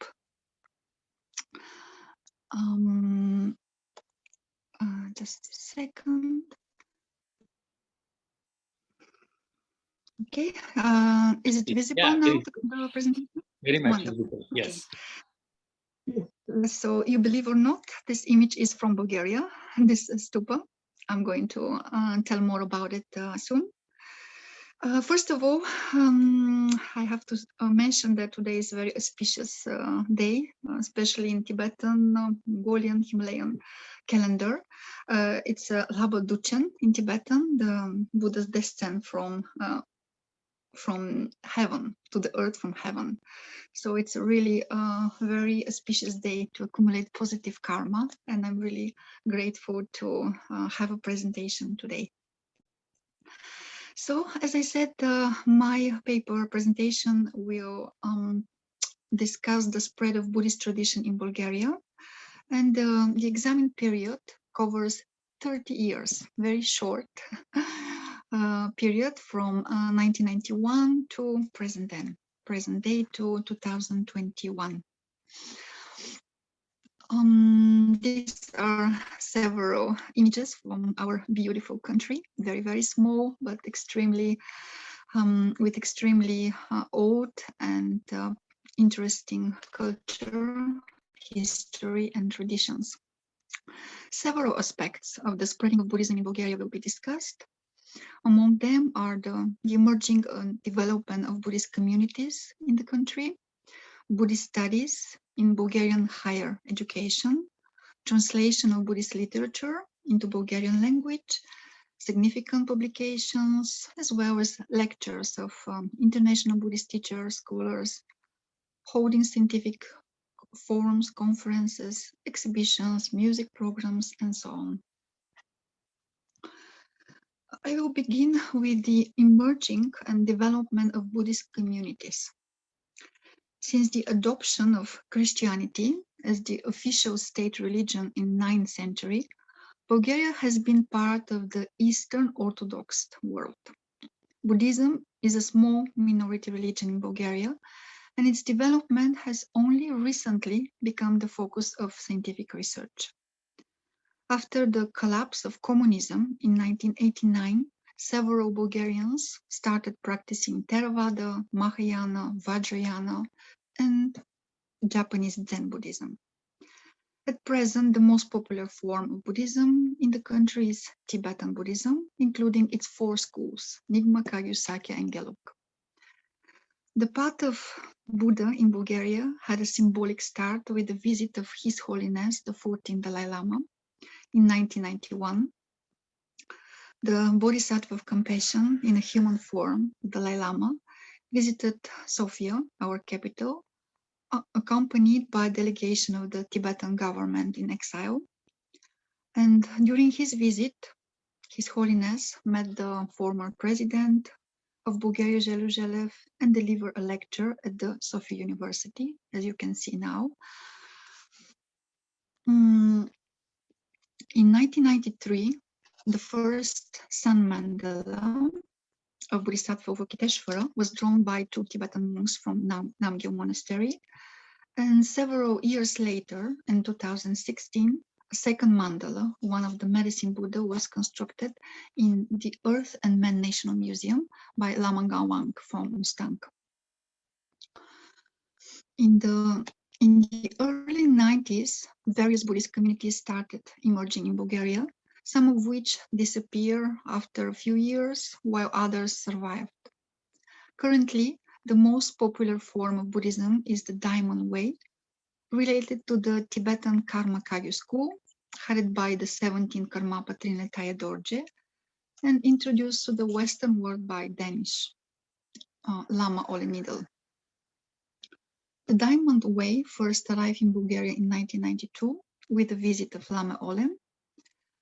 At present, it has more than 200 followers with centers in 8 Bulgarian cities. So 200 followers means a lot for a small Bulgaria with approximately 7 million population.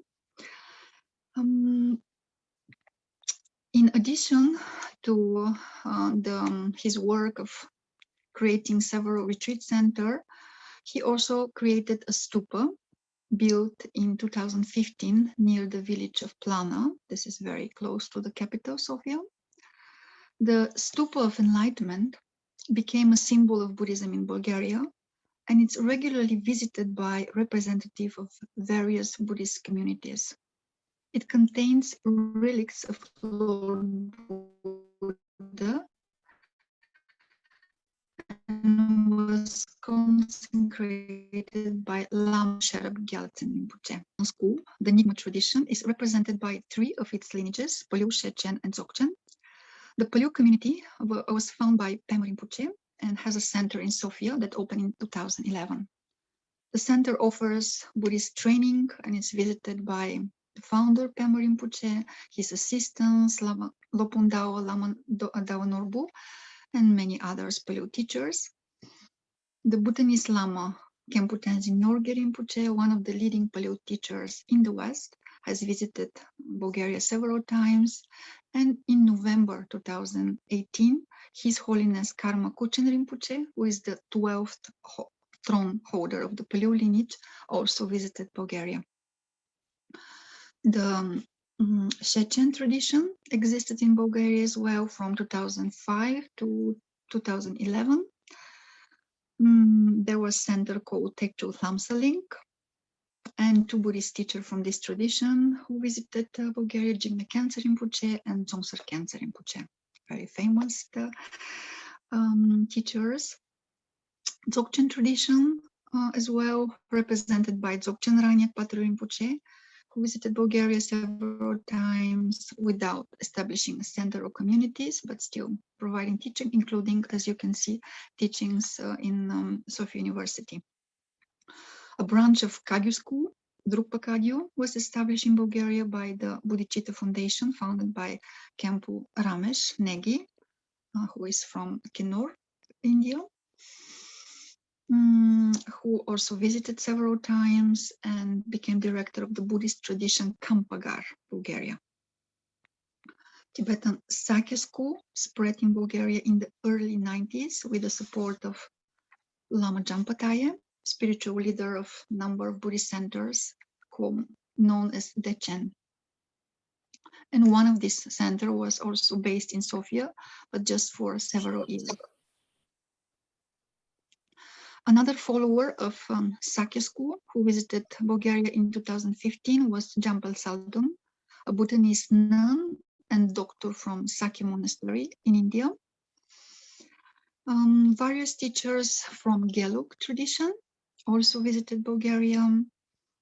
This is Geshe Tenzin Dargye, who delivered lectures in 2011, organized by Buddhist community in Bulgaria.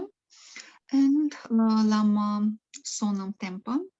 He gave several lectures organized by Ananda Center.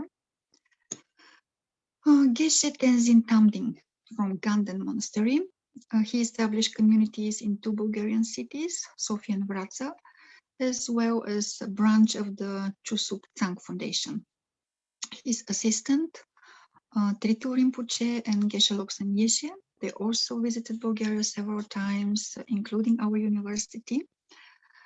And the Tibetan Bon tradition is presented in Bulgaria by the Bon Dzogchen Sangha,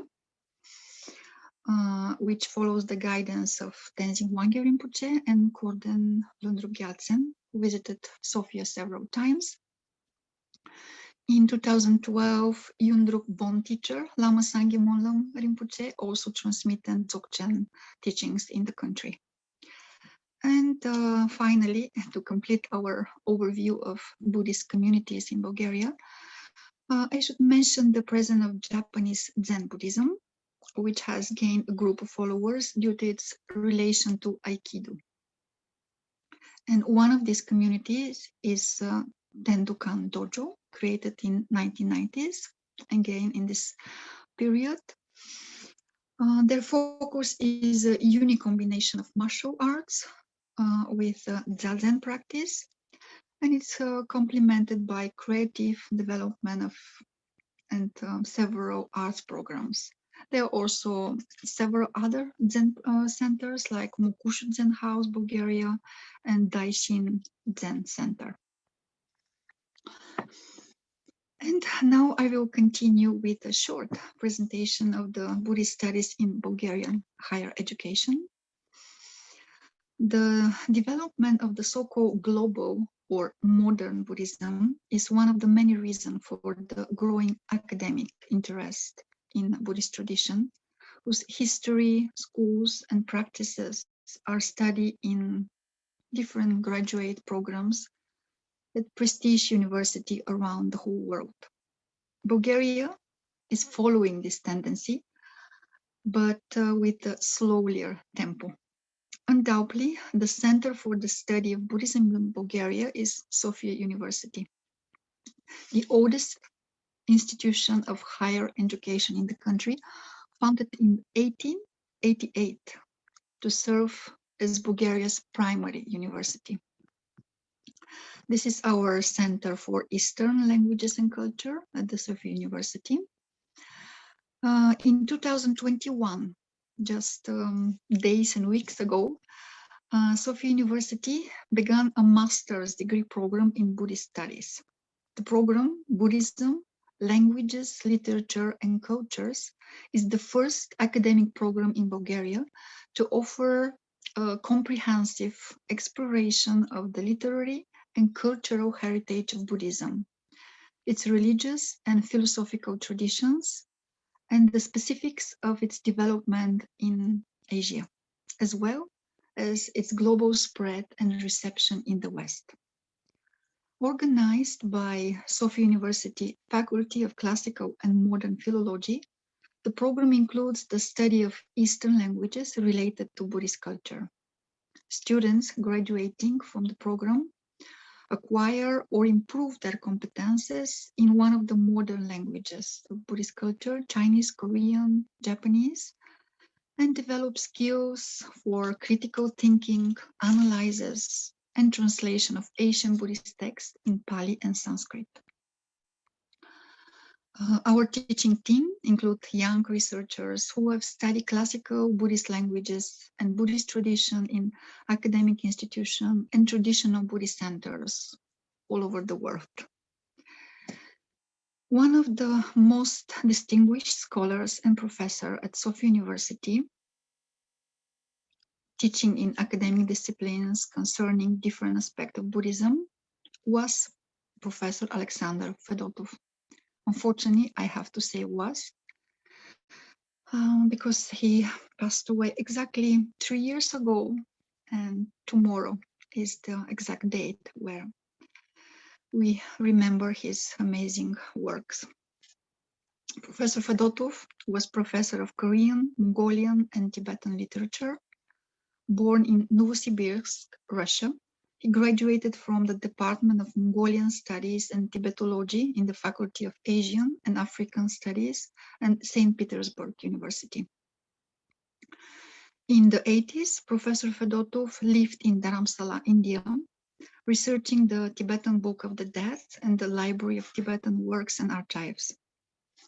In 1987, Professor Fedotov received a PhD in Eastern Literature and Culture from Sofia University, and a year later he became professor of Korean, Tibetan, and Mongolian literature. Later, he accepted the post of the director of the Center of Eastern Language and Culture at Sofia University. Since 2003, he became director of the Center of Korean Study, and later in 2012, director of the King Sejong Institute in Sofia.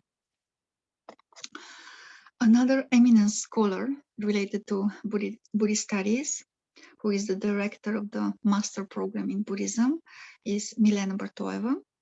I think she is with us today, and this is a moment to extend my gratitude to her. And she and Professor Alexander Fedotov were my guru, I can say, my teachers in Bulgaria, the Sofia University, and I'm extremely grateful to them. Professor Bartoeva, professor of Asian Indian Sanskrit literature and culture. She teaches several courses in the bachelor and master programs of Sofia University in Indian studies, including a course of lectures on the Buddhist narrative literature in Sanskrit.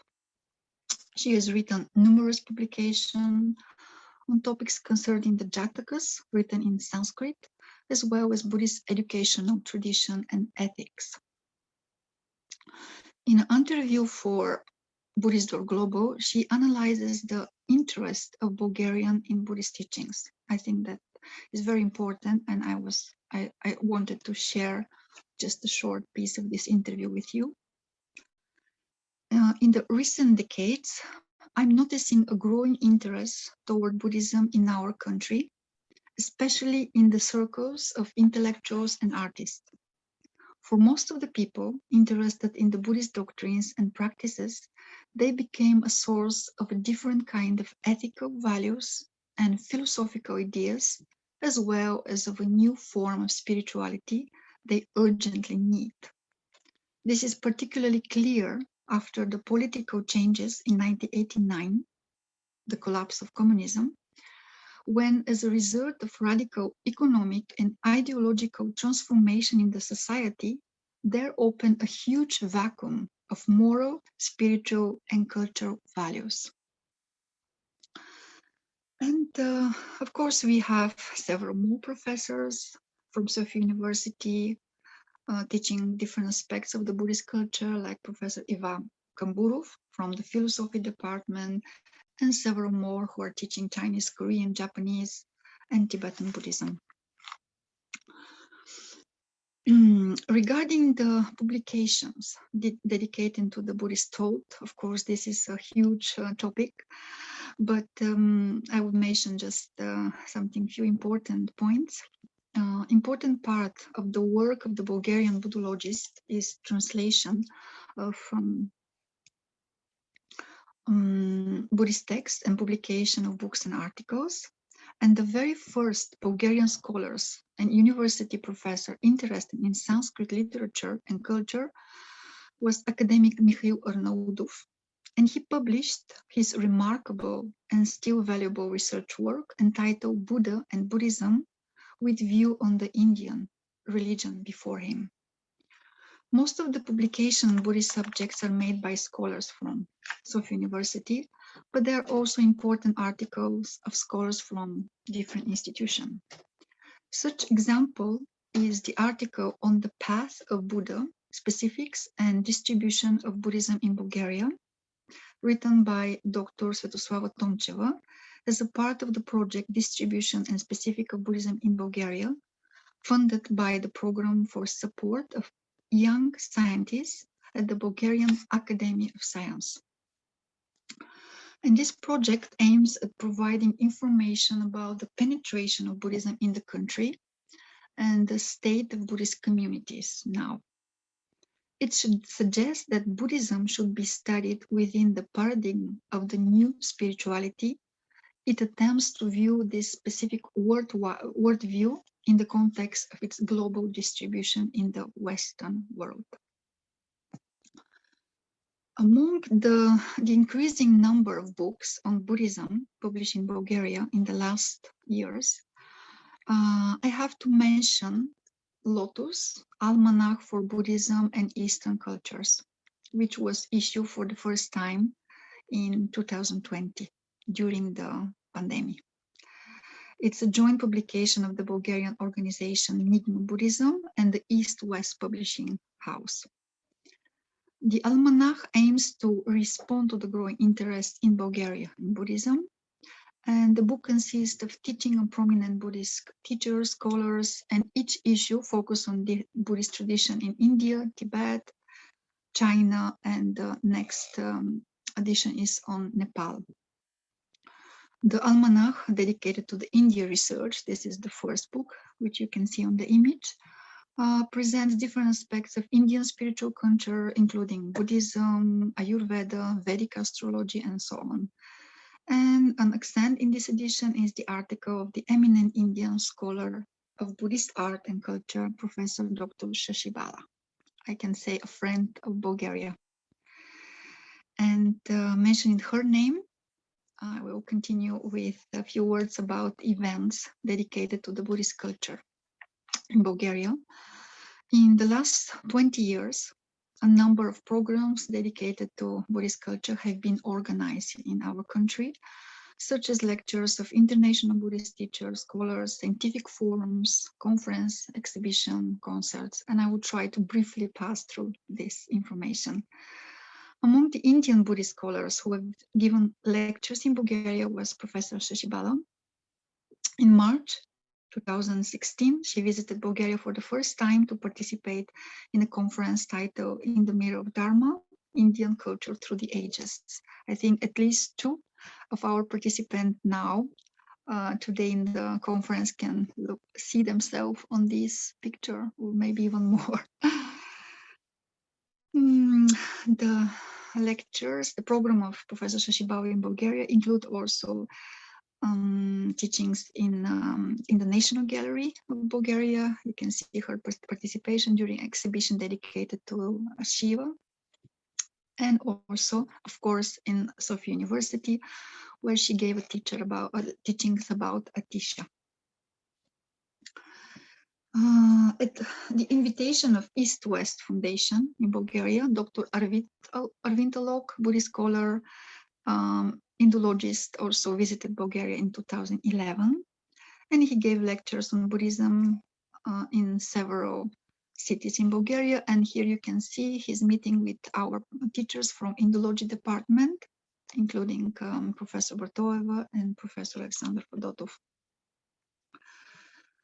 This is a meeting of our teachers and students with the former ambassador, Mr. Rajesh Sachdev. Indian ambassador were always very active in the different programs in our university. And of course, we are very, very grateful for that. Numerous Tibetan, Bhutanese, Mongolian Buddhist teachers also visited Bulgaria and gave talks in Bulgaria. Here you can see some of them. Of course, first of all, His Holiness the Dalai Lama, Dzogchen Ranya, Untitled Rinpoche, Lama Dao, Choden Rinpoche, Jampa Gyaltsen, and so on and so on. The Bhutanese teacher, Khenpo Tenzin Norgye, and the Bhutanese nun, Jampal Saldon. You can see them in our university. And Mongolian lectures. Here you can see two Mongolian ambassadors who have participated in programs at the Sofia University, different occasions, seminars, or celebration of the Lunar New Year, celebrated in Tibet and Mongolia. And in 2016, for example, Khamba Lama Natsar Dorje, president of the Mongolian Medicine and Training Center in Ulaanbaatar, he also gave lectures at our university. And of course, it's always very, very impressive for the students to attend such programs. And the students themselves, they were also always participated in different programs in our university, as well as in other cultural institutions, such as the National Gallery of Bulgaria, another place where we can see amazing example of Buddhist art. at our National Gallery, where I had a chance to work for 4 years. We have Buddhist artifacts from India, Nepal, Mongolia, Tibet, and Myanmar. And you can see here our students from the university posing in front of the Buddha from Myanmar. One of the significant projects at our National Gallery, which I have to mention, talking about the spreading of Buddhist culture, was the exhibition Buddhist Art of the Himalayas, which was opened in 2017. With artifacts from the National Gallery, from the Dimitrovgrad Historical Museum, and several private collections. And during the exhibition, there were different programs. Here you can see our student with Clement Rinpoche, the Polo teachers, and Kempu Ramesh Negi. He also gave a very interesting talk discussing the symbolic of the colors in the tankas, stupas, and so on. You can see also Professor Fedotov and many kids who participated, who made their drawings. Here you can see the mantra Om Mani Padme Hum written in Tibetan script.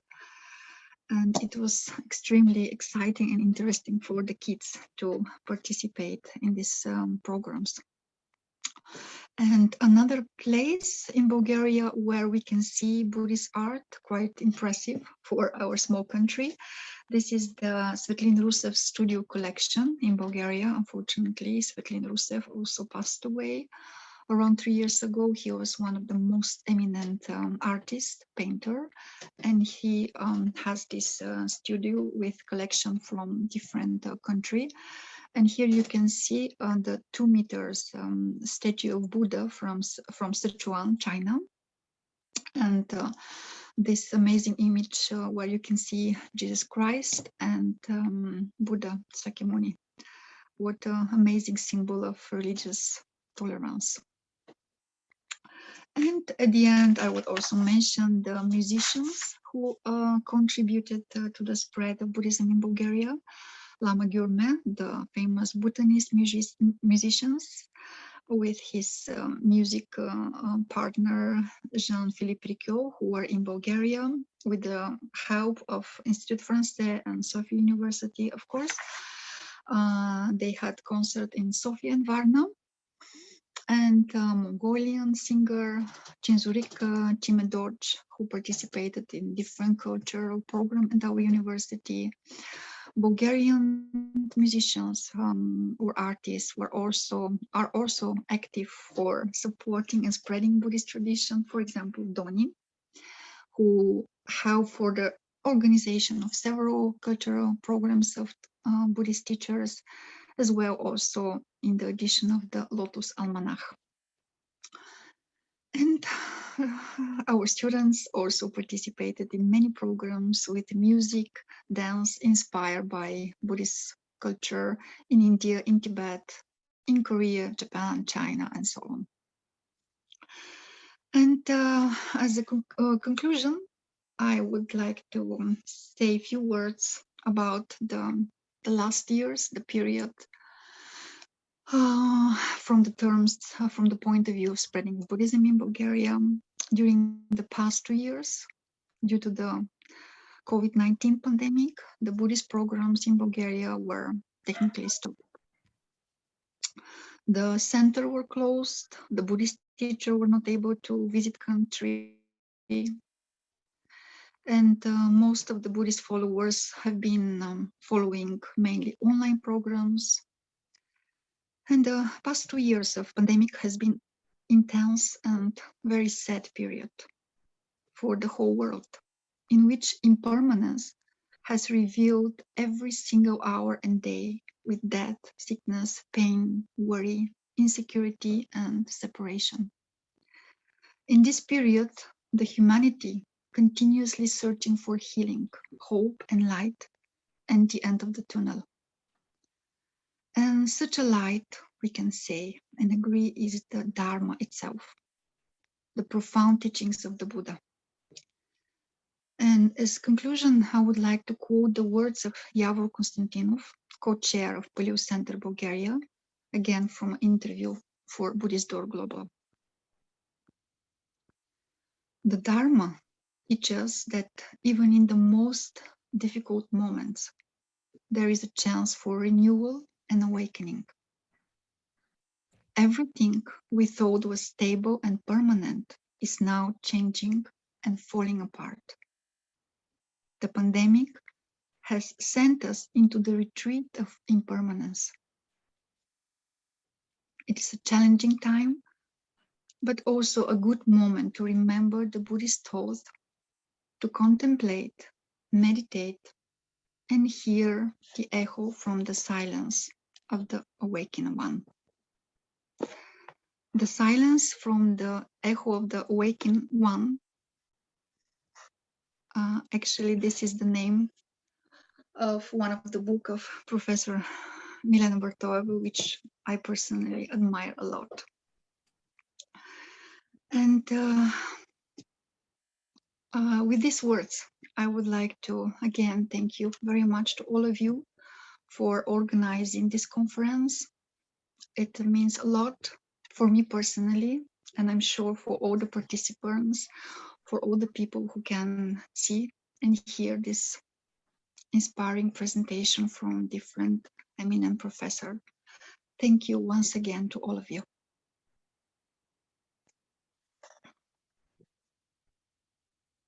Thank you, Professor. Madam Klasonova. Thank you.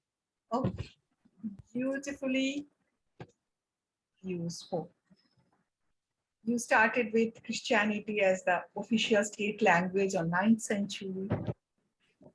And then 30 years back, the spread of Buddhist tradition in Bulgaria, it was nascent stage. The path of Buddha in Bulgaria started in 1991 with the visit of His Holiness 14th Dalai Lama. And he also mentioned that he delivered lecture in Sofia University, 200 followers gradually increased. And yeah, you have shown us the stupa of Bulgaria, which was established in 2015. And also emerging of and development of Buddhist communities, Buddhist studies in higher education, especially program includes study of Eastern language, Buddhist languages, etc. Very illuminating. And also you mentioned the late Professor Alexander Fedotov. So great, we missed him. Yes, and Professor Milena Batova. And myself, I am a student of dance. So you also mentioned about the dance and the music. So I'm so glad with that. So you have shown some slides, the musicians from Mongoloid area, Bhutanese, and so many. So thank you. Thanks a lot. And actor, musician, Dobrin. So thanks a lot. We could know a detail about the spread of Buddhism in Bulgaria. Thank you. Thank you. Thank you. Now, Dr. Suvin Ruksat. We are eagerly waiting for his speech also. He is President of Administrative Members, Buddhist Studies Department, Mahamakut Buddhist University, Bangkok, Thailand. His topic is Suvarnabhumi Civilization, Indo-Asian way of shared value of harmonizing in life. So please, Dr. Suvin, please start. Thank you very much. Thank you very much,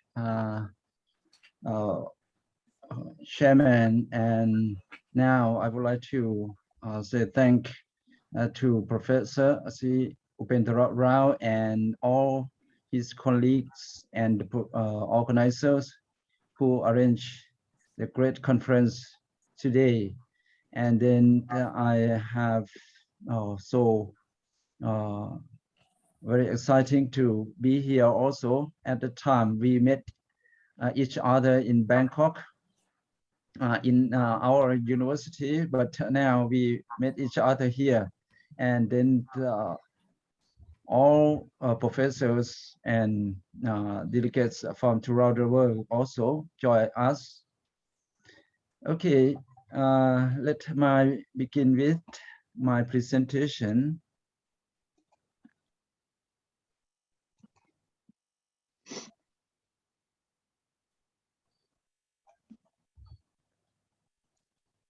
Could you see? Yes, we can see. Okay, all right. Okay, my topic is Suvarnabhumi civilization in the dimension of Indo-Asian way of sharing value for harmonizing in life. I think this is quite broad for my topics because of include all the region, Peninsula region or Southeast Asia. First of all, talking about Suvarnabhumi, I think the one who study about Buddhism may be familiar with this word, Suvarnabhumi. We have known from the 3rd Buddhist century. At the time, King Ashoka the Great, he sent a group of missionaries to propagate Buddhism in this area. They said, it mentioned Suvarnabhumi. Later on, the archaeologists, they always try to seek for the place. Where is it? Exact place. But later, they come to conclude, we could not mention where is it. It is not empire, but it is the region. And okay, and now I start with this, the concrete concept of Suvarnabhumi study. Historically, normally shows in both pride and bitterness, the study of history can only be valued by taking it as a lesson for today's use. When everything has gradually changed. Okay, I think the essence of history remains for next generations to study the lineage. Suvarnabhumi is also one of the resources in which people could seek the value in many dimensions. And interesting aspect that is of emphasized by historians and archaeologists is where does Suvarnabhumi really exist, and when it was prosperous. Throughout the past couple of centuries, the debate about time and space of Suvarnabhumi has always been in controversy.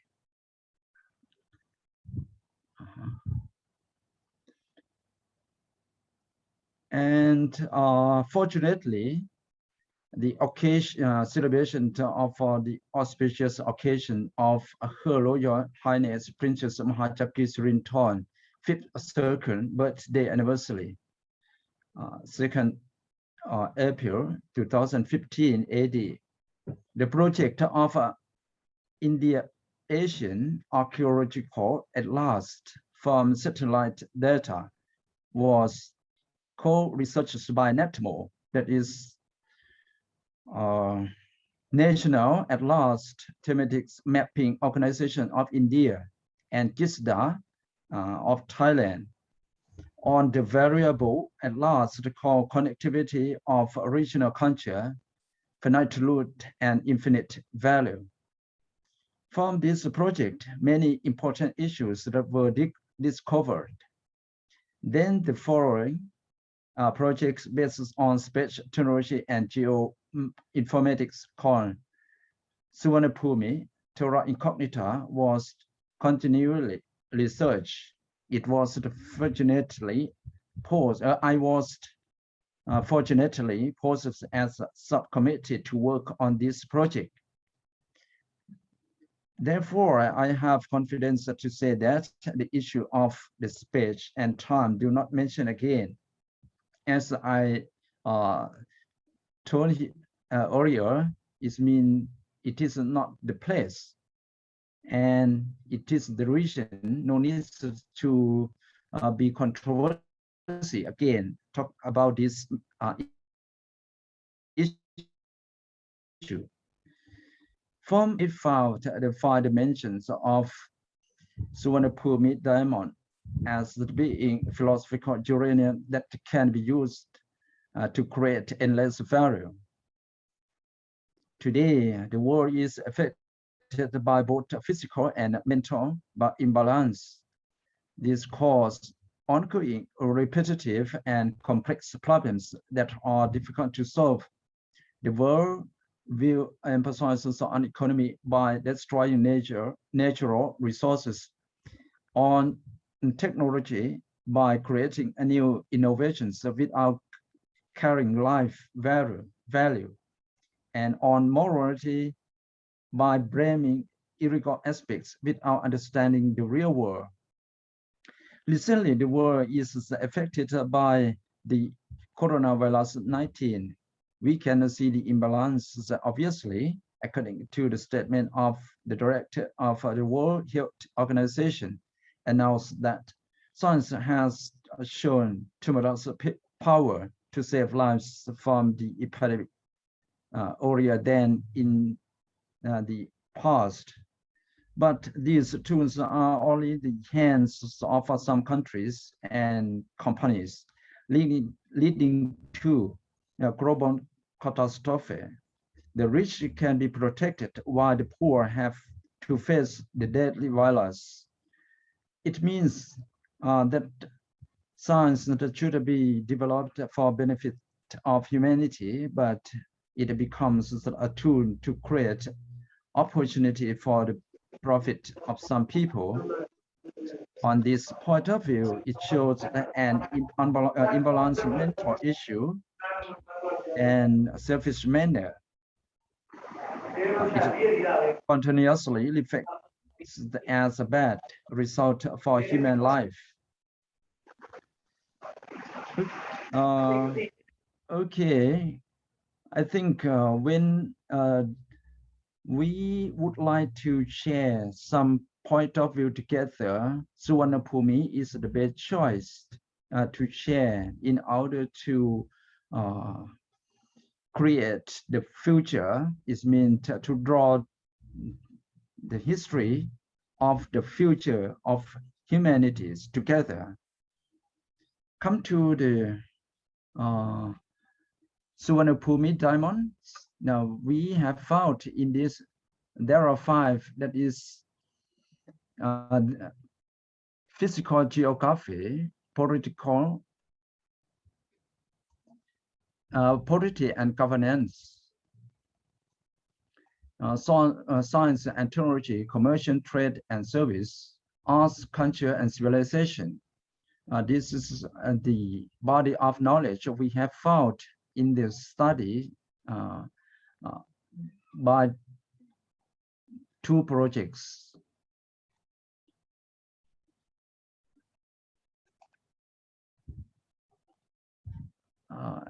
Okay, here I just show the word deterioration by 5 C's. That is capitalization, crisis, catastrophe, crime, criminal, and COVID. The world imbalance. We have to re-equilibrate together. Come to my article purpose. Okay, to promote the foundation of Suvarnabhumi civilization based on Buddhist doctrines spread from India to Asian and throughout the world. and to encourage Indo-Asian way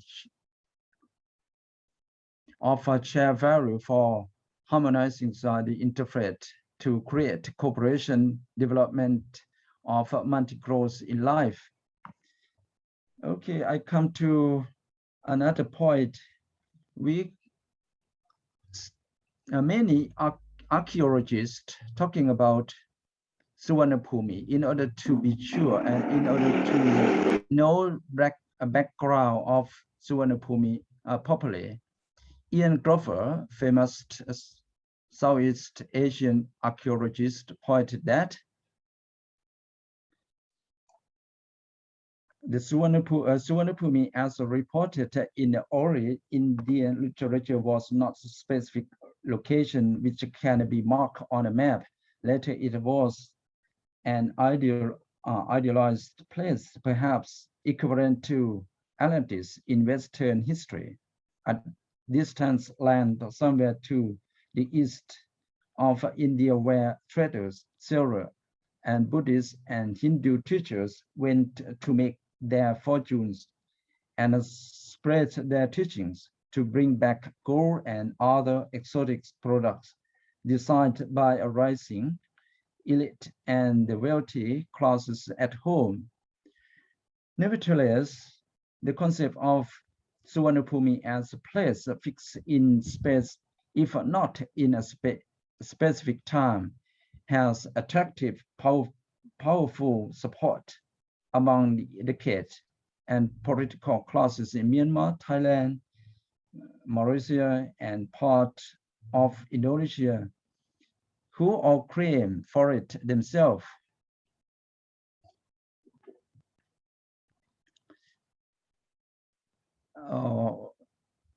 Come to another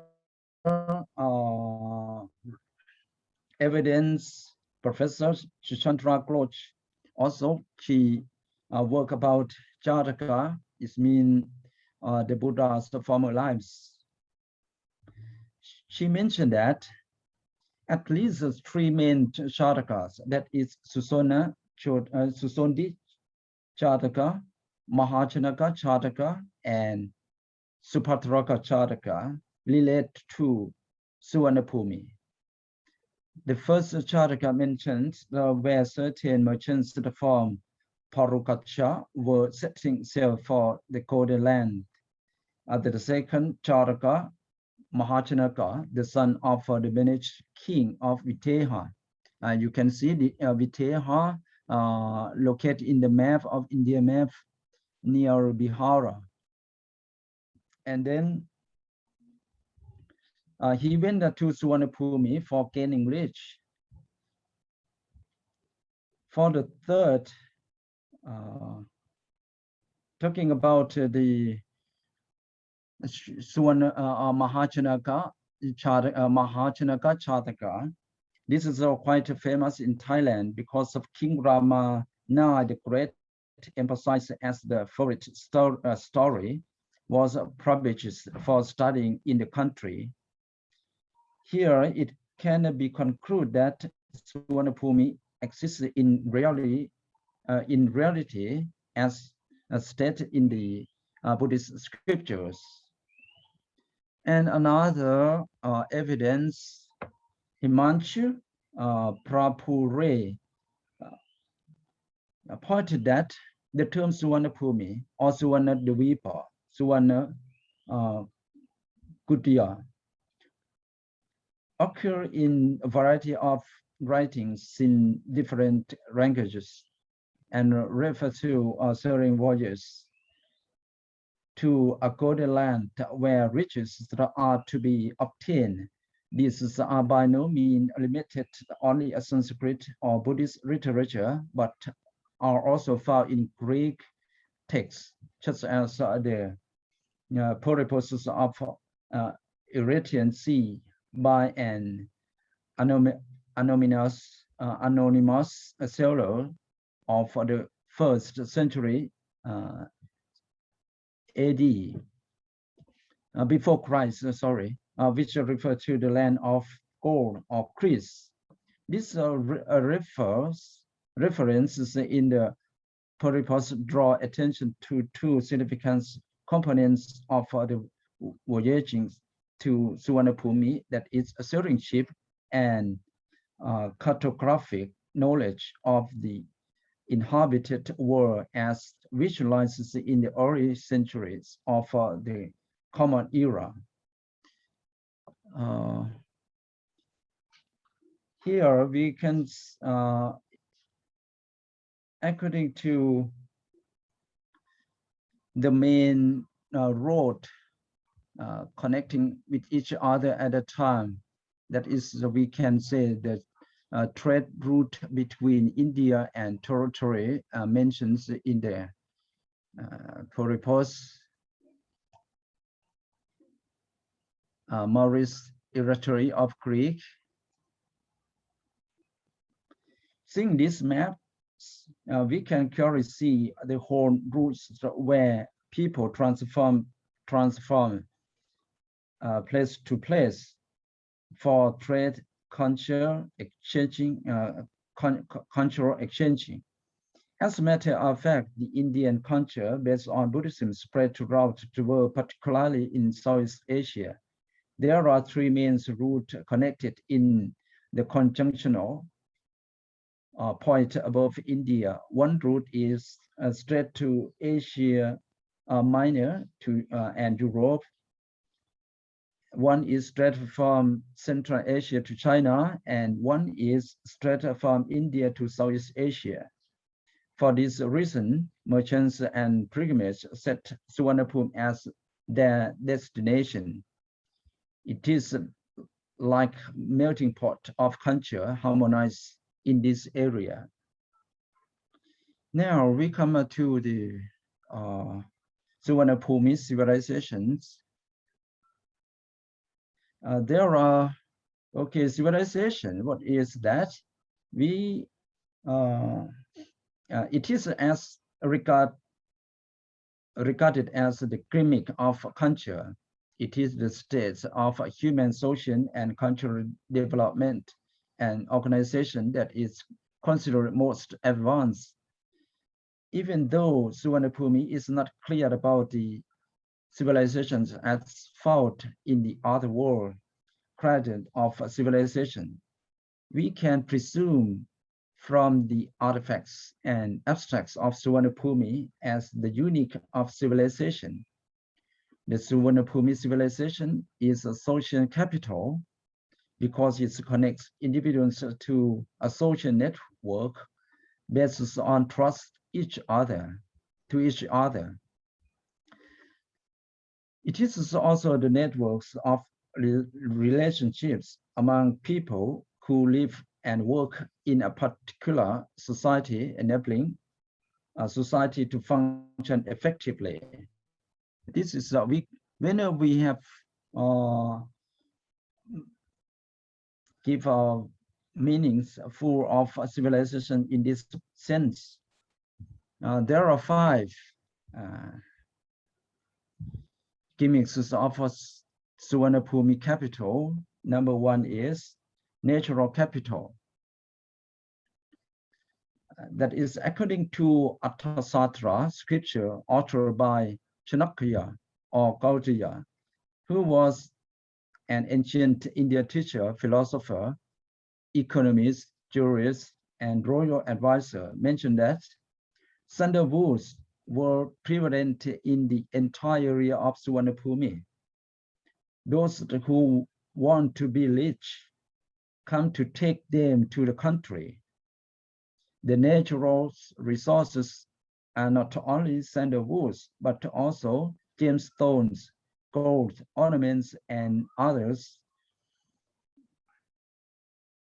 Suvarnabhumi is therefore full of natural resources. It seems to be the fundamental capital of civilization to create the possibility. The second point of civilization, that is positive view capital.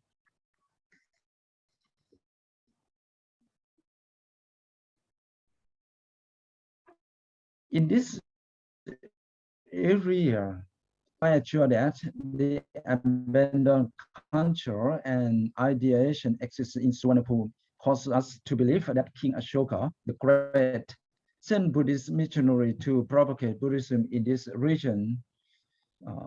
Buddhism could be ferocious in this area. Later, it has been fundamental philosophy of Suvarnabhumi.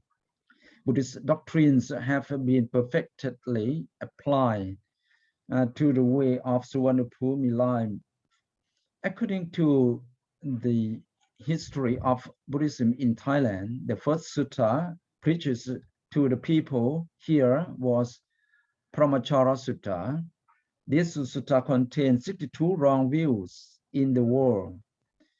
The Suvarnabhumians therefore choose the right view and practice in accordance with the statement. Ye dhamma hetu papava, te sam hetum tathakato aha, te sancha yoni rotocha, evam vati mahasamano. Of this experience that arise from a cause that the Tathagata has said, this is their cause, and this is their cessation. Thus, the great Mahasamana teaches. This is the positive view termed as capital as the fundamental Buddhist civilization in this society. I think when we talk about a positive view or positive thinking, that is just like the main idea or main fundamental thinking to develop everything. If someone doesn't have positive idea or positive thinking, I think difficult to develop country or develop life. The great another a capital that is perfections. As we have known in this area, it is the area of Mahayana Buddhism before. According to Mahayana tradition, both compassion and wisdom are the core principles of Buddhist way. In the region of Jawaharlal VII, the great, Mahayana Buddhism played the dominant roles in the society. The Arokayasara or medical centers were established throughout the empire.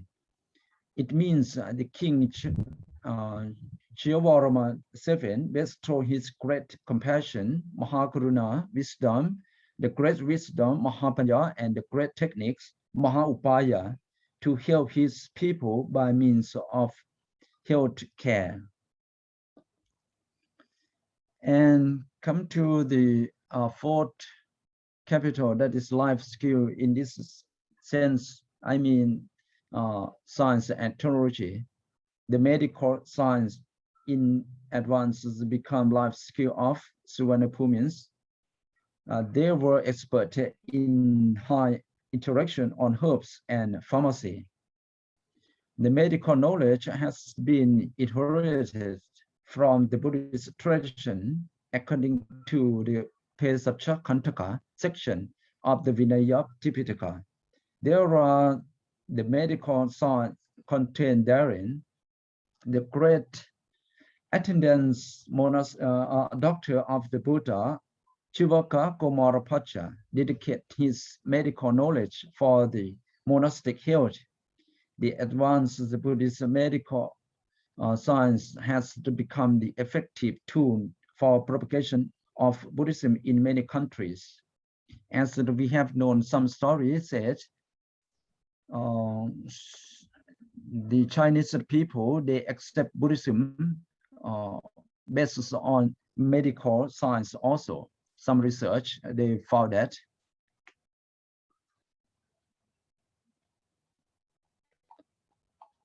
Come to the fifth capital, political capital.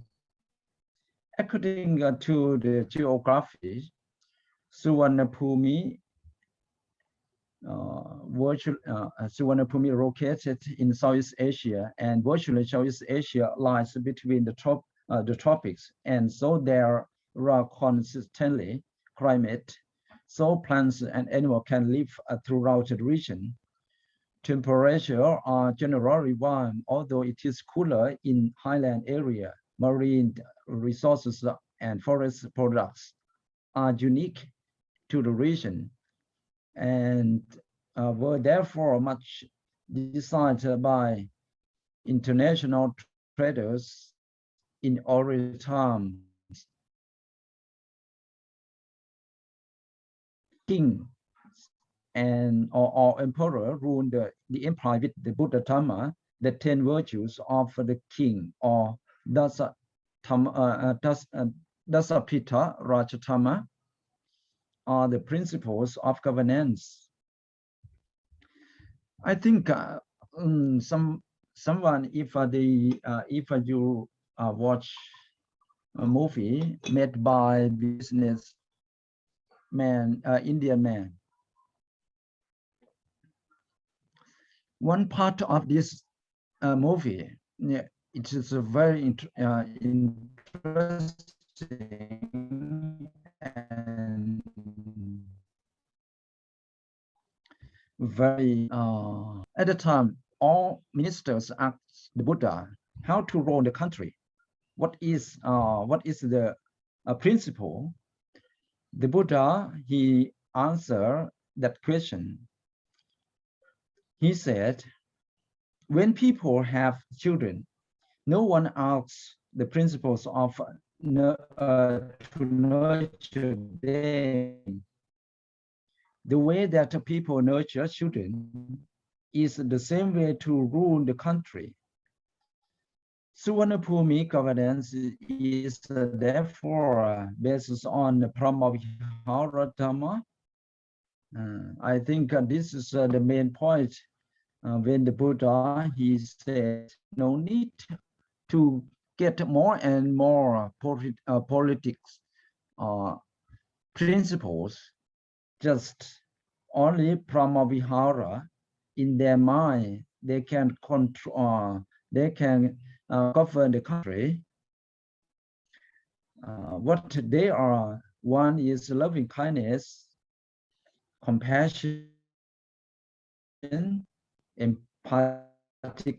empathetic joy, and equanimity. Moreover, in political capital sense, in order to develop to be 5 principles, namely sattva or sutta, liberality, chaka, and wisdom, panya, respectively, it seems to be the patriarchy for proper governance. No matter what the system of governance that can be applied for, the meritocracy must be dominated. This is the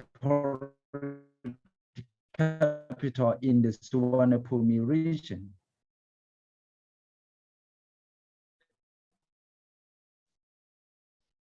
Okay, we come to the another point of how to utilize or how to for clothes. Human legacy has remained to be found, but not implementing, as the Buddha's teaching has prevalent inside the scriptures, could get the benefit from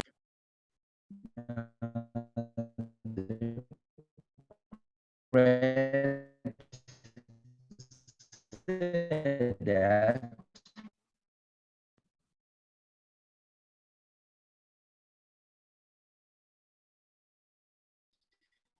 sufficiency economy seems of life and the foundation of people. It is that has to be supported, or buildings to be stable. Buildings can go on it, but most people can't see them and even for poets.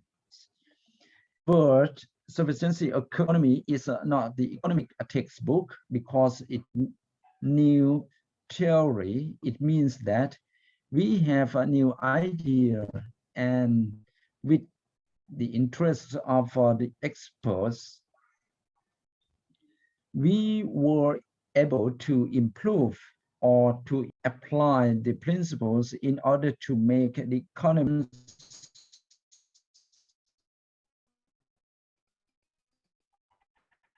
and morality in planning,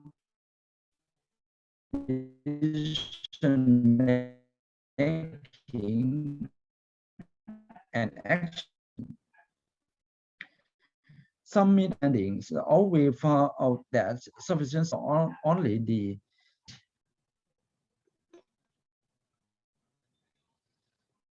made about agriculture as a matter of fact. Sufficiency economy, Setakit in Thai or Setakitja, the language, means activities of one or noble life.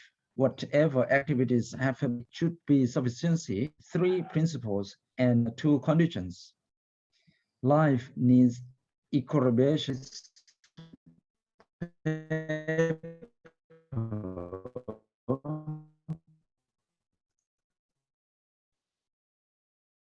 Is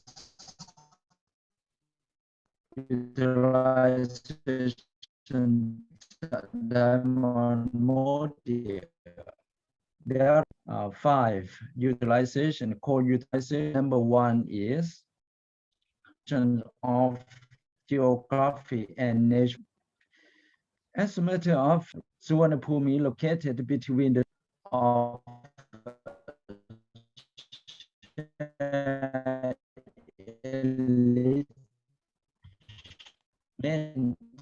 network.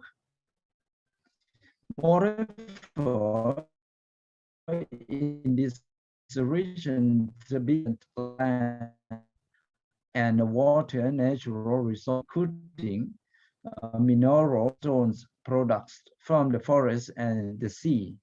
So the ocean should core sources both in trade and zones. Even now, this West Corridor have to be co-initiated. The mega project should be run under the postmodern paradigm.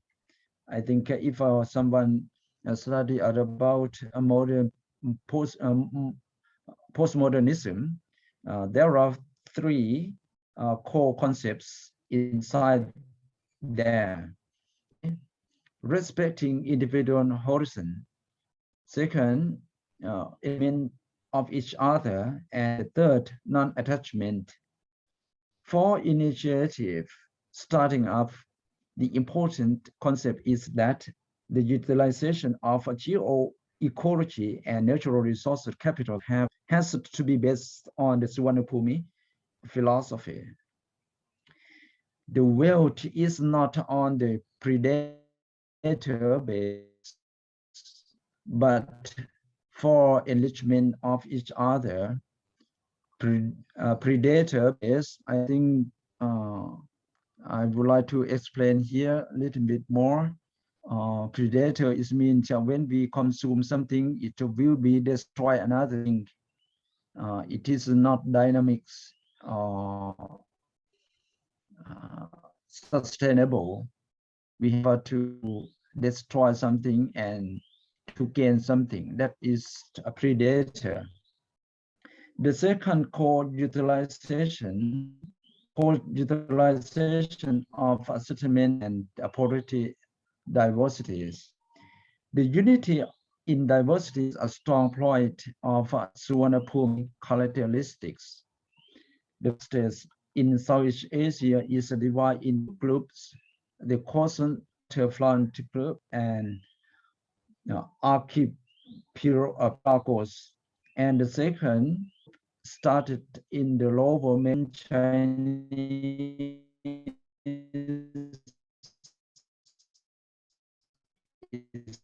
Islamic and European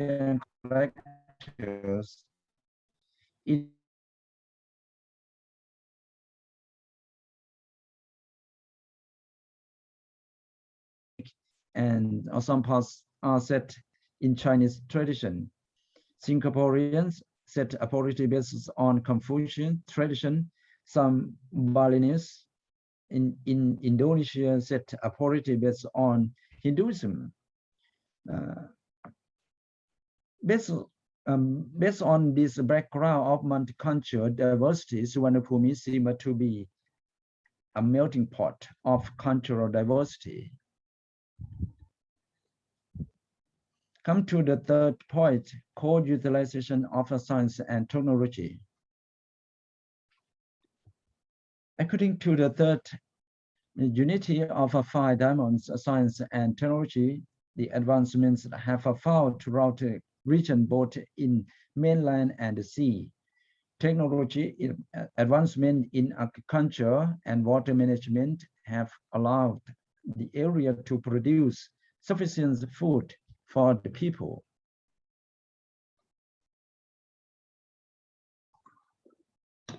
Based on these science and technological advancements, the Suvarnabhumian can co-utilize the potential food production for supporting the world in both quantity and quality. Come to the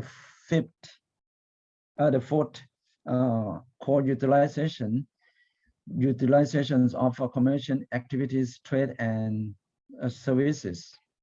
In order to utilize the Suvarnabhumi capitals on the commercial activities, trade, and service. কি করে লিখবরে chat box আমাকে বলছেন যেটা handle করতে Sorry, it means the time is nearly finished. Yes, sir. Okay, I'm conclude. Okay. So. Okay, I'm nearly conclude. Okay. Okay. Come to the fourth utilization, art culture. We have known already in this area. Art culture based on Buddhist fundamental spirituality. All art and culture also based on how to develop mind. Have you seen the Buddhist architecture? We can develop this and come to another. This is also mindfulness. We can develop this in this area and to be our melting pot of culture. And this is also, it is the life skill course learning in order to practice, in order to develop mind.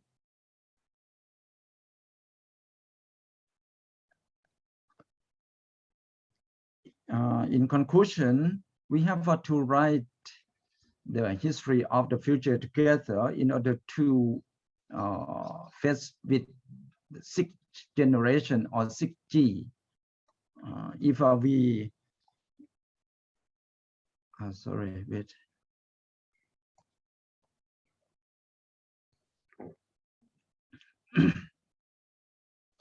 Don't be careful. We have to lost our future. We have to quit now. In conclusion, Suvarnabhumi capital can be utilized to create the history of the future in the 21st century onwards. The geography and natural resources are the strategic legacy in which Suvarnabhumi can utilize based on the sufficiency economy. And particularly Buddhist streamline of the fundamental spirituality begin with viewing sentient being as relatives, respecting people as the same human being, and conducting everyone as the same doing to oneself. The advanced step start from realizing oneself as the dependent origination of five aggregates that combine together in the life system, having continuously realized the inside natural attains the enlightenment of life.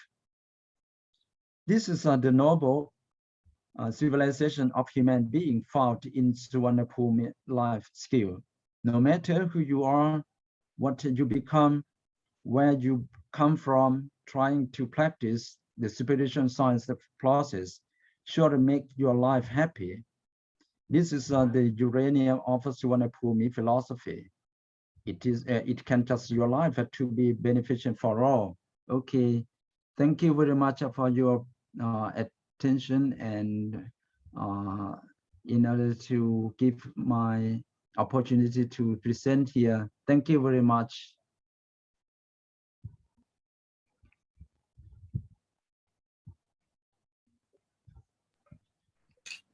Thanks a lot, Professor Dr. Subin.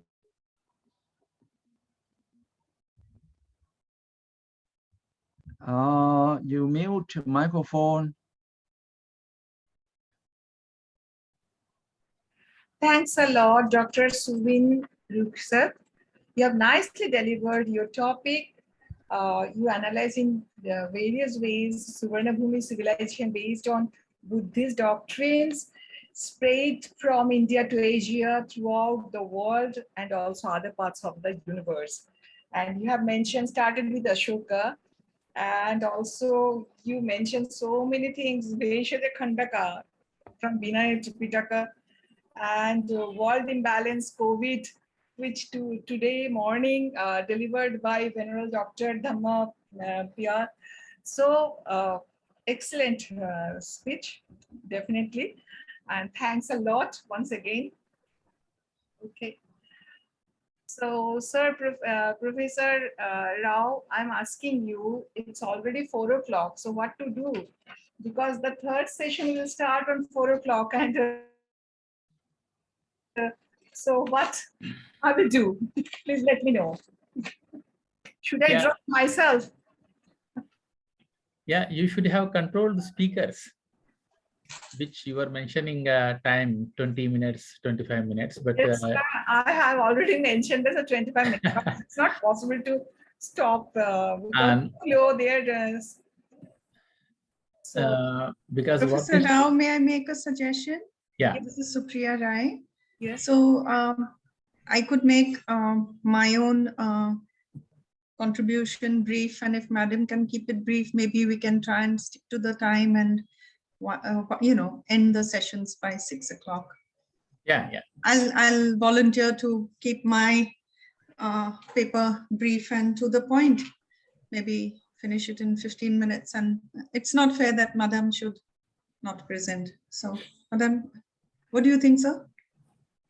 I think that Professor Mukherjee should present very briefly. Yes, yes. Okay, thank you. Thanks a lot. I will try to confine myself within 10 minutes. I will try. Yeah. It's a long subject, but I will try.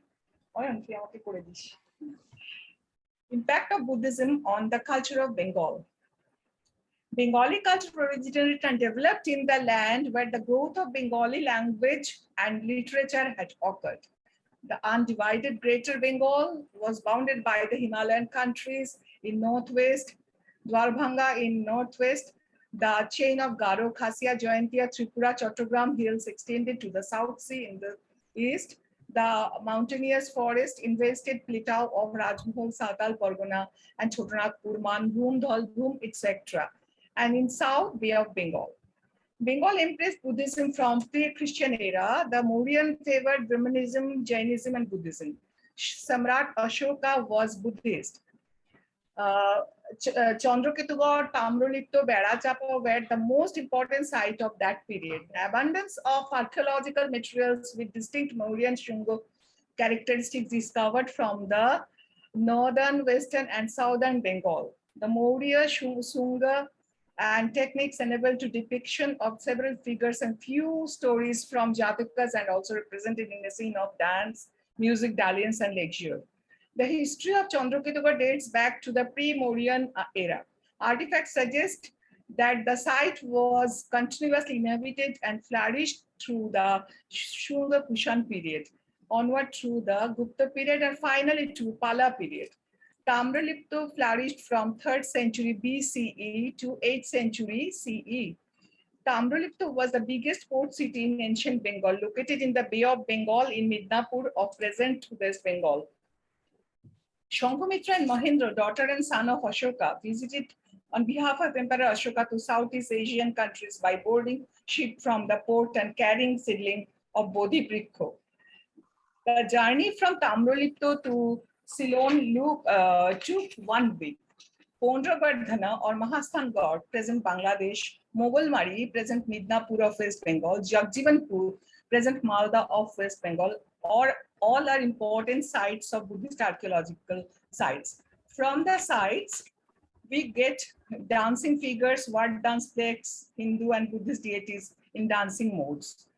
One of the most glorious times of the Bengal had witnessed the period under the rule of the Palas, who had ruled over the undivided Greater Bengal for nearly 400 years, 8th to 12th century. Under them, all forms of arts, literature, education, religion, performing arts had prospered, and thus it is justified to call this age the golden age or golden period of Bengal's cultural history. Pala kings were Buddhist, especially Mahayana, and enjoyed the position of supreme authority in the international Buddhist world and were responsible for the flow of Buddhism into Tibet and Southeast Asian archipelago. The first Pala king Gopala, 750 to 770 AD, was succeeded by his son Dharmapala, 770 to 810. He built many Buddhist monasteries and universities, this Mahabihara, all over Greater Bengal. His son Devapala, 810 to 850 AD, established his power in the whole of North India, and his fame spread up to Java, Sumatra, and Malaya Peninsula, whose king Balaputra Dev of Shailendra dynasty sent his ambassador to him.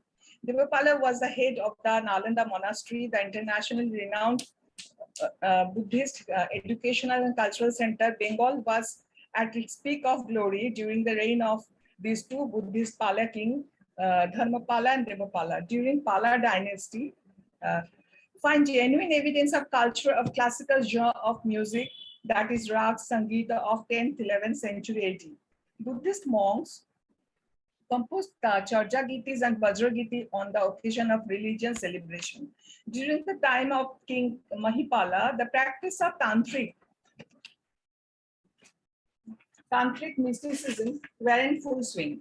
During the time of Rampal, we get the name of many ragas: Gandhari, Kamboji, Malava, Karnataka, Gujari, Dhaneshri, and typical of Bengal like Bangala, Suhoi, Tirota, Dhaneshri, Gauri, Gadava, etc. The Buddhist Viharas and Mahaviharas such as Nalanda, Vikramshila, Udantapuri, Raktamritika, Vashu Vihar, Jagjivanpur, Mogolmari, Mahasthangarh had the department of Gandharva Vidya, that is dance, music, painting, sculpture, etc. Still now, as a relic of the past, we could see the monks are practicing various types of dance, playing music. After graduating from these universities, the Shramanas, young monks, went all over the country. They not only preached religion, but carries with them their music and dance and other cultures also. There were many Devadasis in that period. According to Kashmir poet Kalhana's Rajtarangini, the king of Kashmir, Jayapur, entered Pondravardhana, city of Gaurabanga, this Mahasthangarh, in disguise. He saw dancers. Kamala was dancing according to the tenets of Natya Shastra at the Kartikeya temple of late 8th century. From the inscription of Mukti Shiva Vangara Prashasti of King Naipal, Deva's reign, we came to know that there were 1,000 Devadasis in the 12th-storied white temple of Bengal. Himogiri Miva Shubrang Lat Ramya Ratnang Shujale Pratifalita Sakili Pravura Rama Sahasram. During the reign of Rampal, we could know from the Ramcharit Kabba of Gaud poet Sandhya Kandandi that the Devo Baro Bonita or Devadasis were vigorously dancing, wearing jewelry. Chorja Giti, during Pala period, Chorja Giti and Vajra Giti also flourished, and the performers were Buddhist monks. These Gitis were composed by the Buddhist Siddhacharyas of Mahayani, Vajrayani, and Sahayani, and were performed on the occasions of religious functions and secret mandala chakra. They had wide knowledge in Mahayana, Hinayan, Vajrayana, Sahajayan, Kalaya Chakrayan, and Tantra. They were mostly expert in Sangeeta. Nathakitika also established in that Pala period. Sculpture and painting. The reconstruction representation of dance in sculpture and painting helps to reconstruct the missing link in the history of present-day Indian classical dance. The art of Bengal during the 4th centuries under the Pala were essentially religious and inevitably reflect the religious Gaudiya dance and music experiences of the past centuries. During Pala period, principal substances of which the Nritta Murtis were made of 7 folds: the clay, terracotta, the wood, daru, the stone, prastara, the metal, especially Ashtalohamai, the precious stone, the Alekhya painting, and the Mishra. The Pala period witnessed the final blossoming of India in Buddhism and Buddhist art. Atish Dipankar Sri Gyan of that period is one of the greatest monks. He had been given the divine status by the people of Tibet, and he is still worshipped there and also in Ladakh as Choje or Paldon Atisha. His teachings are known as Lamdong. He founded Kadampa Buddhism in Tibet, which is a famous Mahayana Buddhist school. He was also a great dancer, painter. He drew his own portrait with his nasal blood. This is how Buddhist tradition, philosophy, culture, and teaching have continued to enrich us since time immemorial, since the present day. Ashok Chakra and in national flag, Ashok Stambho also are the evidence. Rabindranath Tagore works also reflect how much he believed in Buddhist philosophy. He created dance drama like Chandalika, Noti Puja, etc. We, Gaudiya Nritya Bharati, do that based on Gaudiya Nritya, the classical dance of Bengal technique. Another solo dance drama presentation. Today morning, Professor Vinay Kumar Jain, probably, he mentioned about the Buddha Charita of Ashok Ghosh. We performed solo dance drama Buddha Charit, an extract of Ashok Ghosh's work. Choreographed in Gaudiya Nritya has gained immense popularity among elites. So from pre-Christian era to present day, Buddhism has a great impact in the culture of Bengal. I want to show a few slides, then I will stop myself.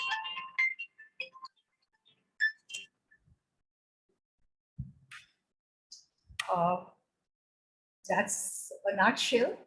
So first,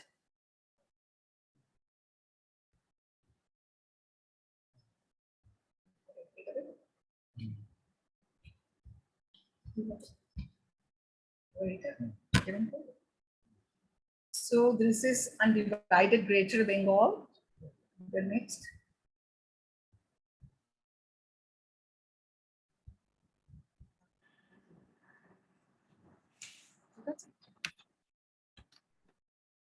This is undivided Greater Bengal. The next, this is from Chandraketu terracotta plaque, 4th century BC from Ashutosh Museum, Calcutta University. And this is 1st century BC from Directorate of Archaeology, Government of West Bengal. And this is line drawing of Chorjapada, locality Shashkia Bihar of Tibet.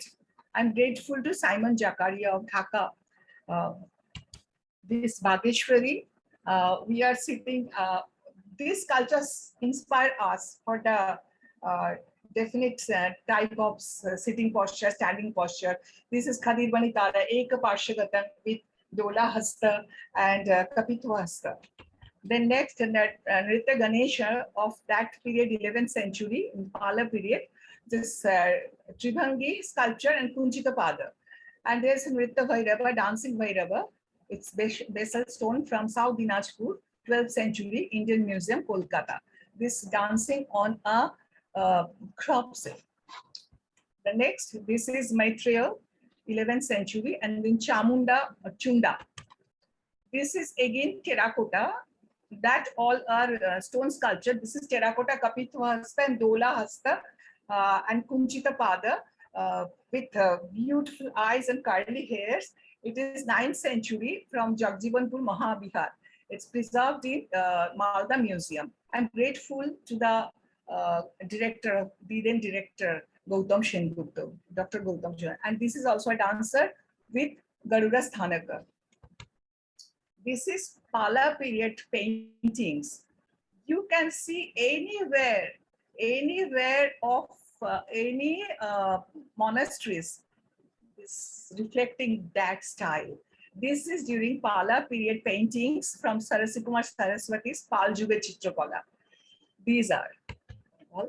And this is Atish Dipankara, which I mentioned that it is drawn by him with his nasal blood.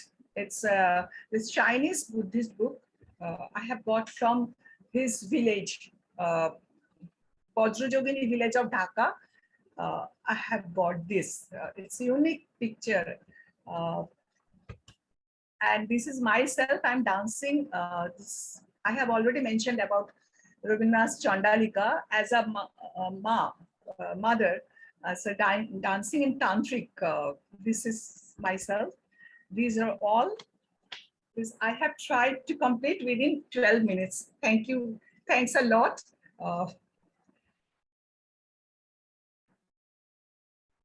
These are all. And I feel that Buddhist philosophy based on Shanti, peace, and fulfillment, upliftment of mind.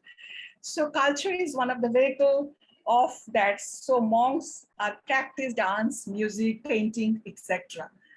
So this is the impact of Buddhism on the cultural psyche of Bengal. Thank you.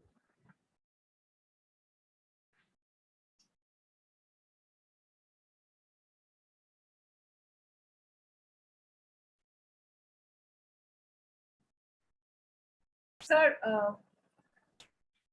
yeah, now I request for the next session. I think I have already shown the program. You already have program. Okay, So sir. if I you have want tried to complete within 12 minutes. Okay, thank you. Thank you very much for Mahua Mukherjee ji for wonderfully chairing the session. And I thank all speakers, those who have participated, presented their views in this session. Next session, you can see I'm sharing. Next session will be chaired by Dr. Supriya Roy. She is the director of KJ Somaya Institute of. Can you mute, madam? Mukherjee, madam? Please mute. Sorry. Dr. Supriya Rai is the director of KJ Somaya Institute of Dharma Studies, Mumbai, Maharashtra. She will have her own presentation today. Her presentation is Kumarajiva's Meditation Manuals, Confluence of Shravaka and Bodhisattva Practices. Apart from Supriya Rai, there are many other presentators because the time is 4 to 6. Our last presentator, and we have also Dr. Sunil Kumar Patnaik ji, who is the director of Odisha Institute of Maritime Southeast Asian Studies. He's from Bhubaneswar.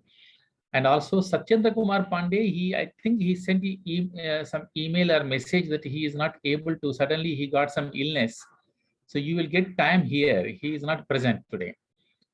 And Mr. Lei Chi Liu, he is from Nagarjuna University. He is from Vietnam, but he is from Nagarjuna University right now, and he will present. And last speaker is Professor Rafael Torella. He is the chair of Sanskrit, Spanish University of Sapienza University of Rome. He will speak Buddhism and Prajna in dialogue. So I give the session to Dr. Supriya Rai. Thank you, Professor Upendra Rao.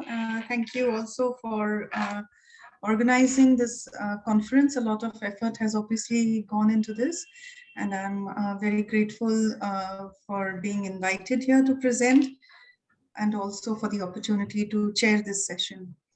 I will keep my presentation brief and to the point so that we may have at least 15-20 minutes per speaker as we go ahead, because we should try and also wind up in time, hopefully with a few minutes for some questions if anybody has one.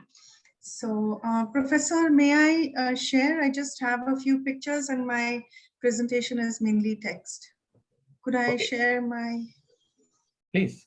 I think somebody will have to stop sharing. Okay, okay.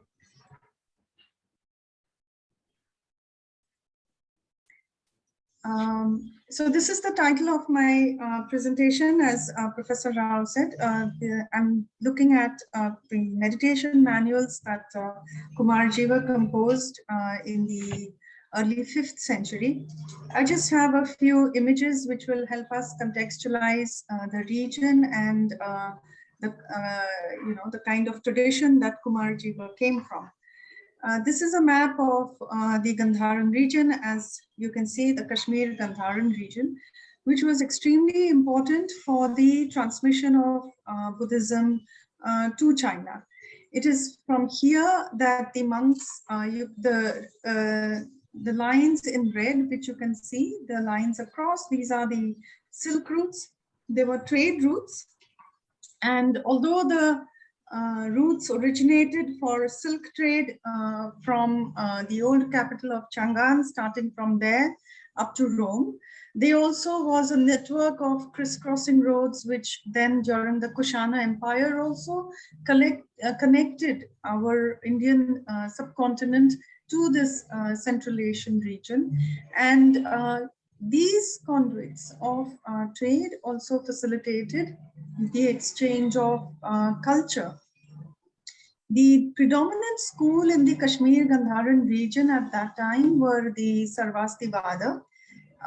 They had, in the time of Kanishka, a council in the 2nd century to systematize their Abhidharma. And they were great masters who wrote copious texts, voluminous texts. And we will come back to some of their thought a little later in the presentation. This next slide shows the region from which Kumarajiva came, which is Kucha right here. This is today it constitutes the Xinjiang province of China, a large part of which is actually the desert of the Taklamakan. And because it is ringed on by mountains from 3 sides, as you can see here, these mountains, the snow melt from these mountains fed and created these oasis states, city-states, which played a very important role, again, in the silk and the other trade that carried on in this region and in the transmission of Buddhism. This is a statue of Kumarajiva from Kizil. Kizil is a site of Buddhist heritage, which is located about 80 kilometers outside the modern city of Kucha. And this statue commemorates this great master who came from this region. The Kizil caves are dating earliest from about the 4th century onwards, and they exhibit a wonderful syncretism of the Indian tradition of painting and sculpture, along with influences from the Persian and Chinese traditions. And finally, I have here an image of the stupa of Kumarajiva. This is just outside Xi'an, modern day Xi'an, the old capital of Chang'an. This is at a temple called the Cautangsa, which is basically where Kumarajiva taught and did his translation work. Coming now to the contents of my paper, essentially the paper is looking at 2 meditation manuals that are amongst the several that are ascribed to Kumarajiva. Kumarajiva, to just briefly give a little bit about his biography before I actually go to the meditation manuals. He lived in the period 350 AD to about 409 or 413. He was born in Kucha to an Indian father and to a Kuchian princess. He became a monk at the age of 7. And when When he was 9, his mother brought him to Kashmir, where he most likely trained in Sarvastivada. On his way back, he was converted to the Mahayana Madhyamaka school under the guidance of a prince from Yarkand who had become a Buddhist monk. And so it happens that Kumarajiva becomes the first one to teach Mahayana on this northern silk route, which is this route, which was essentially Sarvastivada. We find Mahayana predominant in the south over here. Kumarajiva had a very colorful life. I will not go into the details of his biography, but he is known as the great translator simply because the voluminous translations as well as the different schools from which he translated materials. So his work pretty much spans all of the traditions of Indian Buddhism, including Harivarman's Tattvasiddhi Shastra, of course, Nagarjuna's Mulya Madhyamika Karika.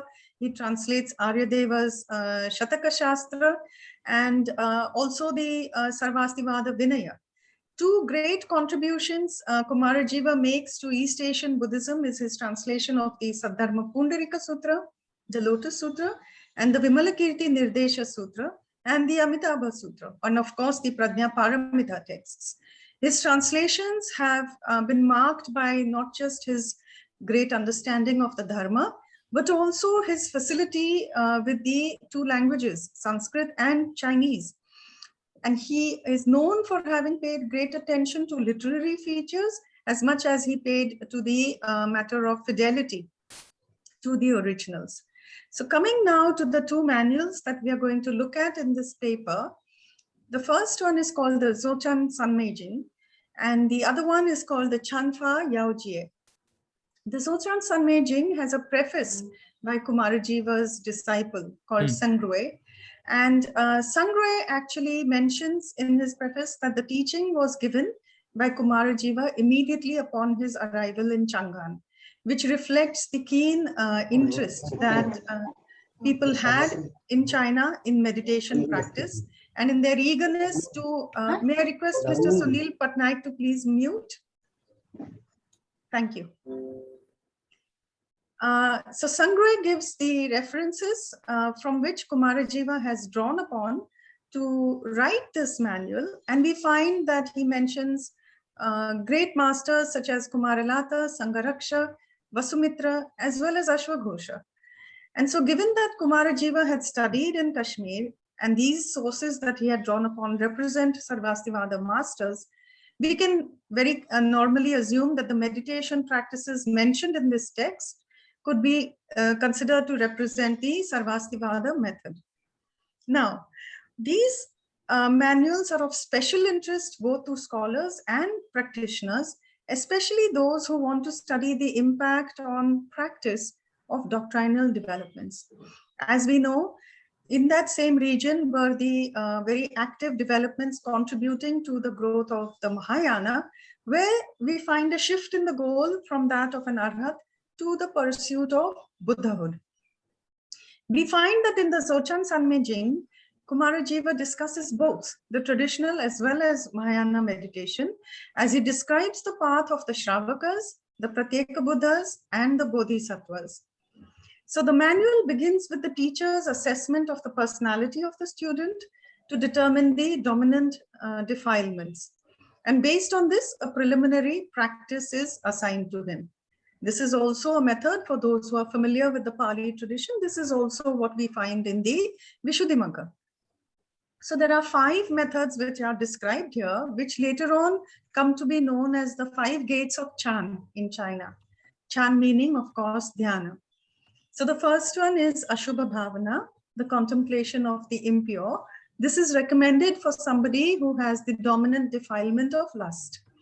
The second method is the cultivation of the 4 apramanas, as we call them, the 4 immeasurables. This is for someone who is consumed with hatred. There is the contemplation of pratitya samutpada, dependent origination, for those who are afflicted with ignorance, and meditation on breath, anapanasmriti, for those who are excessively active thinkers. Therefore, with the predominance of the chetasika of vitarka. And finally, there is Buddhanusmriti, the recollection of the Buddha, for those who have all of these refinements all mixed up together. What the practitioner is required to do, that after cultivating dhyana based on this method, one of the method that is assigned to him, he proceeds to cultivate prajna. As we all know, the Buddhist path is marked by the cultivation of wisdom. It is ultimately this wisdom that gives us the insight that leads to liberation. So this practitioner pursues prajna by cultivating the four foundations of mindfulness, satipatthana in the Pali tradition, as it is called.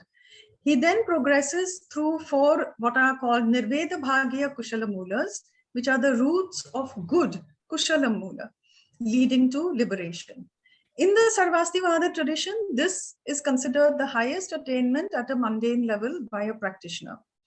Once he reaches this state, he quickly progresses to attain what is called the Darshana Marga. The Darshana Marga on the meditation path is a continuous sequence of 15 mental moments, very quick, very brief, by means of which he gets an insight into the Four Noble Truths, he uproots all his defilements, and he obtains the four paths and fruits of the stream entry of once returner, non-returner, and arhat. So this is the first part of the Dzogchen Sanmyjin, which describes the, the path of a Shravaka. I won't mention the path of the Pratyeka Buddha, it is very short. But what is significant, which is part of this study, is that it recommends the same kind of practice for a bodhisattva follower, for a person whose path is the Mahayana path, but it is the interpretation and the guidance which is extremely important. So, for example, when a person who is on the bodhisattva path meditates on impurities, which is what is called Ashubha Bhavana, meditation on corpses in various stages of decay. For this, what tends to happen is the meditator can develop such excessive aversion that he seeks to be liberated from his body very quickly by attaining nirvana very quickly and getting out of this cycle of birth and rebirth. However, since he is on the bodhisattva path, here Kumarajiva adds this injunction that at this stage, should he get such excessive aversion, he should arouse great friendliness and compassion within him. In order to save sentient beings with his great merit, he makes three great vows. And he says that since sentient beings do not realize impurities, they create pollution through various transgressions. I shall save them from the flood of samsara, and I shall place them on the ground of ambrosia. Further, sentient beings in the realm of desire are attached to impurities, just like dogs nibble at feces. I should save them and lead them to the pure path. This kind of caution in respect of excessive aversion, which can rise from Ashubha Bhavana, is not found in the Shravaka section. It is very well known that the emphasis of the Bodhisattva path is on cultivation of compassion and for the extension of benefits of practice to the welfare of all sentient beings. And thus, this modification in the same practice is recommended for the practitioner. A notable aspect of this inclusion is also the recollection of the Buddha, Buddhanusmriti, in which for the Bodhisattva practitioner, he is recommended at this time to cultivate bodhicitta and make the aspiration to attain Buddhahood. So the person who is on the Bodhisattva path, as he recollects the Buddha, the qualities of the Buddha, he then thinks to himself that he makes a wish and he says, I shall one day attain a Buddha's body whose merits are as stately as this. And then he makes a great vow. He says, with all my merits in the past and present, I shall seek for the full awakening of the Buddhas and I shall not seek for any other rewards. So we find in the Dzogchen Sanmyjin, there is a distinct portion for the Shravakas, and in this practice that is recommended for the Bodhisattvas, the method or the practice aspect or the objects are the same, but the instructions for the Mahayana practitioner are subtly changed so that he doesn't, that brings in the wisdom view of the Mahayana into the practice. The second part, and I will end very quickly after just briefly discussing the second text, which is called the Chanfa Yajie. This is a text which is being translated, as I mentioned in my abstract. This is being translated currently by a really venerable senior Mahathero from the Czech Republic. He has trained in the forest tradition in Sri Lanka and in Burma, but having studied classical Chinese, he also reads the Chinese texts. As a monk, he is ordained in the Theravada tradition and the Chinese tradition, and he himself has made a deep study of Vasubandhu's works and of also the Yogachara Bhumi Shastra. So the kind of context in which he has been teaching this text in our institution from February, it is a continuous program which is going on. And for anyone in the audience who is interested, please write to me. The videos are all on our YouTube channel. It is available for everyone to listen to. The commentary is quite extraordinary, and we will, of course, come up with a publication based on this, because this manual has not yet been translated. In this manual, again, we find that the Shravaka method has an infusion of the Bodhisattva path, but in a significantly different way. In the earlier one, there were two distinct paths. But in this manual, and I'll just give the example of Maitri Bhavana, and I will end there since I want my colleagues also to have some time. What happens here is, on the basis of the fourth Rupa Dhyana, the practitioner starts to cultivate the four apramanas, as they are called, the four illimitables or the four immeasurables. This is, of course, the Maitri, Karuna, Upeksha, and Mudita and Upeksha. So the first object that the meditator takes on the basis of the fourth dhyana is Maitri, which can be translated as friendliness or loving kindness. And he then, the first object he takes, just like in the Shravaka tradition, is beings in this universe. And he sees, just as the Shravaka practitioner does, beings in the building, beings in the city, beings in the larger and larger area. He extends his Maitri Bhavana to them, and he sees them as beings who are receiving this happiness from his deep samadhi of friendliness. The Mahayana part comes in a very, very subtle sort of introduction of Mahayana Prajna into the meditation instruction. Kumarajiva says here, furthermore, in the Buddha Dharma, there is no real existence of sentient beings. So how can suffering be considered true and happiness a mental perversion? The mental perversion consists of attachment to the characteristic of self, where in actual fact, there are no sentient beings at all. This is a very, very significant instruction.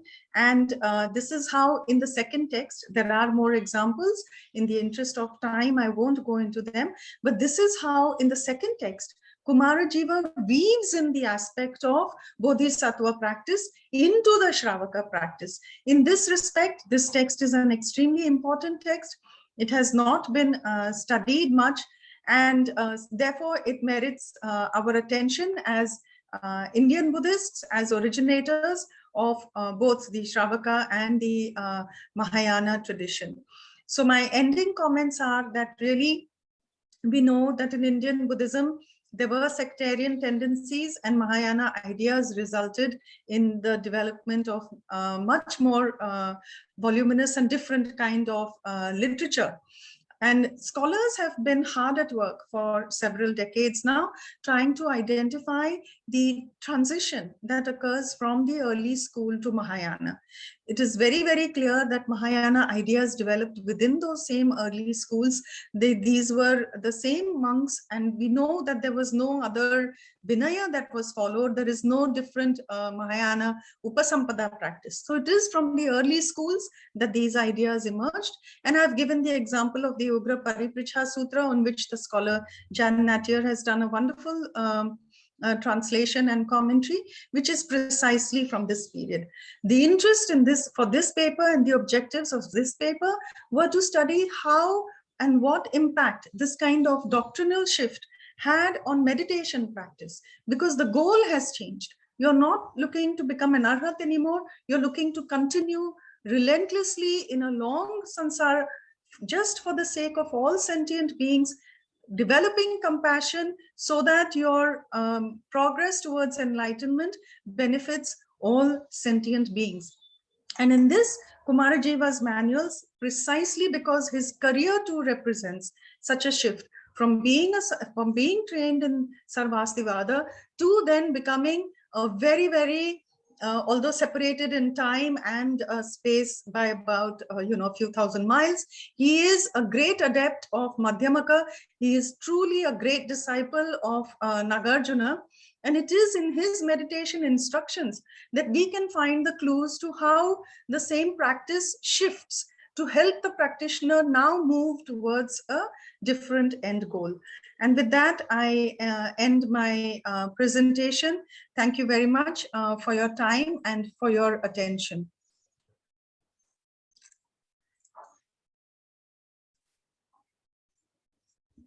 I would now, Professor Rao, may I call the next person, or should I? Please, you call next person. Yeah, I just wanted to make sure you mentioned one gentleman may not be available, but I just wanted to make sure that I have the names right. So I would now like to call upon Dr. Sunil Kumar Patnaik to present his paper.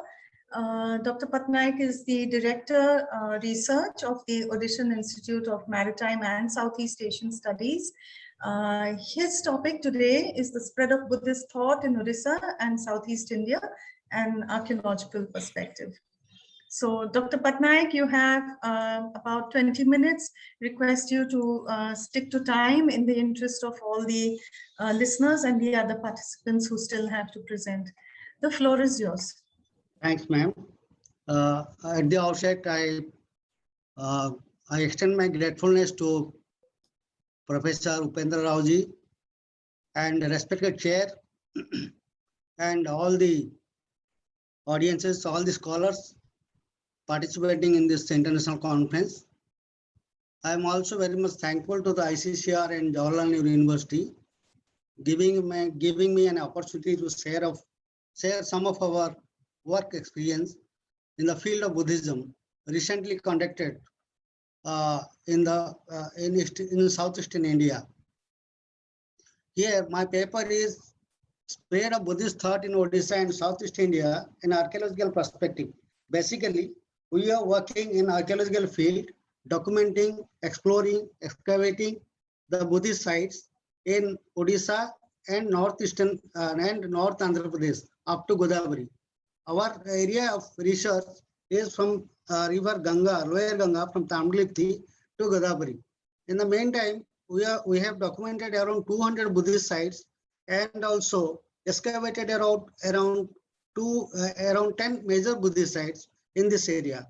By the way, what we got, we came to know, or our thrust area is what is the Buddhist settlement sites say about spread of Buddhism. Because as you know, everybody knows that Kalinga War is a datum line in the history of Buddhism. So since Odisha enjoying the place, the major area of during the Ashokan period, and it extended up to Raichur and Karnataka area.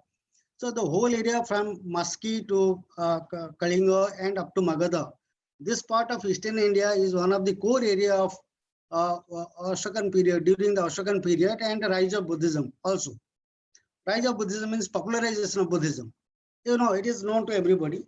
Then when we are excavating and exploring the sites, we came to know that large number of Buddhist centers discovered during last 2 decades, within the last 2 decades.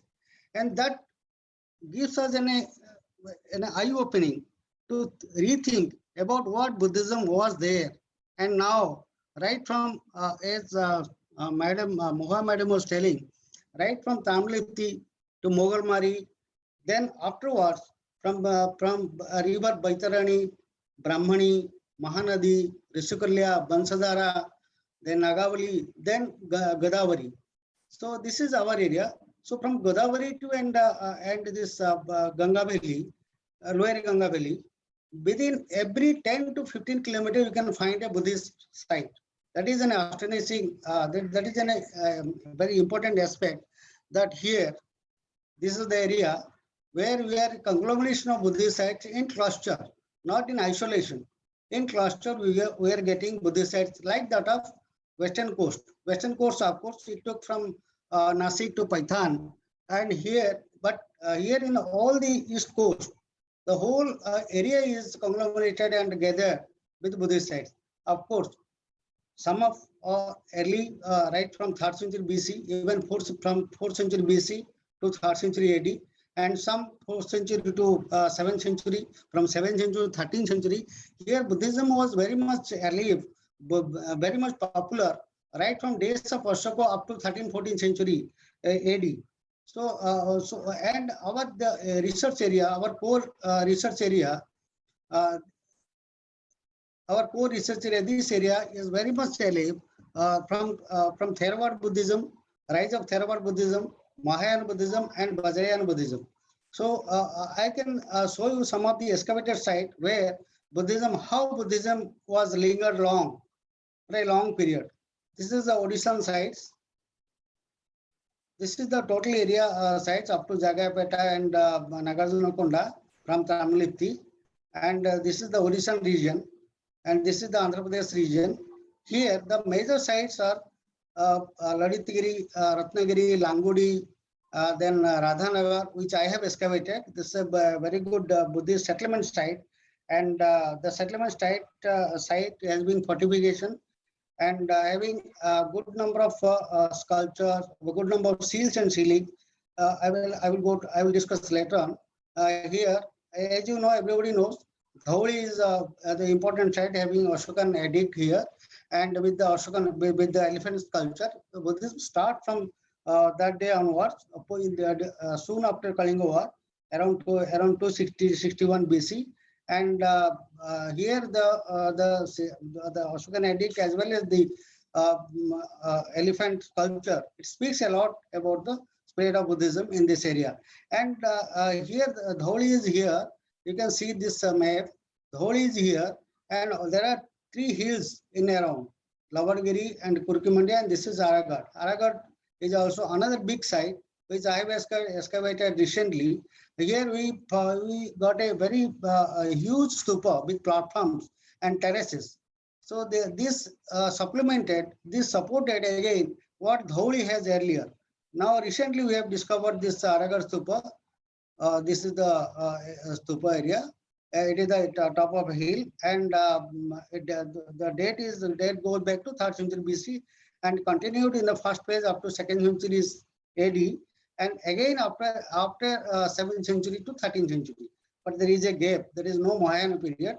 Here is only the Theravada, Hinayan form and Vajrayana form. And this is the another site. This is the Radhanagar. This is the fortification. It is 1 kilometer by 1 kilometer fortification area, and this is the Mauryan structures, and the streets and halls are there. Streets and brick beds, and number of it's a very big site. And here with the most important thing that this ceiling we got. This is written in Brahmi script of the 2nd, 3rd century BC. It's written Vijaya. Here it is written Vijaya. And this is the Buddha hat, and this is not matching with the Indian style. It may be, it has got some foreign influence, Mongolian or some influence. So this is a terracotta Buddha, and this Buddha hat dates back to 2nd century AD. And this is the elephant plaque, and this plaque is 3 elephants are there. This may represent some Jataka stories, and this is a very good sealing. This is a very good seal, and it is written Sadabhu Tissa. So now our study is concerned to find out what is Sadabhu Tissa. It's a name, definitely it's a name, but how it links to our Indian name Mogaliputta Tissa or Tissa lineage of Sri Lanka. Now our study is, we are undertaking some study on it, And this is the Radhanagar, marvelous, the Mauryan city, complete Mauryan city, and now it is identified as the Tosali. And adjoining to that side, that Radhanagar city, there is another site. It is just only 2 kilometers from the site towards south. This is Langudi Hill. Here again, it is a hillock, and this is a 3rd century BC stupa, and this is a monastery, of course, later is. But these are the images we got from that Langudi Hill, and our scholars or excavators identified this is the image of Ashoka, and these are the earliest Buddhist images, and it is in a stone stupa, in a motif stupa like that, and this is very important because the rock cut stupas here started around 4th century BC, and the stupa worship again here. This is the stupa worship, the main central shrine maybe, it's a rock cut, and this is the two symbols. One is lily and another is lotus. One is lotus and one is lily, and this symbolizes, as scholars opine, and some scholars say, this is the transition phase from Theravada to Mahayana, because soon after this symbol, there comes a small image just top of the stupa here. Top of the stupa here, this is a small image, and the stratigraphy of these sites around 1st century BC AD.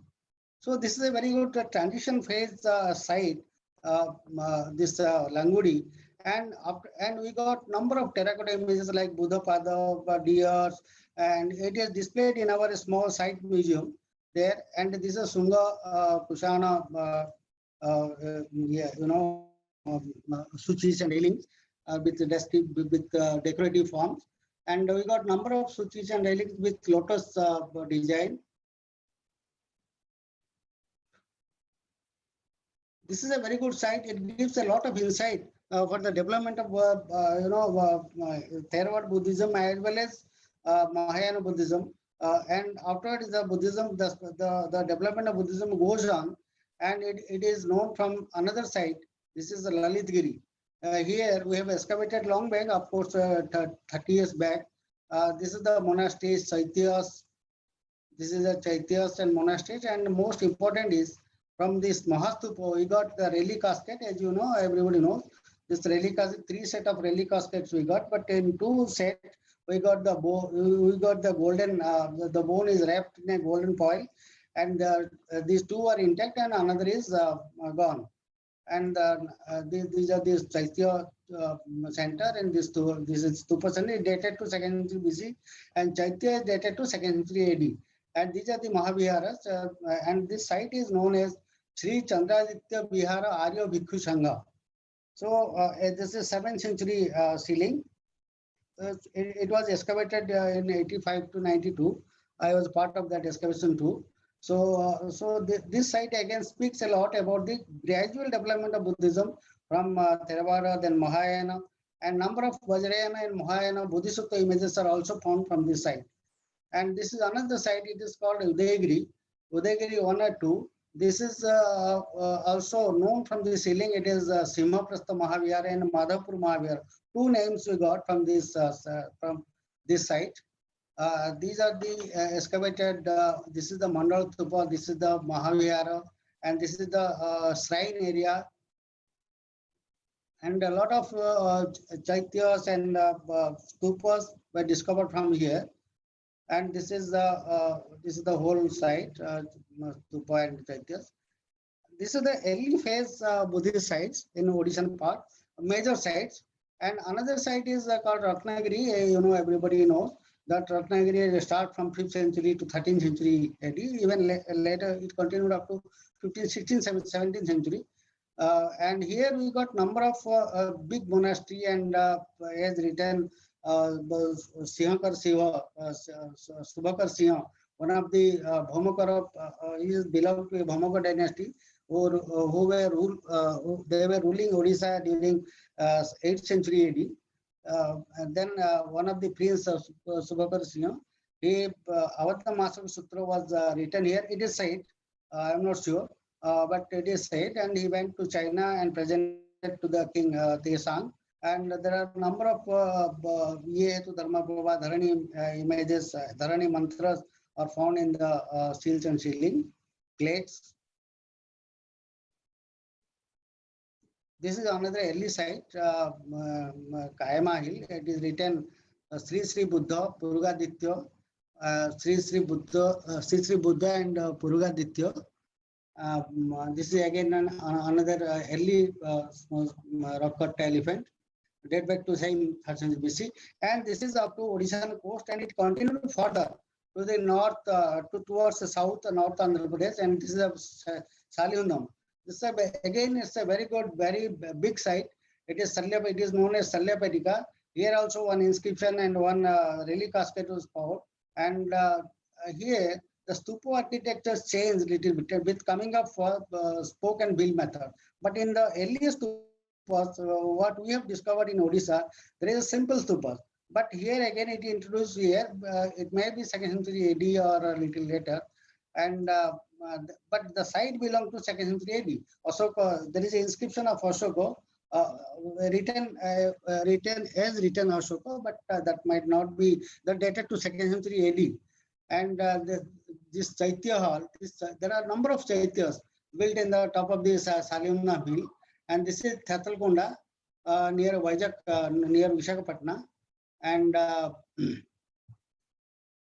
Thatalkonda is similarly another 3rd century BC Buddhist site, and this is the relic caskets were also found. Why I am discussing this? Because these are all in Kalinga region. When Buddhism was developed, Buddhism was spreading and popularizing Buddhism was there. These all are in Kalinga region. That's why it is a part of Kalinga region, because without this we can't study the history of Buddhism of Odisha or Kalinga. So this is a very, this is again, it is a just adjoining to sea coast, and scholars say Lars Paglin has worked in extensively on this site and Bhavikonda, and this is Bhavikonda. Again, it's adjoining to Thatalkonda site near Visakhapatnam. This is monastery, stupa site, as well as monasteries, but the pattern of living of the monks are very different from here. It is said, as Madam was telling, some scholars, I gathered some information that Jivaka was also came to this monastery and stayed some time here. And this is again another site is called Vijaykonda, in just after Bhavikonda. This is Vijaykonda, but here you can astonish how the stupas were built. The stupas were built in the stupa. This is a very unique stupa. They have taken the support of natural rock. They use bricks in the down below, and in the upper portion they take the help of natural rock. And just behind, this is the Chaitya hall, and in the front this is the stupa. It's a huge one on the top of a hill. Hill called Sankaram. It is in just about 13-14 kilometers from Visakhapatnam. And here, yes, Stupa worship is marvelous, and the thoughts behind it, how they have built these things, it is a mind-boggling question. And this is the continuation of Kalingan Buddhism. This look at, this is a natural rock, and this is the stupa, and these are the small minor stupas.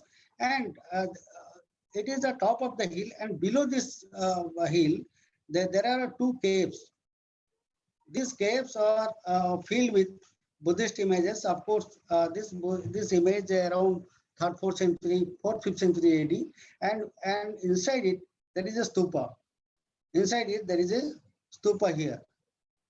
There is stupa worship. So how this Theravada Buddhism, because stupa worship means it's a Theravada Buddhism, and how it going to expand to a Mayan Buddhism or transition phase is very well represented here, what I surmise. And this is of course, the Guntupalli. Again, it started Satavahana domain area, and it started again the Buddhism, the rock cut caves started around 3rd century BC and continued around 3rd century AD.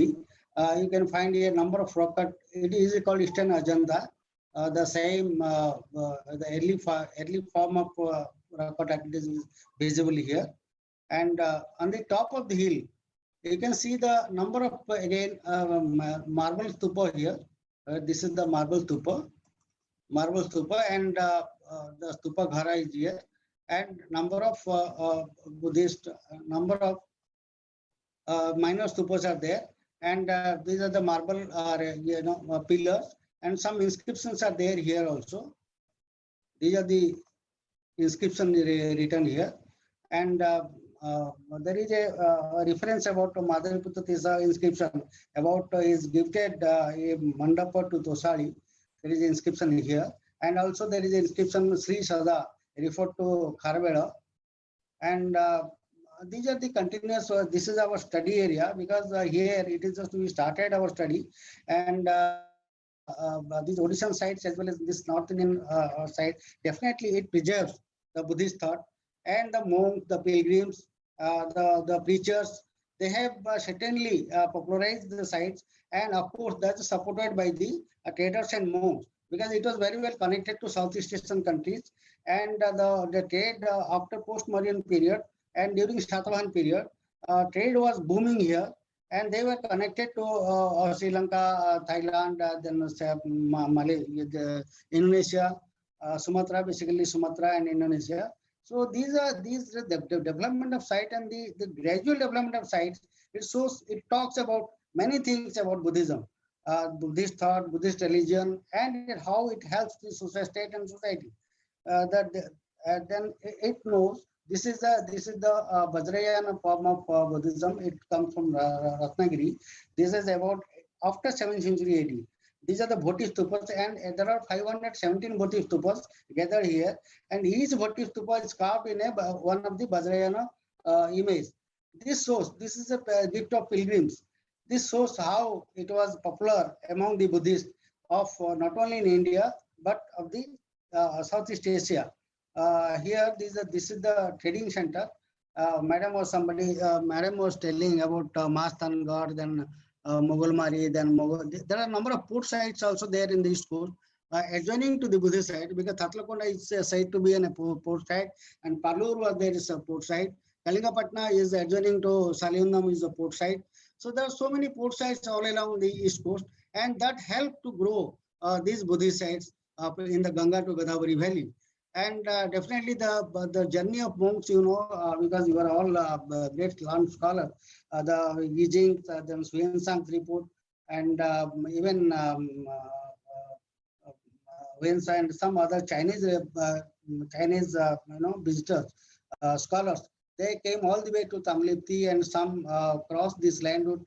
Suyensang crossed this land on land, but Yijing and other scholars, they went up to Sri Lanka and this Sumatra by boat. So East Coast was humming with trade and activity, trade and popularization of Buddhist activities in the whole of this. Now we call it Silk Route, the Indian Ocean Silk Route. Here, how Buddhism, Theravada Buddhism spread, it is known, thing, and Mayan is also spread to these countries. And this is Sri Lanka. It is cross connection with this East Coast, our East Coast. It's a Kandy temple. And the tooth relic was shifted from Kalingan region, somewhere from Salihundam or Lalitgiri. It was shifted to this Kandy temple in Sri Lanka. And this is Polo in Sri Lanka. This is Indonesian Borobudur, and but Kandy temple. This is Polo. And by the way, how this East Coast, along with these sites, they were linked with the greater Buddhist circuit, greater Buddhist network in the East Coast. It is to be studied, and to some extent is studied. And and behind that, it is everything is behind the Buddhist thought, because all the pilgrims, all the monks, or the chief monks, and the development of all these sites, or the contribution of the monks, because monks and traders, they have contributed a lot during the time of Ashoka, after the Shungas and after the Satavahanas, this area, Kushan and Shunga period and Satavahan period. And after that, Bhaumokaras in Odisha and other regional dynasties, they have all the way they supported Buddhism, the growth, the Buddhism grown, and Mahayan Buddhism and the Vajrayana Buddhism also grown left and right here. and it is the number of monks they visited, and they have contributed a lot for the development of the sites. And I think our discussion about the Buddhist and what I ought to be, this is all the result of our recent activities. And this much today. Thank you all. Thank you, ma'am. Thank you, Professor Rao. Thanks a lot. Thank you very much, Dr. Patnaik. That was quite a breathtaking presentation. What wonderful sites we have in India, and thank you for the good work that you're doing. Thank you for sharing the wealth of the Buddhist heritage in Odisha with all of us here today.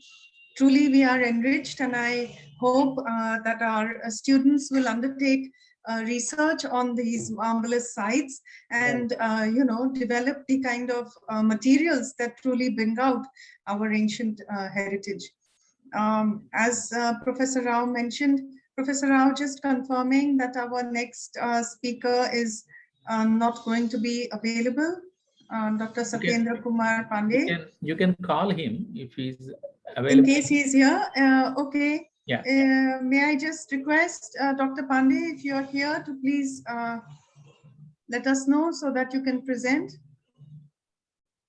I think he's not there. Dr. Satyendra Kumar Pandey. He is not there. Yeah, I don't think he's here. But maybe after the Venerable speaks, we can again call out the name in case he has managed to join.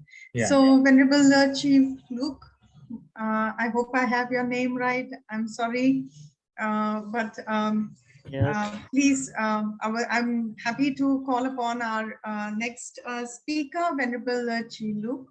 He's from the Center of Mahayana Buddhist Studies at the Acharya Nagarjuna University in Andhra Pradesh, and he's going to be speaking on the previous Indian Buddhist missionaries in Vietnam for the period from the 1st century to the 3rd century AD. Please go ahead, Venerable. Yeah, thank you. Namaste, Sir Ubender Rao and Madam Subirayarai and all Professor and Thamma brother and sister join this conference.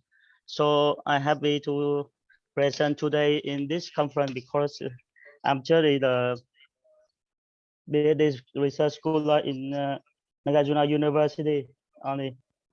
So, but because COVID time, that's why I stay in my country.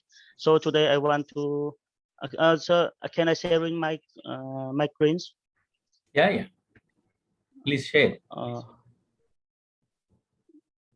But I don't know where. You have to share. That's all. In the bottom of your screen, you'll see a green button, share screen. Share screen. Yeah. You just click on it and select your presentation. Sorry, give me a few minutes. I don't know how to say in this. You have a presentation, a PowerPoint presentation, right? Yes. So when you click on the share screen, do you see it in the dialog box that opens? Yeah. So just select it and then you click share in the bottom. Yes. Oh, no. It will come, not coming? Yeah, it's not connect, madam. What? Do you want to email something to me and I could try and share it to Professor Rao? Is there any other way we can help him? No, he can share, please, Bhante, Venerable, share screen. Yeah. When you press share screen, what is coming? Yeah. Please, you press share screen. Yes, already. And it is asking what to share. In the I have PowerPoint file, sir. You had to open your PowerPoint first. Open your PowerPoint in your laptop. Yeah. Did you open? Yes, open, sir. Then share screen.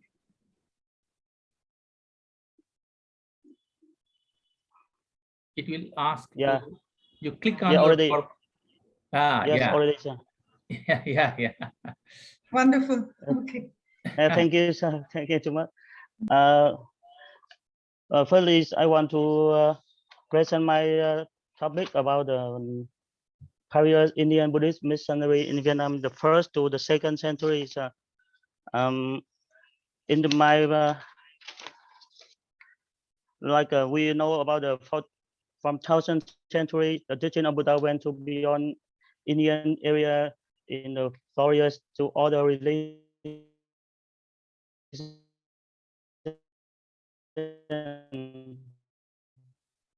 And following the foot of due to the Buddhism had become the one of the main religion of Vietnam, and again on the important foothold in the whole Vietnam belief and notion. So during the journey of the Vietnam of the Prime Minister Sri Narendra Modi visited in one together in Hanoi, he gave the message as like a nothing that link between India and Vietnam were 2,000 years old. The Prime Minister says that wisdom came to make war. India had come with the message of peace and message of Buddha teaching with the had endured. And this long-standing friendship between Vietnam and India has been recorded in history in the Vietnam and India Buddhist lineage in the one of the important bonding factor. And so in Indian Buddhism had the most influence in the native people because it adapt better the nation territory of Vietnam. The teaching of Buddha taught to the value and spiritual found in the local Vietnam life. The study of in the first century of Buddhist literature and text was spread in northern Vietnam by missionary monks from Chinese and India. The many a person of how when Buddhism introduced to Vietnam, but the most prominent are the conversation of the most venerable Dam Thinh. Dam Thinh, he says, when the emperors of when the three territory around 6th century about the Buddhism in Giao Châu, according to the collection of outstanding finger of Zen garden, Master Dam Thinh said, in the Giao Châu have the way to India and have a very early trade relationship with Buddhism has manners. In the Lilo Central Buddhist Center had flourished. At the time, the Giao Châu, there were more than 20 temples, 500 monks, and 15 sutra translators. This brought that Buddhism were transmitted to Giao Châu earlier than the Yangdong. Something also said the famous foreigner monks at the time were Mahajivaka, Kanchenghui, Kalaruchi, and Mochi. Thus, the advanced present show Buddhism reaching in Vietnam via India through the trade routes and Indian merchant, and later through Buddhist monk missionary who brought Buddhism to Giao Châu in the first century. And the second part, I will talk about the Indian Buddhist monastery. They come to Vietnam. Like Buddhism were recently divided to Vietnam firstly by Indian monks, and they were very contemporary. In fact, survivors of their name were written down or have been lost in historical sources. So the whole dimension are to mortar to have had their name passed down from generation to generation. They actually were likely the first one. However, they were among the first be recorded in historical resource. So the first one, like in the some big picture, we can see this in the growing in the 10th century. There was many Indian monks in this picture, but this is famous in Vietnam now. This is one the famous province in the 10th century. The first person Indian I want to talk about the most famous Mahachivaka. In Vietnam they call Mahachivak.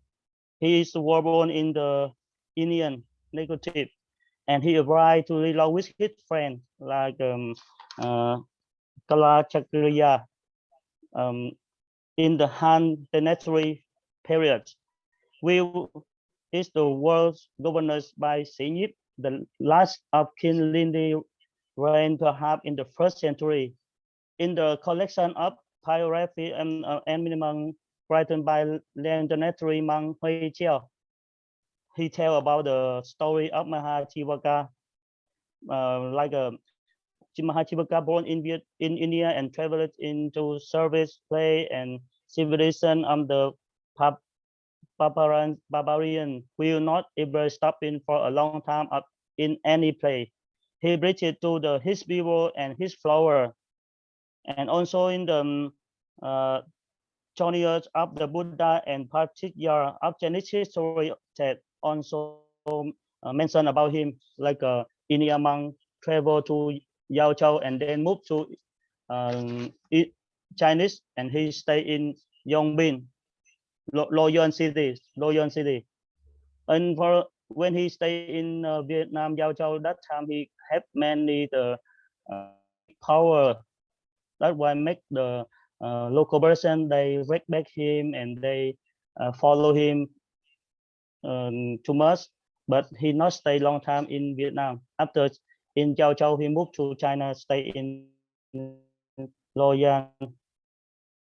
And the next person I want to talk about the Kalacharya. He is a friend of Mahachivaka. He also come together, but he stayed long time in Vietnam.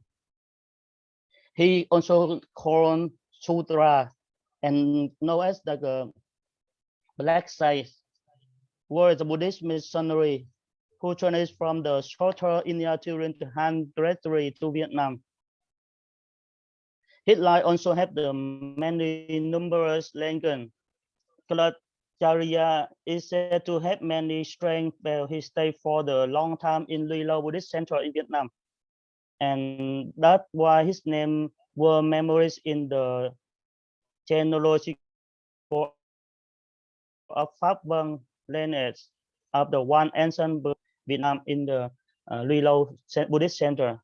One of the stranger thing about the Kalachika life, his relationship with the Vietnam ladies that time is Mang Nương, who know it like a mother of the four Dhamma Buddha. We can see the four Dhamma Buddha statue in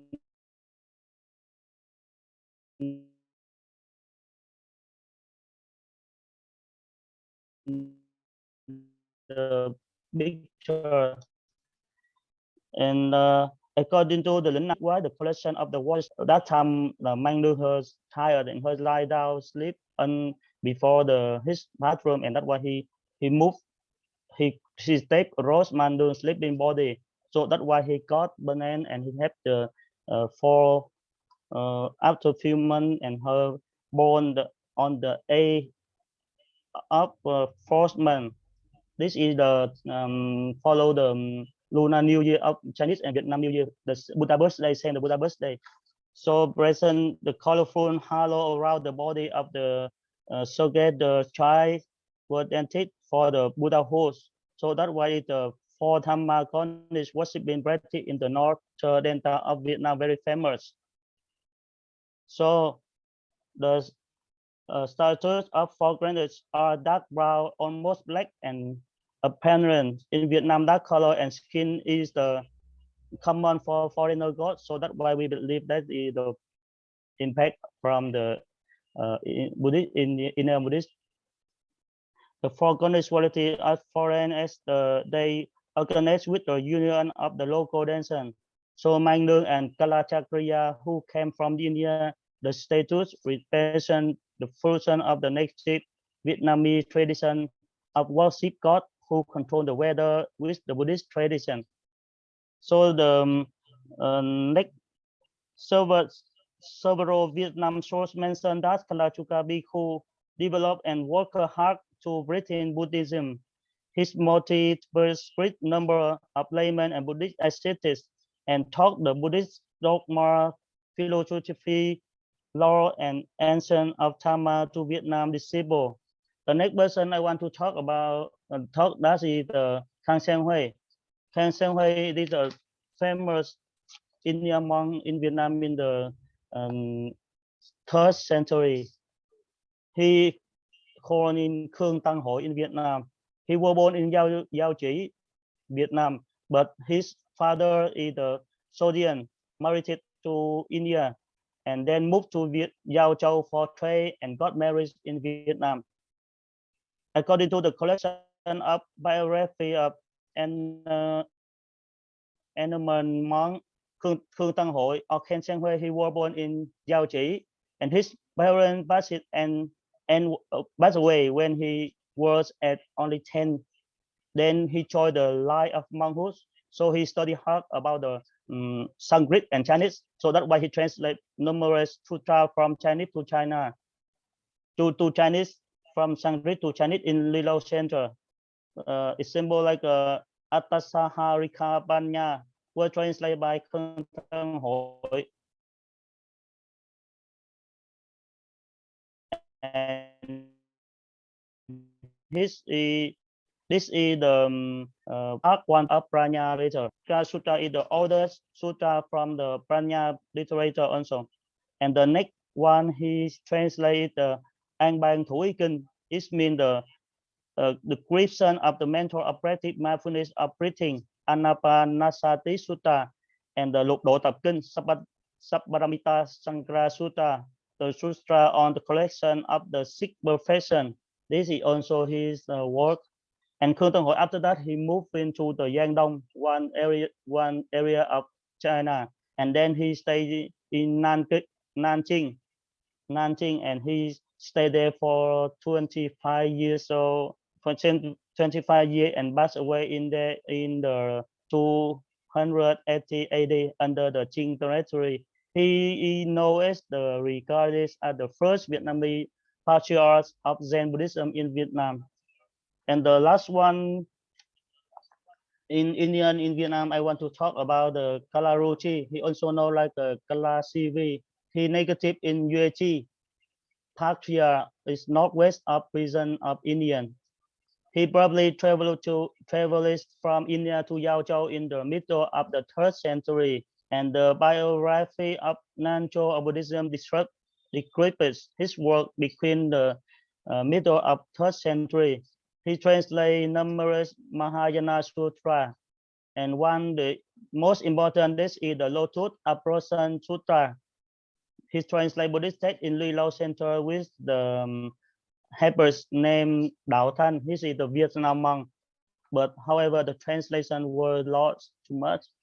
And the last one I want to talk about the early Vietnam Muslim pilgrim journey to Indian. Like we know in the work of Yi Jing, one the Chinese traveler famous in the Tang territory. When he go to India and he meets a few Vietnam monks stay there, and he write about that. We can see in the that work with the name like I bought only few versions. Like here, we can see the story of the Văn Kỳ or Giải Thoát Thiên. Is the name Moksa Dewa, Phi Sung, Chitta Dewa, Hệ Diễm, Tri Hạnh Banya Dewa, and Đại Thừa Thăng Mahayana Pradipa. And also the book of the Buddhist monk Yi Jing, he also records some Chinese monk travelers from the Chinese to India, and he also visit the Giao Châu. That's why we know about like Minh Viên, Huê Man, Võ Han Tam Thôn, and Tri Hoàng. And now I move to the summary. Like we can look like some man boy. I want to talk like as a study upon we know can come the conclusion that Buddhism were transmitted from India to Vietnam in the 1st century by Indian or Central Asian missionary.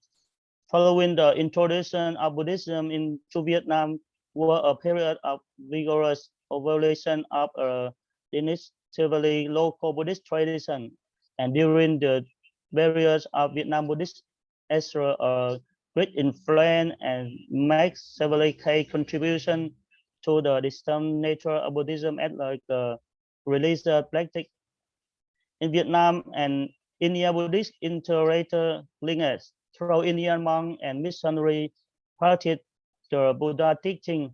The monk brought Buddhist text and sutra, which organized from Sanskrit language and were translated to Chinese, interpreted text and sutra writing, commentary, and teaching practice were also introduced to Vietnam. The teaching emphasis on the meditation and also transmits the ideology of Buddhism into the folk life and the culture in a way that could be applied certainly in the daily life of Vietnam person. At that time, Indian Buddhist monks faced the role of lecturer to teach the Dhamma. The various ones were Mahajivaka, Kalacharya, Kang Sang Hui, and Kalachruchi also. According to the Thích Nhất Hạnh, he also says the Indian merchant and Buddhist monk temporarily staying at the Lui Lâu Giao Châu in the 1st century. They were not only the missionary have the Buddha teaching based on the three refer, trust in the three jewel, and follow with the 5 precepts, but they also guide the people to implement moral foundation, believe in the law of cause and effect rather than simple needs such as the mean and clothes. So that's is from me, and thank you very much for your listening. Yeah, thank you, sir. Finish. Thank you very much, Venerable. Thank you for focusing on the wonderful contributors to the process of dissemination of Buddhism to Vietnam. As we know, these were very brave and very motivated sort of seekers who took on journeys which were extremely difficult in circumstances, in conditions, which were sometimes even life-threatening. And to acknowledge that it is quite well known that people undertake long journeys to seek wealth, but these were people who traveled to gain knowledge, and so it's thank you very much for highlighting this aspect of the transmission. Professor Rao has just informed us that our next speaker is going to be a little delayed. Dr. Mukherjee, Dr. Mahua Mukherjee, are you here? Yes. Madam, would you like if we, open up your session first for questions for the people who presented in your session? If if the esteemed participants who are here who have any questions, either of you or of the people in your session, and then we could take questions for the session which I chaired, and then by then I'm sure Professor Torelli will be here. Madam, I have no idea that the speaker in my session, whether they are here or not. So, I see. I see. Let me just check. I think speakers are here. Those who can ask, those who want to ask questions can raise the one. Jamish has already raised a hand. We can request him. Others can raise the hand and we will give opportunity to ask.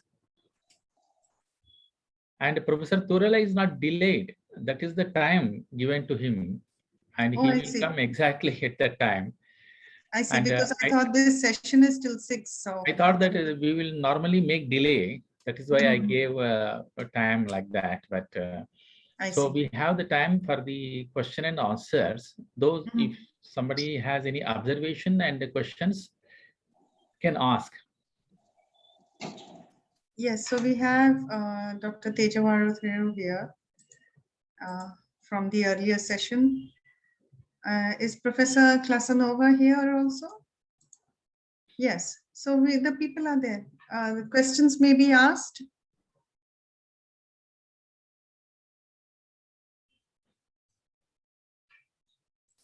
You could raise your hands, and I think basically we can unmute ourselves also if we have a question.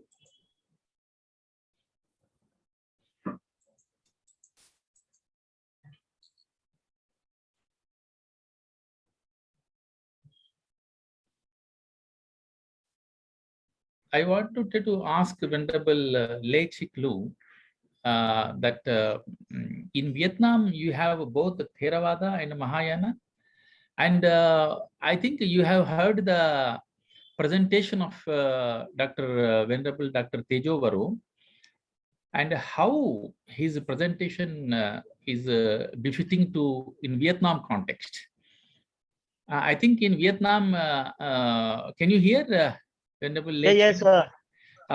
In Vietnam, I think you have pure vegetarian Buddhist monks. I found, because I went to Vietnam a few times, and I was very fortunate to get the vegetarian food there, Dr. Tejo Varu. And how you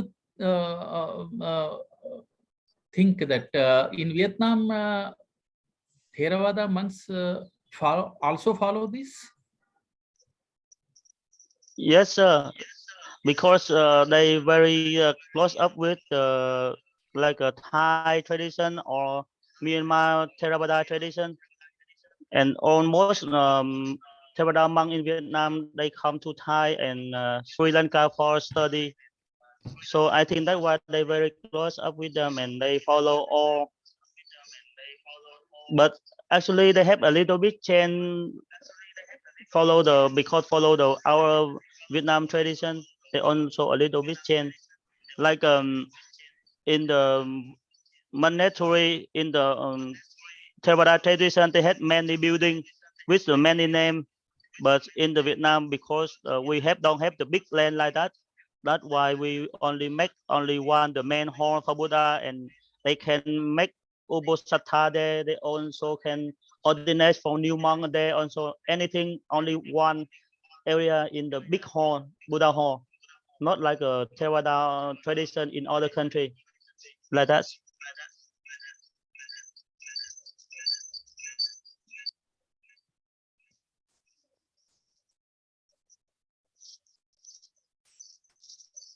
I have one observation about the Dr. Tejo Varu's presentation. I like that presentation very much because he speaks about the food ethics. I did not find in entire canonical literature where Buddha said openly to accept the non-vegetarian food. And moreover, Buddhism is not limited to the Pali literature, because Buddhism, after Mahasanghyikas have grown, they have their own literature, like Lankavatara Sutra. In Lankavatara Sutra, Buddha very clearly says what Venerable Tejo Varu is saying now. Same, almost same. And he says, it is very beautiful description. I don't have words to describe what Buddha says in Lankavatara Sutra. He says that no human being should touch the non-vegetarian, like that the terminology terms will come. So in this way, I'm also afraid, can it be possible? Because in one way, Europe and America and slowly they are turning to be vegetarians. And in Asia and Southeast Asia, they are becoming non-vegetarian. They already are non-vegetarian. They are not changing much. How you analyze, Dr. Tejo Varu? Can you tell me briefly? And Sri Putri Purnavati wants to ask something. Yeah, you can ask later. Please explain briefly, Tejo Varu. Sure, sir. So it's amazing. In my slides, I've shown that like Mahayana Buddhism in China and Korea, Japan, they have almost like 500 to 1 million followers. So definitely this teaching is influencing slowly. And that's another thing is very surprisingly, as you mentioned, that in Western country, a lot of people, they are not even Christian or related to any religion. They became a vegan. So slowly, this the thought of compassion and cruelty and humanity, it's growing. So definitely a lot of things is going on out there regarding the Buddha's teaching. So it's so surprising, honestly, that whenever a monk teaching a message to another monk, it's very hard for another monk or a senior monk to accept some changes. But whenever a lay people, especially educated lay people, and when they teach the monks, it's easier for the monks community, the Sangha, to accept the changes. So because the Sangha and the lay people are connected, and is very much connected. Whenever the society change, monk Sangha, the Sangha has to change. This is just like that. So definitely, I believe, even though nowadays, for centuries, this meat eating habits has been there, but because now we have internet, we have flights, we are traveling, and then we are sharing the information better than last time. So things are changing. I'm seeing some changes in young monks, the juniors. So definitely, I would see, within 50 years or 100 years from now, meat eating habits definitely has to reduce gradually. Thank you, sir. Thank you. And now, Putri Purnavati.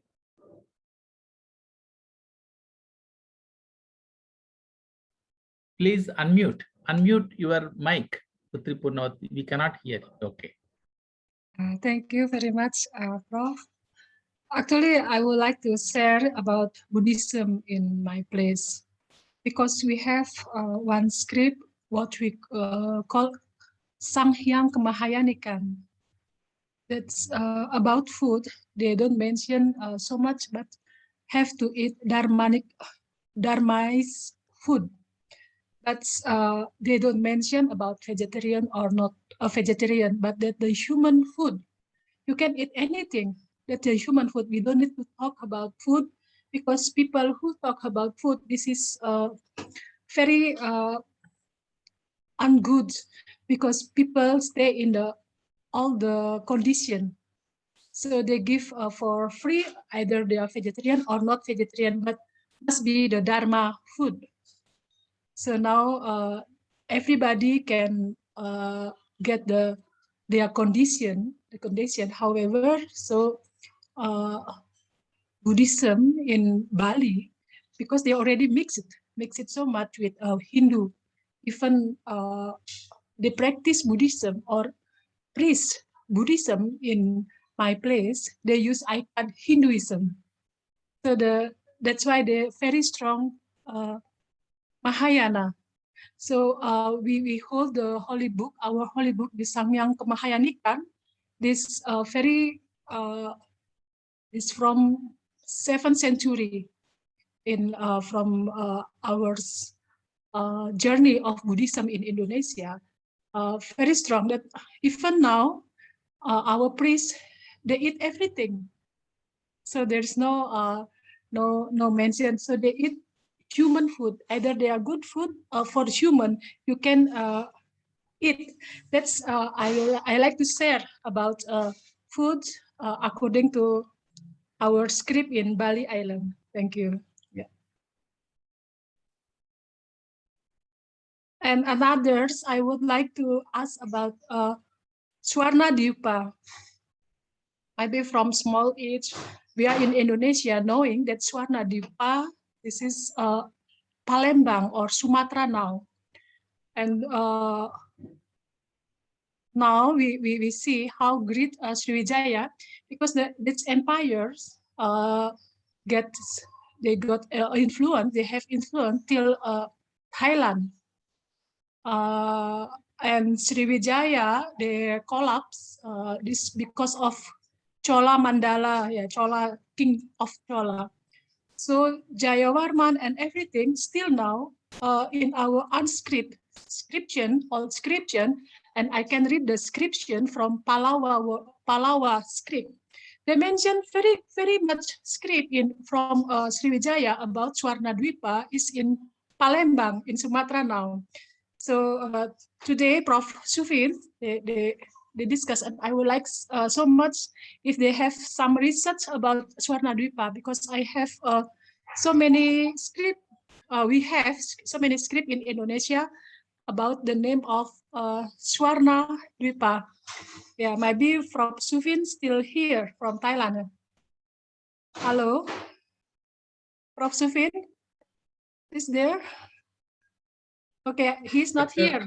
Dr. Suvin, if you Sufin, are here, please respond to question. Dr. Suvin from Thailand. Yeah, I worked also last year about Swarnadwipa. My research in about Swarnadwipa, about the Candi or temple, Buddhism temple in Sumatra. So if there is any connection research, I would like to have some join in research about Swarnadwipa with Dr. Suvin. Yeah. Thank you very much. Yeah. Oh, okay. Okay. Thank you very much.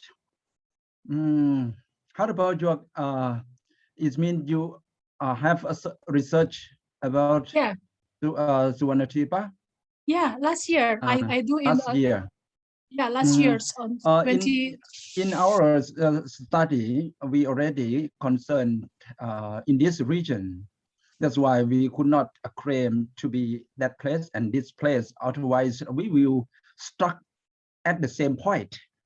The point is to claim the place. That's why in our study, we already studied for 6 years about this.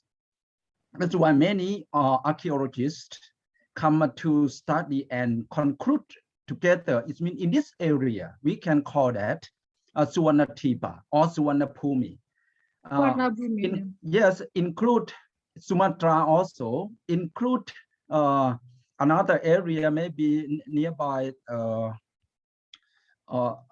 Vietnam also. It means in the Vietnam.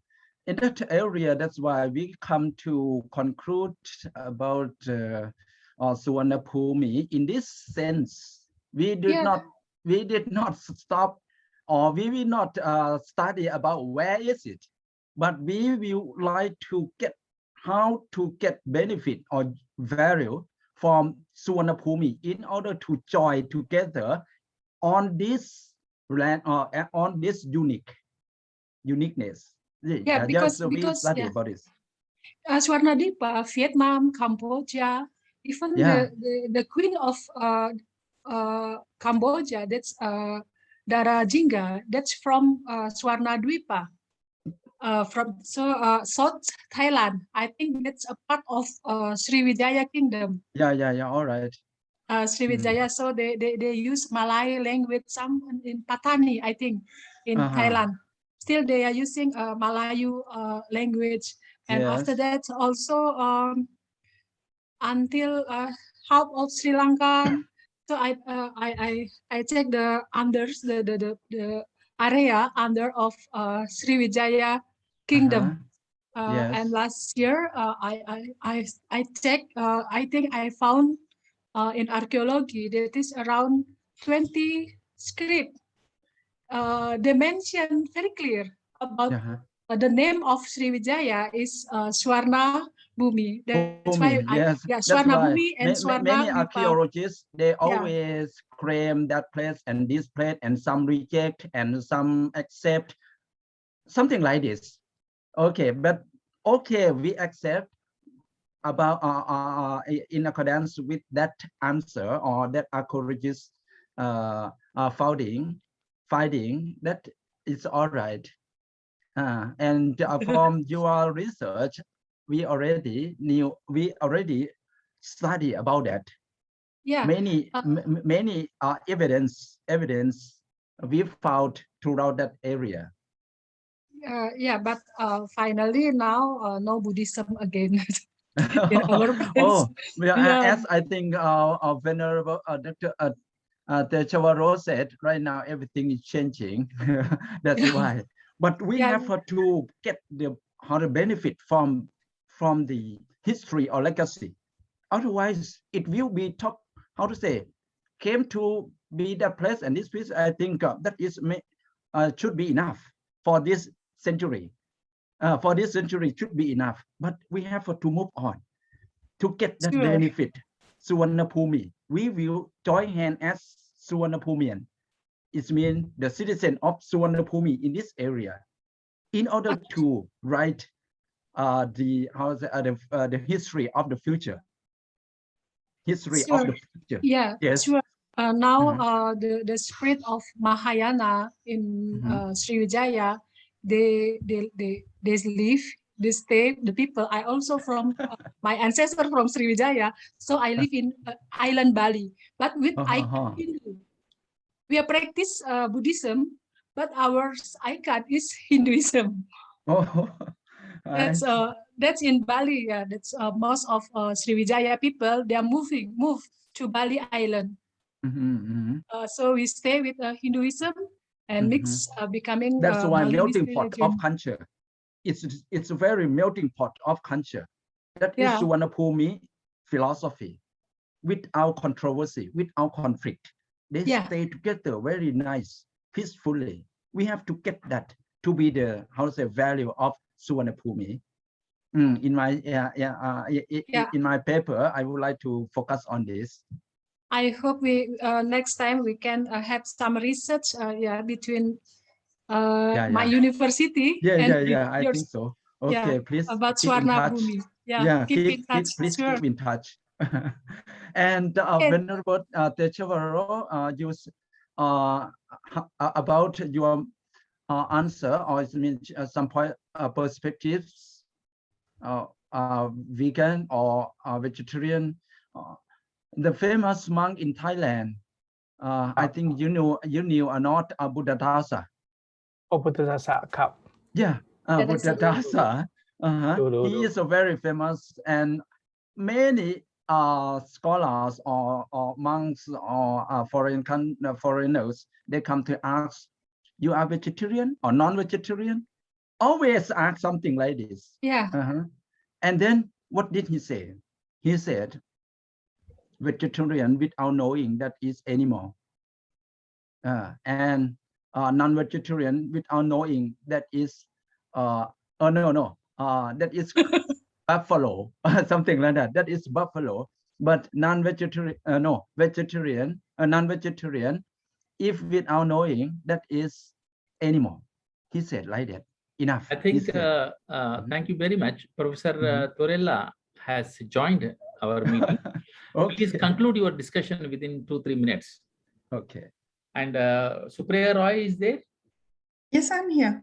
Yeah, please, you can invite Professor Torella. If another Dr. Paramaha, you have any question? Venerable? No, Professor, thank you. Okay.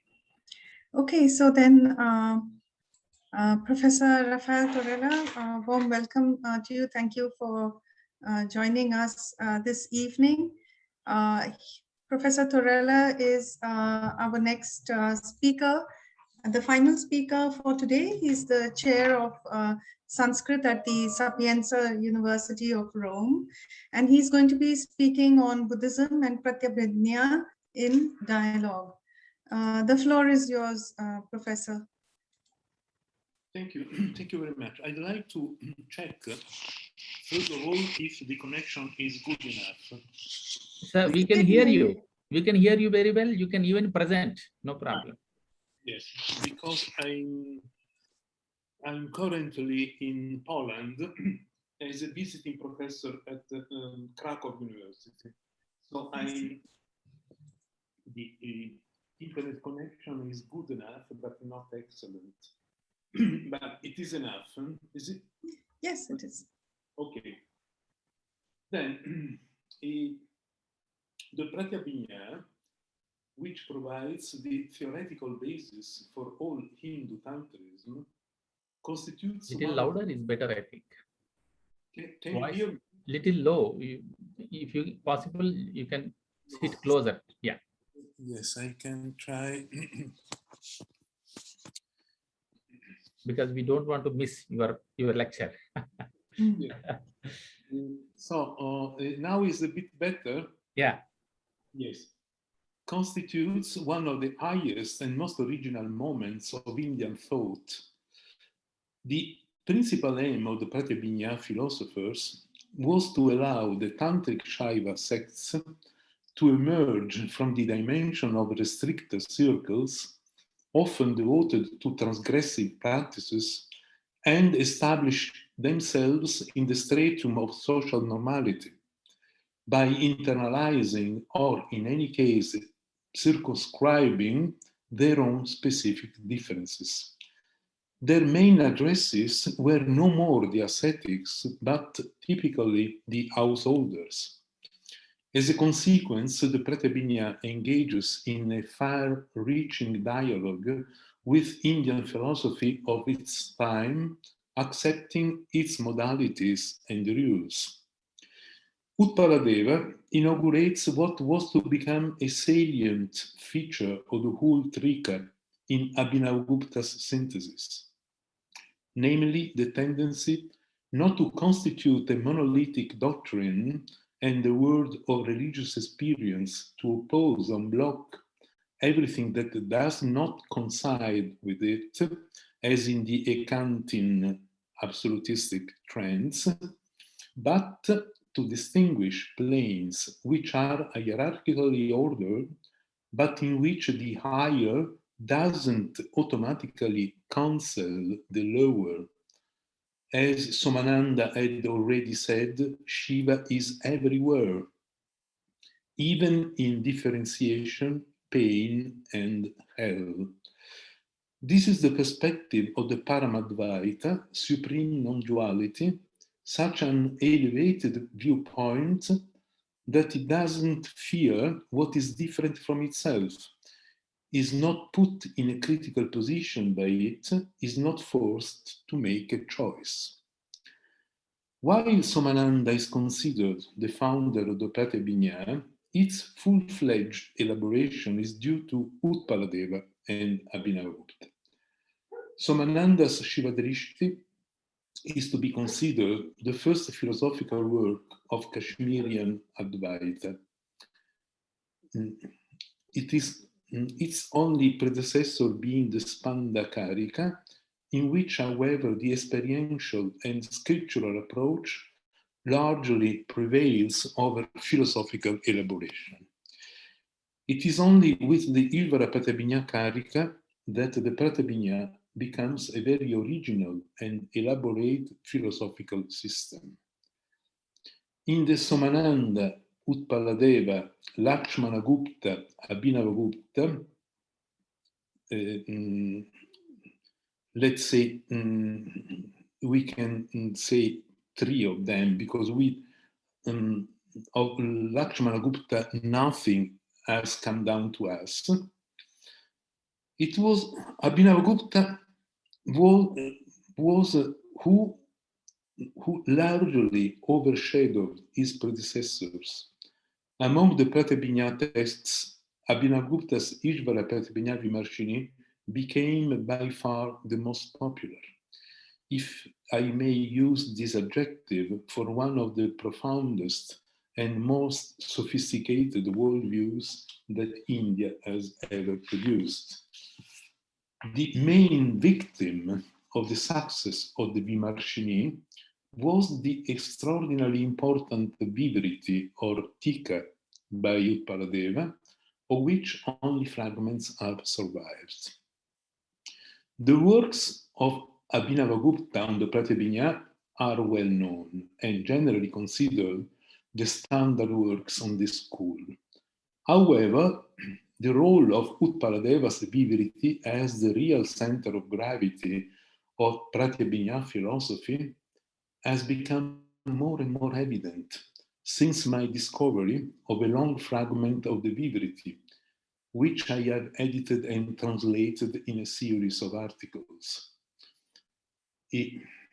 Now that it is possible to look, however partially, into the Vivriti, we realize that most of Abhinavagupta's ideas are just the development of what Utpaladeva had already expounded there.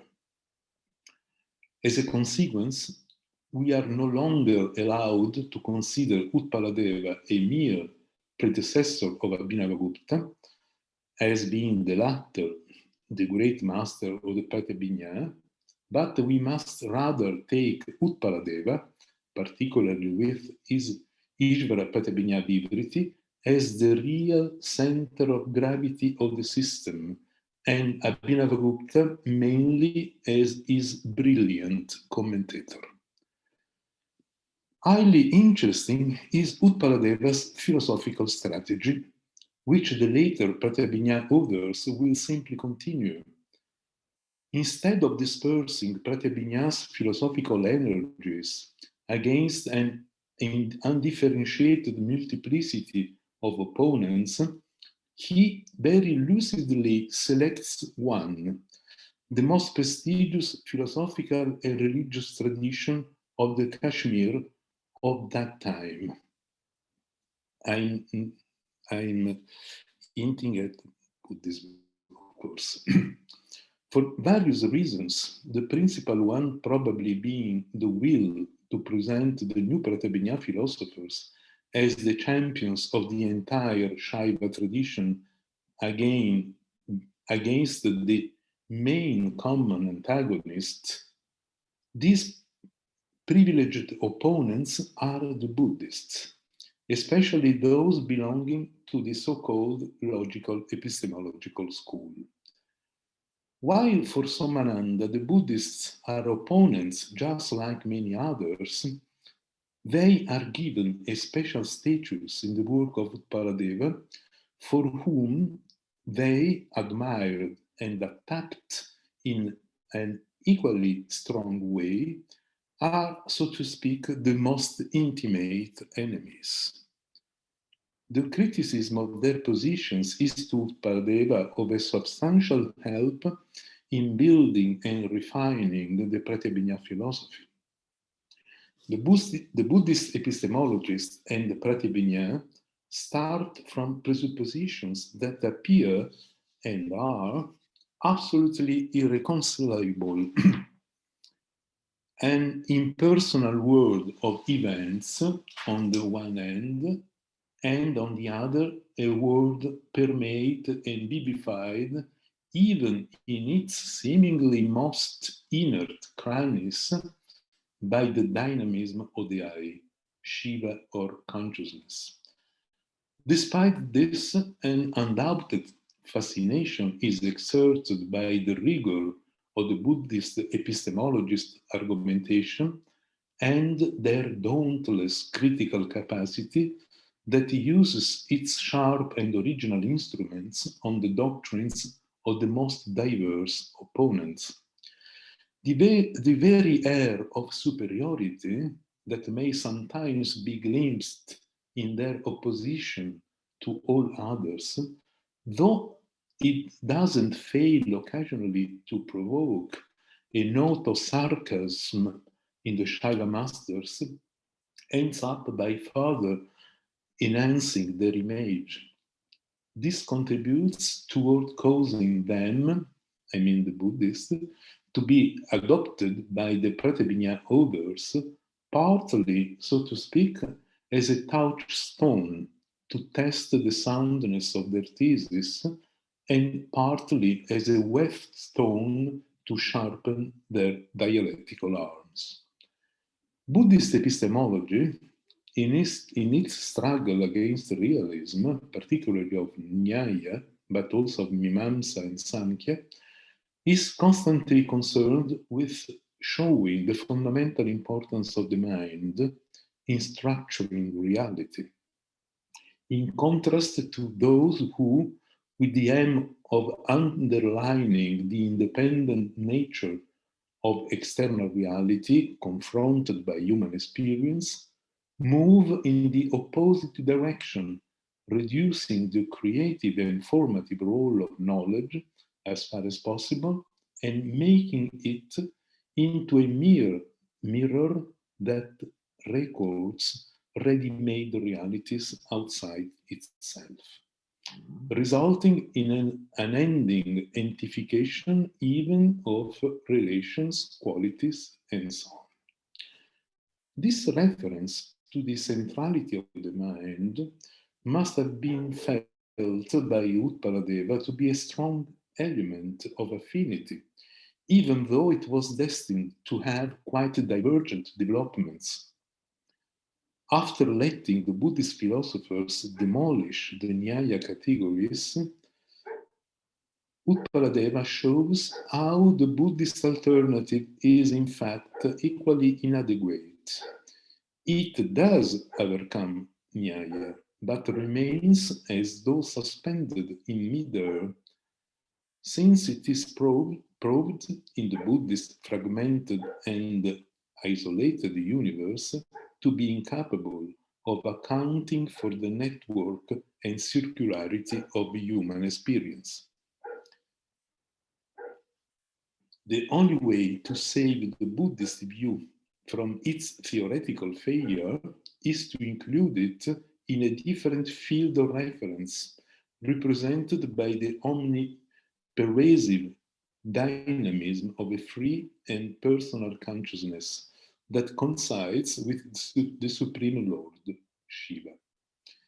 In this way, Utpaladeva achieves the result of both showing the superiority of Pratyabhijna to Buddhism and warning the Naiyayikas, among whom the Shaiva faith was most prevalent, not to count too much on their forces alone, detached from those of the new Shaiva philosophers. Through this subtle play of a declared basic disagreement with the doctrines of the Buddhist philosopher, a limited acceptance and purely instrumental use of them, the masters of the Pratyabhijna end up being somehow drawn into their orbit. The architecture of the Pratyabhijna feels the effect of this. The very fact that many problems are posed more or less unwittingly in Buddhist terms, to a certain extent prefigures their development and reduces possible alternatives as regards solutions. Also very interesting is Utpaladeva's choice of the main